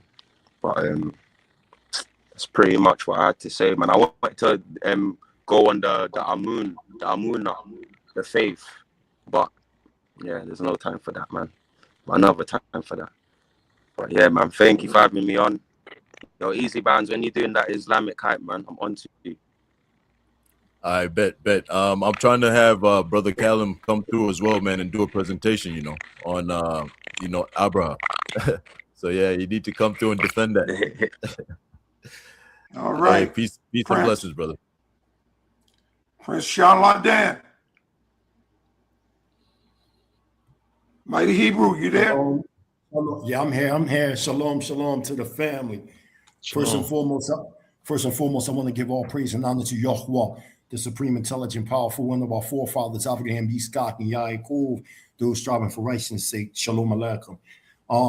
The presentation, I watched the whole presentation. Elder Uriah has always been one of the, elite Hebrews, so to say, since I've known him. He's always been a researcher, one that will go, beneath the surface of things. You see what I'm saying? And it's not many Hebrew scholars amongst us on social media, so to say. So I want to give a shout out to Elder Yara, New Torah Movement. I want to give a shout out to, Elder Zaqan, who, behind the scene have been, helping and sending donations here and there to the Ancient Bantu Hebrew Israelite Awareness Center, along with Elder Yara. You know what I'm saying? So a lot of people don't know they got foot on the ground here too, but they just behind the scene. But I just want to get straight to the point when it comes to, briefly, a brief synopsis of Luke. Your argument don't stand because you tried to use the Rosetta Stone to talk about cracking Hebrew. The Rosetta Stone didn't have anything to do with cracking the Hebrew language, man. You had 3 languages on that Rosetta Stone. Y'all know better. This is a Hebrew telling you things about Egyptology. You had what was known as Medunetta or Mthunetta, then you had Dumanic, and you had Greek. Okay, that's how they cracked the Rosetta Stone, because they knew Greek. Or so on the surface, they told you that they cracked the Rosetta Stone by using the Greek, but beneath the surface, there's a secret society symbolic language known as Zinzar. So that's another story, another topic that they actually use, because many of those Egyptologists were occultists, 19th century occultists. We can get into that in another discussion, another topic. So the Rosetta Stone didn't have anything to do with cracking the Hebrew language. Furthermore, the word Pharaoh isn't even a Greek word. It's a Hebrew word. It goes back to Parah, which means great house. I mean, y'all say y'all astute in these things, and when these things come up, y'all don't be knowing what y'all talking about. And the reason why I attack the whole genetic thing, because y'all don't go to no other people. If a Chinese person tell y'all they Chinese and whatever ethnic background and tribe they from, y'all don't question it. If an Irish person tell you that they Irish, you don't question that. But when it come to us, you say, oh, what genetic evidence do you have to verify that you're a Hebrew? And then I say, you know what? I have no genetic evidence. Just like y'all don't have no genetic evidence saying that y'all Kemetic. Y'all have no genetic evidence saying that y'all any ancient African people at all, or African nation. And I cut from the root and showed that it was a man by the name of Dr. Yaakov Climate. Elder Yara, no, I'm not lying. Y'all can look this stuff up. That Dr. Yaakov Climate is the one in 1997 created the CMH, the Cohen Michael, the Cohen model haplotype, and he created what was known as the J1 and the J2. The J1 was the 4 generations of these so-called hacks that had the last name Cohen and the last name Levy, and the J2 haplotype was those that were connected to the Middle East, the so-called Middle East. But I'll be wondering where the Middle North, the Middle South, the Middle West. But let me get back to my topic. So the point that I'm saying is they saying that these people were related more to Kurds and Ottoman Turks. They didn't take no, am I lying, Elder Yarat? Where is there any research where they found some ancient Israelite blood 3,500 years ago and then aligned it with the so-called years today? They never did that. Never. They never took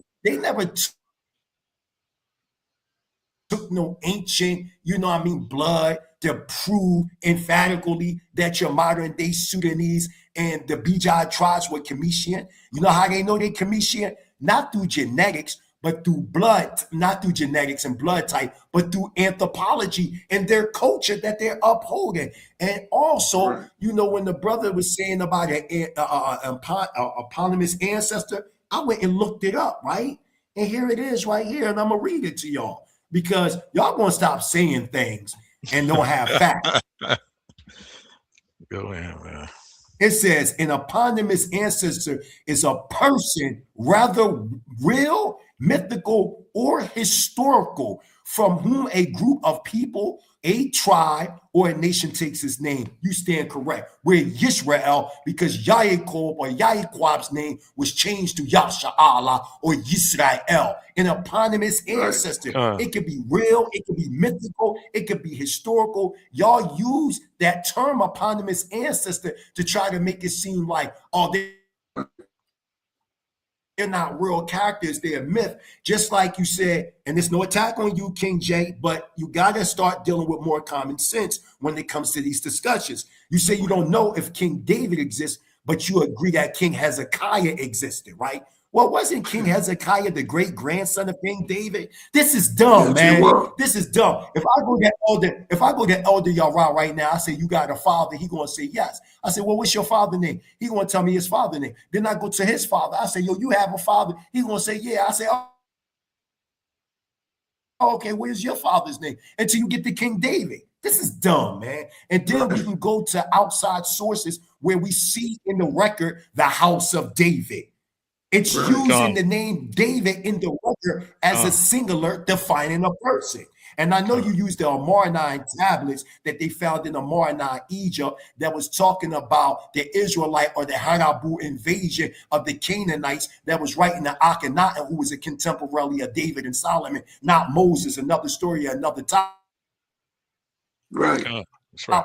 But because the Egyptian chronology is off, I will rip these guys out the frame. You understand what I'm saying, Elder Yara? They better be Yes, glad that sir. the mighty will retire in 2 weeks, and I'm gonna be in top lane. But I love this. I love the young brothers. I'm only messing with you, King J. The young brothers is on fire. Keep that thing going. You know, I love Ashe as well. Ashe took me out of context. And one more thing.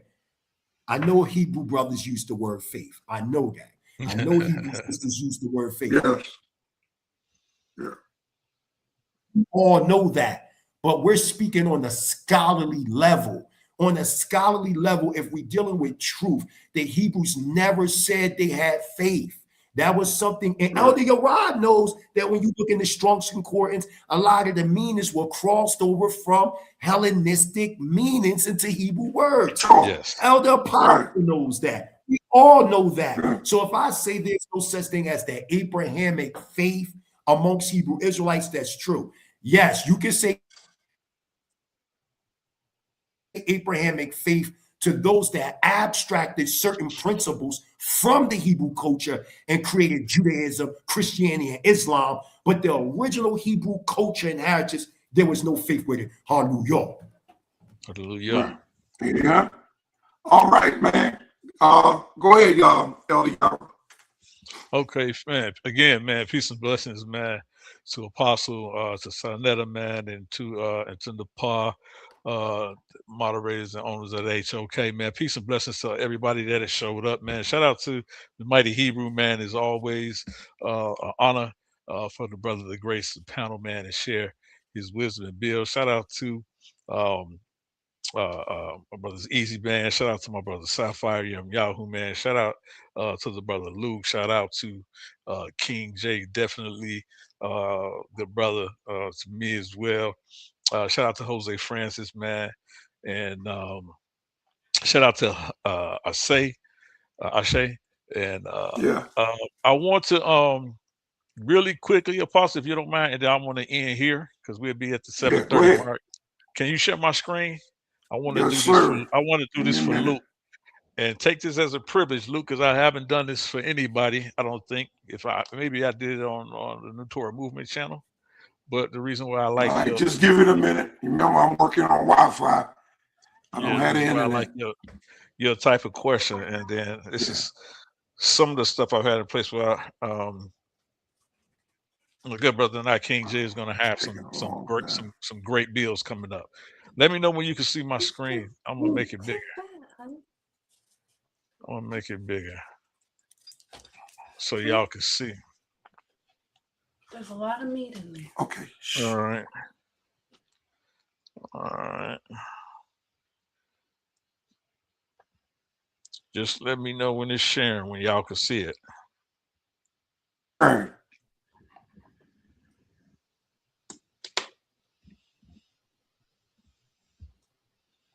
Mother of the Hebrew language. Okay, yes, absolutely. So as y'all see, this is a primary source here, right? And what we have here is two 3,800 year old cuneiform tablets found in Iraq. They give the first glimpse of the Hebrew precursor, right? So this is a founding script that we know that the Hebrew language or what we find in the Hebrew language is built on, right? And so this is what King J and I have been talking about recently. Goes into this a little bit. Talks about the ancient tablets. They were uncovered 30 years ago during the Gulf War and forgotten until now after a first glimpse of the Amorite language that the Hebrew developed from, right? So we know what the language comes from, right? And so the source is right here, Haaretz.com, Archaeology 2023, January 20th, right? And it's an article that talks about this. Y'all go look this up. And this is what they be talking about because they see the foundation of the Hebrew language is found here, right? After they did the study. So this takes our brother back. So again, when I talk about ancient Near Eastern culture and its continuity throughout the scripture, through the Bible, this is what I'm referring to, right? This is an Akkadian lexical companion for biblical Hebrew, right? The etymological, semantic, and idiomatic equivalents with supplemental on biblical Aramaic. If y'all didn't know, the language that Yeshua Yahushua spoke well into the first century was Aramaic, Right. specifically Galilean Aramaic. So when we Right. tell y'all we know the history and we can follow it and we have a continuity, this is what we're talking about, right? This is their understanding, right? And so this is written by Hayam bin Yosef Tawil, right? It's one of the biblical languages that sometimes creeps in like is an Akkadian, was the language of the ancient Assyrians and Babylonians. A few years ago, the scholar Hayam Tawil published a book, An Akkadian Lexical Companion for Biblical Hebrew, right? And you can go into it and you'll see many ancient Akkadian loan words that still survive the Hebrew. Let me say this: people talk about without the Rosetta Stone being deciphered, that the Hebrew would be a dead language. That's false. First of all, the reason why they call it a dead language, not because no one spoke it, because it fell out from being the what they call uh, uh, uh, um, the major usage. It fell out the major usage for that people during the time. Not that it was stopped being used. That's not what that means when they talk about dead language, right? Um, and so people need to understand that, right? So um, that's number one. I'm gonna go through this real quick, right? I wanted to show the brother something. This is the Eblate de facto curse, right? This is now there's some uh, uh, uh, um, debate still out on this, but we know 1500 BCE on the Eblite de facto curse tablet, the inscription, it gives us the name of Yahweh, right? Or YHWH, right? So Mhm. when we talk about we can show continuity beyond AD, right? Or well before anything AD, written by the Masoretics, written in the Dead Sea Scrolls, we know that to not be the case, right? And you can find this in the Academy of Science of the Czech Republic, right? They'll talk about. I'm just going through this real fast. Dr. Scott Stripling, he's an epigraphist. He studies ancient languages, right? He studied ancient languages. He did a peer-reviewed paper on this back in 2022, right? And so again, peer review. He's had some pushback on it, but right now he holds the consistency on. I should say the consistency, but right now he holds the major argument on this, right? That it talks about this cursed tablet mentions the name of Yahweh, way dating back to 1500 BCE, right? And you can see it right here. This is what it looks like. I wanted to get something else too, right? We have old pottery shards, right? We have old pottery shards, man, that date back to the early Lachish period, right? This was unearthed in 2018, right? At the Lachish archaeological site, as the oldest piece of writing ever found in Israel. There's a paper published on it in Cambridge University Press of Antiquity, right? That studying the old, ancient old Hebrew script, right? And this is an early alphabetic inscription on a white slip to rim. In other words, this is a jar, a ostracon is what they call it, right? Or pottery shard, and it has the early script on it, and it dates back to the ancient Near Eastern time period. That's why I keep telling y'all, the person on that Cambridge University is Felix Hofsmeyer, right? He published a paper on this in 2021. Go look it up, right? Well beyond before your Dead Sea Scroll argument, brother. And it's not just you; it's a whole bunch of folks that go on it. So they date this back to the 19th Mhm. century, almost the 19th century, the 13th to 12th century BCE, right? 19th to 13th century BCE, and they found remnants of things similar to it. Script Semitic alphabet is what they call it. The development of the Semitic script alphabet dates back to 19th century BCE, right? This is what the paper talks about, right? And then here it is. It was destroyed by the Israelites, the city of Lachish, that this was found in 3,500 years ago, right? It talks about that how it was destroyed in the 7th century BCE, right? So that still knocks your date out, bro. Um, Mhm. let me go down here. I'm gonna show this real quick, right? This is a book that I'm gonna be publishing soon. Hebrew is not Greek. This talks about the people in ancient Kemet. I can show you that, but I wanted to show you this, right? Here's a name that you find in the biblical narrative, right? Hashemak, right? Ahishamak, right? Or the Hishamak inscription. They date us to 1842 BCE, right? Now, why is this important?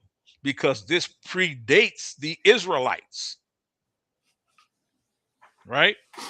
This predates the Israelites. But what do we see? The same name continuity that exists, right? And was done by Douglas Petrovich, a PhD scholar, right? And you can see this same name in Exodus 31:6. But this is the inscription of the name here, right? So we got somebody from 1842 that takes us back to the Hyksos, right? So we know that this is a West Semitic name, or at least an Amorite name or Amu name, right? Right. That Right. we see mentioned in the book of Exodus. I'm not saying these are the same people. No, but we still have the same name convention listed here, right? So we know there's a continuity, right? That exists, right? Here's something that people rarely talk about. This is a Sinai 115 inscription. This is circa 1842 BCE. The slab in question, known as Sinai 115, dates from 1842 BCE and is on display at Harvard Semitic Museum. It identifies Joseph and his two sons. It says Listen to Ephraim and that. Manasseh, right? Yeah. Okay. So it talks about Ephraim and Manasseh, and it's inscribed with the words 6:11, right? Okay. Hebrews, Hebrews of Bethel, the beloved, right? So we know that these people existed well before you get to the name, right? So these things exist, right? Then you go to the Berlin pedestal. That's 1550 to 1290 BCE. Some people date it within that time period. Why is this important? Right? Because in ancient Kemet, it shows, and I'll go down to the next one right here, and it talks about it's broken off. It shows classic Egyptian Western Asiatics, right? Asiatic Mm. this time period, right? Watch this. The statue bas relief fragment in the Egyptian Museum in Berlin. The broken name ring on the right is the one in question. This one right here, right? Van der Veen, Theus Gord, 2010, right? He talks about this. We know that this is, if not an Israelite, we know this is West Semitic or an Amu or the Amaru. We know that these who these people are, right? This is what me and King Jay have been referencing to. But we know these people existed, so we can show the continuity, right? We can show right here. This is the archaeologist drawing of it that finishes that name ring. You know what that is, Jose Francis, right? The name ring right there. Who is this of the what? Of the prisoner. Those of you who say that they didn't have slaves, what did they have prisoners for? Well, They weren't put through slavery. well, We know I that got to these do it, things, man. yeah, I got to do we know that these things exist. Let's look at this. With the vulture motif, Bro, the pure bro, it. slow translation down. of this name ring is right here. These right here, this vulture. Y'all talked about this earlier, right? That vulture meaning, right? You have the I, right? That vulture, that Esau or Israel, right? This is how they would say Israel, right? This name is unique. It is not known in this form only in topographical lists. However, there's a real complexity to Egyptian spelling. The same hieroglyphs can sometimes represent entirely different sounds. So that's the argument right here that this is the word right here for Israel, right? Or Israel, because that R, if I'm not mistaken, can also be pronounced as an L, right? In ancient Kemet, right? So let's continue. Right here it is. The R is also used to represent the sound L. As a modern example, many Chinese speakers confuse the sound R and L, right? I.e., the city of Rome or Roma translated Luoma, right? Due to their form in the word in the final hieroglyphics are best translated as an L sound in the representation of the Hebrew theophoric L, right? So we can clearly look at this and say that it does say Israel. This is 1550 to 1290 BCE, and this is on the Berlin pedestal, right? I'm gonna keep going real quick. I'm gonna go past this, right? Going to the Amarna letters, right? They brought up the Amarna letters earlier. Somebody, I forget who it was. I think it was Mighty Hebrew in the late Bronze Age, circa 1550 through 1150 BCE, right? They were prolific letter writers. What's important about that, right? We know at that time it talks about Canaan or the land of Canaan being a vassal to the ancient people of Kemet, right? What's important about this? Beginning in 1887, Egyptian tomb raiders began digging up and selling the tablets, which were written primarily in the era's diplomatic language of Akkadian. So I showed y'all all the way back here, Akkadian is still being used. It's still being used almost 2,000 years, almost 1,000 years. Here we go. It's still being used around this time, right? Here's the beginnings of that language. This dates back to 3800 BCE. Now, let me go down here so I can finish this off. Let me go down here. I can finish this off a little bit. There's one more thing I want to get to. Man, Right. you really going in on this one, bro. If you Holy. If you look at the Sahel Island or the island in the Nile, they have what they call the famine stele, right? What's important about the famine stele? This is Dr. Petrovich, Douglas Petrovich, PhD scholar, the university at Wilfrid Lanier University in Waterloo, is used Hebrew and the Bible to translate inscriptions found on 18 ancient stone tablets, slabs, right? Here's what Dr. Petrovich, PhD scholar, says has gathered sufficient evidence to claim that the ancient Israelites took Egyptian hieroglyphics and transformed it into a writing system of 22 alphabetic letters, which corresponds to the widely recognized Hebrew alphabet used today. So they used the images of the pictographs, but they gave it their own sounds. So when people say Hebrew is taken from the Meta Neter, no, it's not. They used the symbols, but they gave it their own meaning. There's a big difference how you say that, right? Dr. Douglas Petrovich writes about this, PhD scholar. Let's go. He breaks it all down. You can find it in the Egyptian Museum in Cairo. He deciphers the word Hebrews in a text form from one of these slabs in 1874 BCE, which we'll be saying here, right?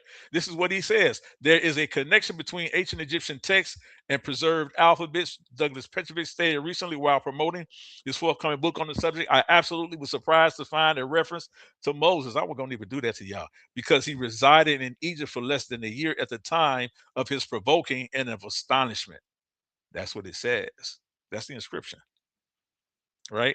Then we could talk about the land of Shashu, the Shashu nomads of Yahweh at the Solib inscription. That's why I was what's the good brother that comes over here oftentimes? Tahudi, right? When they say, oh, you can only start at the Solib inscription. No, I just showed you we can go way further back thousands of years before that when we're talking about the name of Yahweh, right? Especially found in ancient Kemet, right? This is Titus Kennedy, another PhD scholar, right? He talks He about this. killing them. I ain't gonna He even go. killing them. I ain't gonna even go that far back. But if you read the lands of the Shasu nomads of Yahweh Solib at the Tawo, a journal of Nubian studies, 2019. So these ain't nothing from the 1800s and 1200s. Y'all want to get a chance? I'll come back on and I'll do the full presentation. I got about 300 of these slides. I created a full timeline, right? Going back We 3800 have to BCE bring all you the way up back, to today, man. right? And so this is the last thing I want to show you. That's the Shasu of Yahweh. Here it is, Douglas Petrovich, right? So in Sinai, y'all can look it up. This is the Sinai inscription 361. Douglas Petrovich, PhD, the world's oldest alphabet. Douglas Petrovich has deciphered the Sinai scriptures, and for the first time outside the Bible, we can read how the slaves looked at things. And what does it say? Our bound servitude had lingered. Moses then provoked astonishment It is a year of astonishment because of the lady. What lady? Hathor. Why does they say that? Because during that time, if y'all read, they were miners of lapis lazuli and miners, the people of ancient Israel during the time of the Exodus. And as they go, as Moses goes up in the mountain, what they were doing, that's the place where they had a lot of those mining miners, and they attributed that to Hathor. She was the goddess of those miners, right? And so this is from the 18th dynasty, circa 1446 BCE. It's not my work; it's PhD scholars' work. Go argue with the PhD scholar, right? Douglas Petrovich. That's Jericho. The stele of Amenephis. We can talk about that. The Amenephis stele. We could talk about this. I can go on and on and on and on and on and on and on. And as you see, where Jose Francis is, he can come in. He can argue if he wants to with the scholars about what it says in the Meta Nature. And I want to see him read this for us, right? I mean, come on in here, man. Yo, So, you man, doing that's too it, much, man. yo. So that's Yo, it, man. I'm gonna stop right there. Right. Like I said, I got 300 to 400 of these slides, bro, and jeez, it's broken down, and we go through and I go through the actual meta nature. We're not running from it, as you can see. We're breaking it down. We're looking at it, jeez, what it says. This is what I wanted to show, right? This is called ABCdery, literally. It's the Isbet Sarta inscription, and they call it ABCdery. Do y'all know what that is? It's a piece of stone or slab where you can literally Stele. see. No, it's not a stele, but it's a piece of stone where you can see where they were practicing the Israelite or Hebrew ABCs, basically, right? They were Okay. practicing writing, right? Aleph, Bet, Dalit. They were practicing Gimel. They were Right. practicing the writing, right? And so you can Small, Gimme, see, yeah. So when people Dollar. start, yeah. So when people start talking about, oh, you can see them with their chicken scratch. No, they're practicing their alphabet, and it's literally Right. called the Isbet Sarta inscription, right? And this was found in 1978, something like that. But guess what? They date this back to the same time period as the Book of Judges. That's around 1100 1000 BCE. So when the brother comes on and talks about we don't have anything before 600 AD, man, that's just ludicrous. I can go all day on this. I got Ap- ostracons up the wazoo, bro. And Apostle, We had to primaries. bring you back, Yara. These are Apostle We primaries. Kassad, had These to are bring you back primaries. so you can go in depth. word. Yeah, these are Apostle yeah, Kassad wants the link. yeah, Who? these are Kassad, yes, Kasai. Kasai. Let my good brother up real quick, Kasai. Yeah, Yeah, just hold real on. quick, and Hold he can on. close out. He can close out. And so Okay. this is Let me see. Ishbaal, right? So we can go in, right? This is during the time of the Judite kings, the king of Judah. Like these are things that we know existed. The Shishak inscription, 925 BC. Like I said, I can bring this all the way up to yesterday, right? From 3,800 BCE to yesterday, and today once the sun go down. identified as Shoshank the first, swept through Israel and Judah, conquering city after city. The Huh? Bible describes the campaign in Chronicles, Second Chronicles 12, 2 to 4. Man, I'm really impressed with this work you're doing, brother. Yeah, I ain't even why didn't you tell me you're doing this, man? man. How long I've had this work, man. I've had this work for about 3 years. I Wow. just Wow. don't. I just haven't had the Yeah, opportunity to. I won't say that. I just haven't done it. I just yeah, haven't done it because I say a lot of things and people are like, man, you made that up, but I already know. I just laugh at them.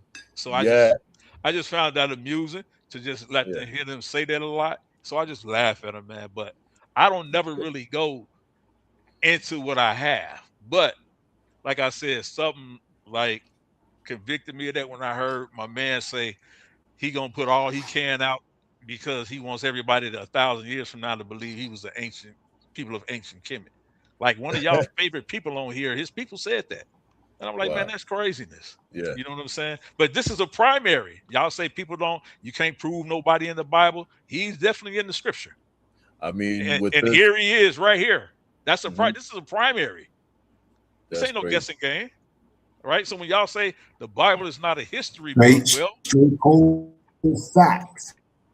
you Yep. know, if you look at some of the McGraw-Hill textbooks that your children are reading, guess what? They'll tell you that there were no slaves brought to the Americas. They'll tell you they were migrant workers looking for a better Right. life in America.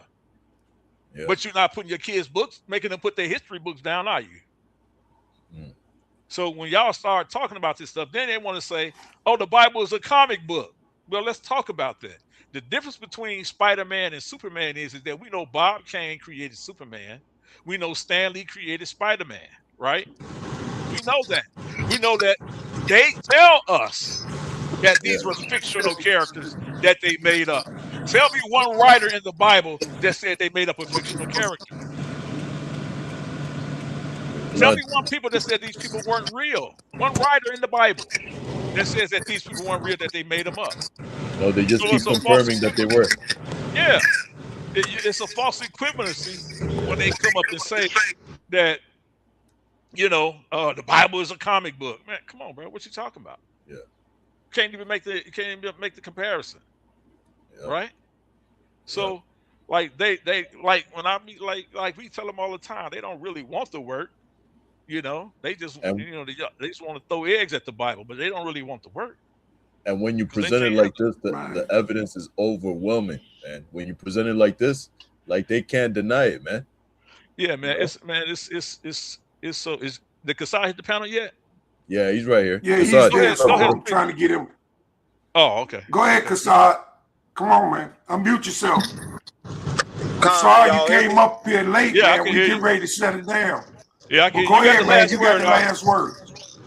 Con, my bad, man. I was just jumping in. I was in the chat earlier when you had the mighty Hebrew and them on. It was a little Hmm. wild, but hey, man, I came back in because I was at work and I caught the tail end when you was on the Berlin pedestal where it Hmm. mentions Ashkelon, Canaan, and Yeah. Israel. Yeah. No doubt. Um, and I remember like, bro, that was one of me and your first interactions when we both pulled that source on Reggie. And Hmm. it's on the deleted video, but this was one of me and your first interactions, bro. So I'm like, Yeah. man, y'all right up here. He up here going in the bag, man. He can't be doing that right now. Yeah. word. You Yeah, said man. But deleted. yeah, They I deleted it. didn't. Yeah, it's I'm gone mad. now. It's I gone. didn't catch the whole context of everything. But hey, you Mhm. you going in, man? Ain't no all this the Bible and stuff ain't history. Look, man, we got the Messe Stele Yeah. and the Messe Stele. Not only is the Messe Stele, but the account from the Messe Stele is told in the Bible. That's important. Um, Yeah. On top of that, you don't have any record of the Israelites conquering, coming into that territory unless you have the Bible. So why is Meshe saying that these people came in and conquered his land and so Facts. forth and so on, and he got to fight back? We see the documents from Egypt, the Merenptah stele. On top of that, other inscriptions, the connection with the Karnak temple, as you mentioned, also Shoshank's campaign as he Hmm. goes up the Shephelah and goes through the Runa passage and kind of starts attacking Israel and all this. We got this stuff documented. I'm telling y'all be playing. We really waiting for you to step in the ring so we can knock you out. That's really what we They, waiting on. they don't want to do that, bro. They be running, man. They be running, But yeah, man. and the They be last thing I wanted to touch on because I noticed you also brought the Douglas Petrovich. One of the actual Sinai inscriptions they have running. both the Egyptian and the Hebrew version of it. Right. Yes. So not only we know that these are two different languages from two different cultures and stuff they're speaking, but they're using the same script as you pointed out. The Facts. Hebrews Yep. took it to use their own language, and Hmm. and not only that, but it also has the Pharaoh name on it, right? Hmm. And it's not one of the pharaohs that a lot of people want to try to attribute to him. It's not a new kingdom pharaoh when this stuff starts. When the That's Israelites and facts. stuff first are documented there, is they're in the Yep. middle kingdom. Yep. The pharaoh name on the inscription with the Hebrew or the Sinai inscription in the Egyptian inscription, his name is Amenemhat III. That's a middle kingdom pharaoh. Middle Kingdom Pharaoh. Yeah. Yep. You know, so hey, I wasn't trying to come in too much and step on anything or add too No, much you to it. I good. just I just hit it. I was like, man, he in here. he dropping some jewels right now. I gotta come tap in real quick with the elder.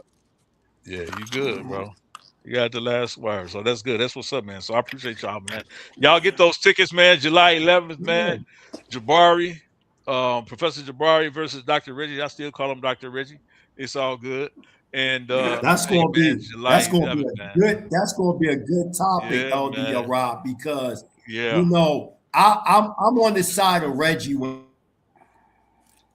yeah. when it comes to the Cometians did look at the netters as literal. Now, if you wanna talk about certain things about that a SAR get chopped up 14 times, and what I mean, they're Well, that's scattered crazy, throughout right? ancient And Quebec put back and together. this, that, and the Yeah. third. My thing is this. My thing is you're going to have, and I see Kashad, Shalom, young Lord. So when you have Shalom, when elder. you have Shalom.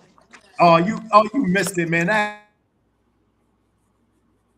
had to fry some eggs earlier, man. You missed it. You had to rewind this back, man. You know what I mean? But getting back to what yeah, man. You know me, I'm Hebrew I seen you forever, man. cooking I never on convert. the DNA. I Yeah, I cook seen these that. dudes, man. Listen, let me focus on brother Reggie and Professor Jabari. That one of the problems, Elder Yara and Elder Apostle, is this word myth. And Yeah, I've been amongst these black conscious brothers and sisters for many years, and they use that word myth loosely, like faith. They use that word loosely to justify something not being real. Well, the ancients never looked at what is being defined today as myth like that. Myth was really was a legend based on a true story or event, but it was shrouded around certain esoteric teachings. Those that weren't initiated in certain systems looked at certain things with a literal eye, and those that understood knew better. But they never said that these netters didn't exist. Okay, we know it ain't a man walking around with a falcon on his head. All right, we know that. But what is the symbolic understanding behind these things? You know what I mean? So we know for a fact, for a person, for instance, to understand astrology or astronomy and give stories behind it, those that created these ideas had to see things on earth to give an understanding what was going on in the heavens. We talking about the psychology behind what is being displayed as a so-called myth. You seen them earlier talking about a pandemistic ancestor, and the first thing they think it's a person that's not real. What they got to stop doing, y'all got to stop parrot chirping from European scholars. Many of the arguments that came on here tonight are old 18th and 19th century arguments, man, that been played out. Trying to say that the Hebrews didn't exist, the argument that the Exodus story never happened, all that stuff came from Eurocentric scholars, Euro Gentile scholars. And what did y'all do? Instead of doing y'all own ground footwork research, you know what y'all did? Y'all just parrot chirped off of what y'all read. Y'all ain't do no ground footwork research to say, the Hebrews weren't in Africa. Like you hear, and Garfield even put it out there. He'll say, well, they would have died in the Sahara. No Hebrews, because he argued that there were no Hebrews that went into West Africa. They would have died. But then turn That's around and crazy. say that these Euro Gentile Jews, the frankincense and myrrh trading routes to get to West Africa and intermix with African tribes to produce these converted Black African Jews. You see the oxymoron or the yeah. contradiction. You will say that the Hebrews, no, they died off. They would have never made it throughout the Sahara. But if we looking at the Romans invading, what I'm saying, the Israelites, and they coming from the north, wouldn't we run further south? If the enemy invade, we talking about the iron army of the Roman Empire, right? If they're coming from the north, naturally we would run south. That's just natural. So it makes sense that we're seeing these Hebrew cultural complexities throughout West, Central, South, and Eastern Africa because they were running from these invaders. And y'all going to sit up here and say that all the Hebrews in Africa are just lying? And if you say yes, then I'm going to ask you, well, what is the motive of them lying? What is the agenda behind these different Hebrew groups and subgroups from different bigger tribes lying for? And they made a movie with Bruce Willis called Tears of the Sun. And you seen how they was executing a lot of them Igbo Hebrew elders and all that. Facts. Right. Facts. That shit. They was killing them because during the enlightened age of Ghana and all them, when you talking about Kwame and Nkrumah and all them that came, they was learning from the West. And when they came back, all them elders that had oral traditions saying that they came from the East, they was killing them off. That's a fact. And if you on the ground, you would know these things. But for y'all to sit up here, you know what you're doing. This is what they're doing, Elder Yara. They say they love Africa, right? But they throw away the oral traditions of the people in Africa and deal with strictly academia. So basically, you saying that the white man is right and your ancestors is wrong. That's what you're saying. You're trying to say that we can't go by none of the oral traditions, so we can't deal with no type of anthropology at all. Then they tried to use genetics earlier, and I destroyed them because the genetic research that they're talking about is only 4 generations. And then they try to bring up the Lamba and talk about because they got certain J1 markers, the dominant genetic marker is the E1B1A marker that I'm saying that defines an Israelite, not the J1 and J2. The J1 and J2 came to the fucking Crusades. That is a fact. And for them to sit up here and say they know history, and then I ask the question, why is it that you keep calling it so-called Middle East, Northeastern Africa? Why is it so hard for you to look at the Hebrews as being what you would call Afro-Asiatic people? And every time invaders came, why did they run deeper into Africa?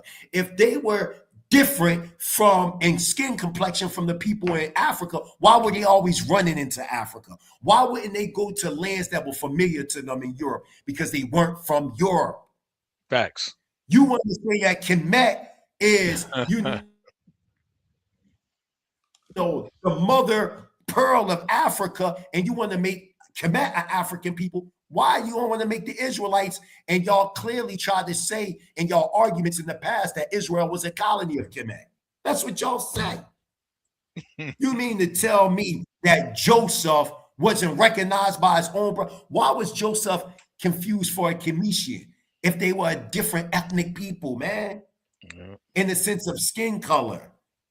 Why are the Hebrews always being identified with African people? Why are they being identified with Ethiopian people? Why they? Let me give y'all a little jewel. Hold on, Hebrew, for a minute. Let me give y'all a jewel. Herodotus talk about there's 2 Ethiopians. Yes. Hurry up and wrap it up, Mighty Hebrew, because I gotta shut it down. Last joint. I'm gonna land this joint. Yo, Elder Yara, let me give you this jewel real quick. Now you know about Herodotus. Yes, right? sir. Yes, sir. All right. So he talk about 2 Ethiopians, the Eastern Ethiopians and the Western Ethiopians. Yep. Yes, he does. And all these Afrocentric Black conscious scholars, they always talk about that, to talk about the greatness of Kush, all the way from Indus Kush to what we know as Kush or Ethiopia today. But you know what the problem is? They don't really tell you who the Eastern Ethiopians are and the Western Ethiopians are. Well, I'm going to tell you. The Eastern Ethiopians are the Yadavas of the Indus Valley that was running during the Ramayanian War. And they went into the same route that Abraham used. When Abraham and them migrants left, they migrated from the east to the west. They will be considered Western Ethiopians. Because remember, Ethiopia only means burnt-faced people. It comes from Ethiops. So when you read the whole story of Herodotus talking about the Eastern Ethiopians and the Western Ethiopians, it's talking about the Yadava Hebrews that were known as the Eastern Ethiopians that ran to what we know as Asia Minor or Asia the Minor. so-called Middle East, which later on they became known as Western Ethiopians. It didn't even have nothing to do with the Cushite people. Checkmate. Facts. All right, Come on. y'all. Let me know if y'all hear this. Peace to you. Can y'all hear Shout, that? yeah, shout out to Sister Cassandra Mensah. Peace to you, sis. Long time. I love y'all. I love y'all elders, man. I love y'all, man. I love Elder Apostle and Elder Yerah, my brothers, my elders. Shalom to all y'all. Shalom. Shalom. Peace, peace and blessings, man. Peace. Elder Apostle, we can't hear nothing. You can't hear it? No. All right, let me do it this way.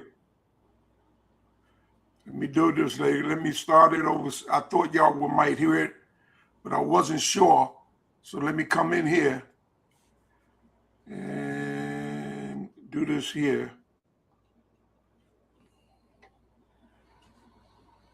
Great show though, Elder Apostle. Great show. Yeah, it was a good show. Yeah. Can you hear it now? Yep.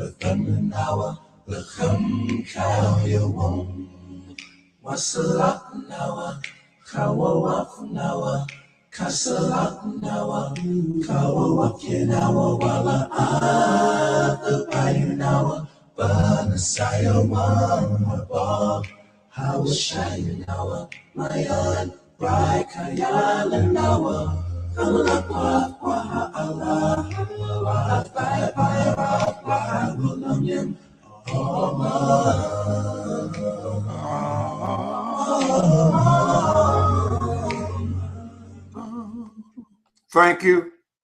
I like to show my appreciation and my gratitude for all of you that were here today that took time to spend time with us. Brother Yara, Elder Yara did his thing. He dropped all kind of bombs in the house tonight. And I appreciate that, him for doing that. Sincerely, y'all. I thank you all for my guests, everybody that's here, everybody that came. Let me see something. Let me get in here because I thought I had stopped that.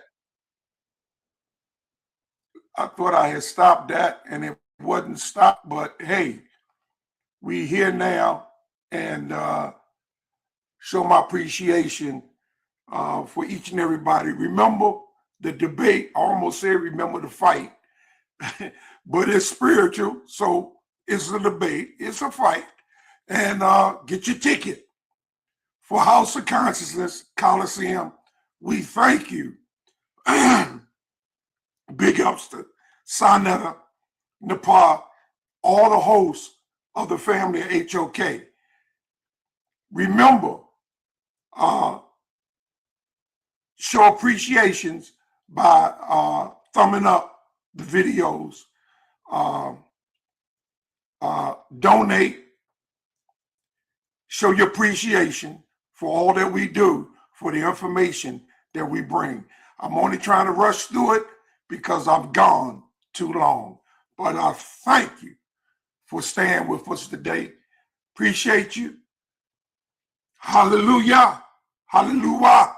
Hallelujah. Amen. Amen.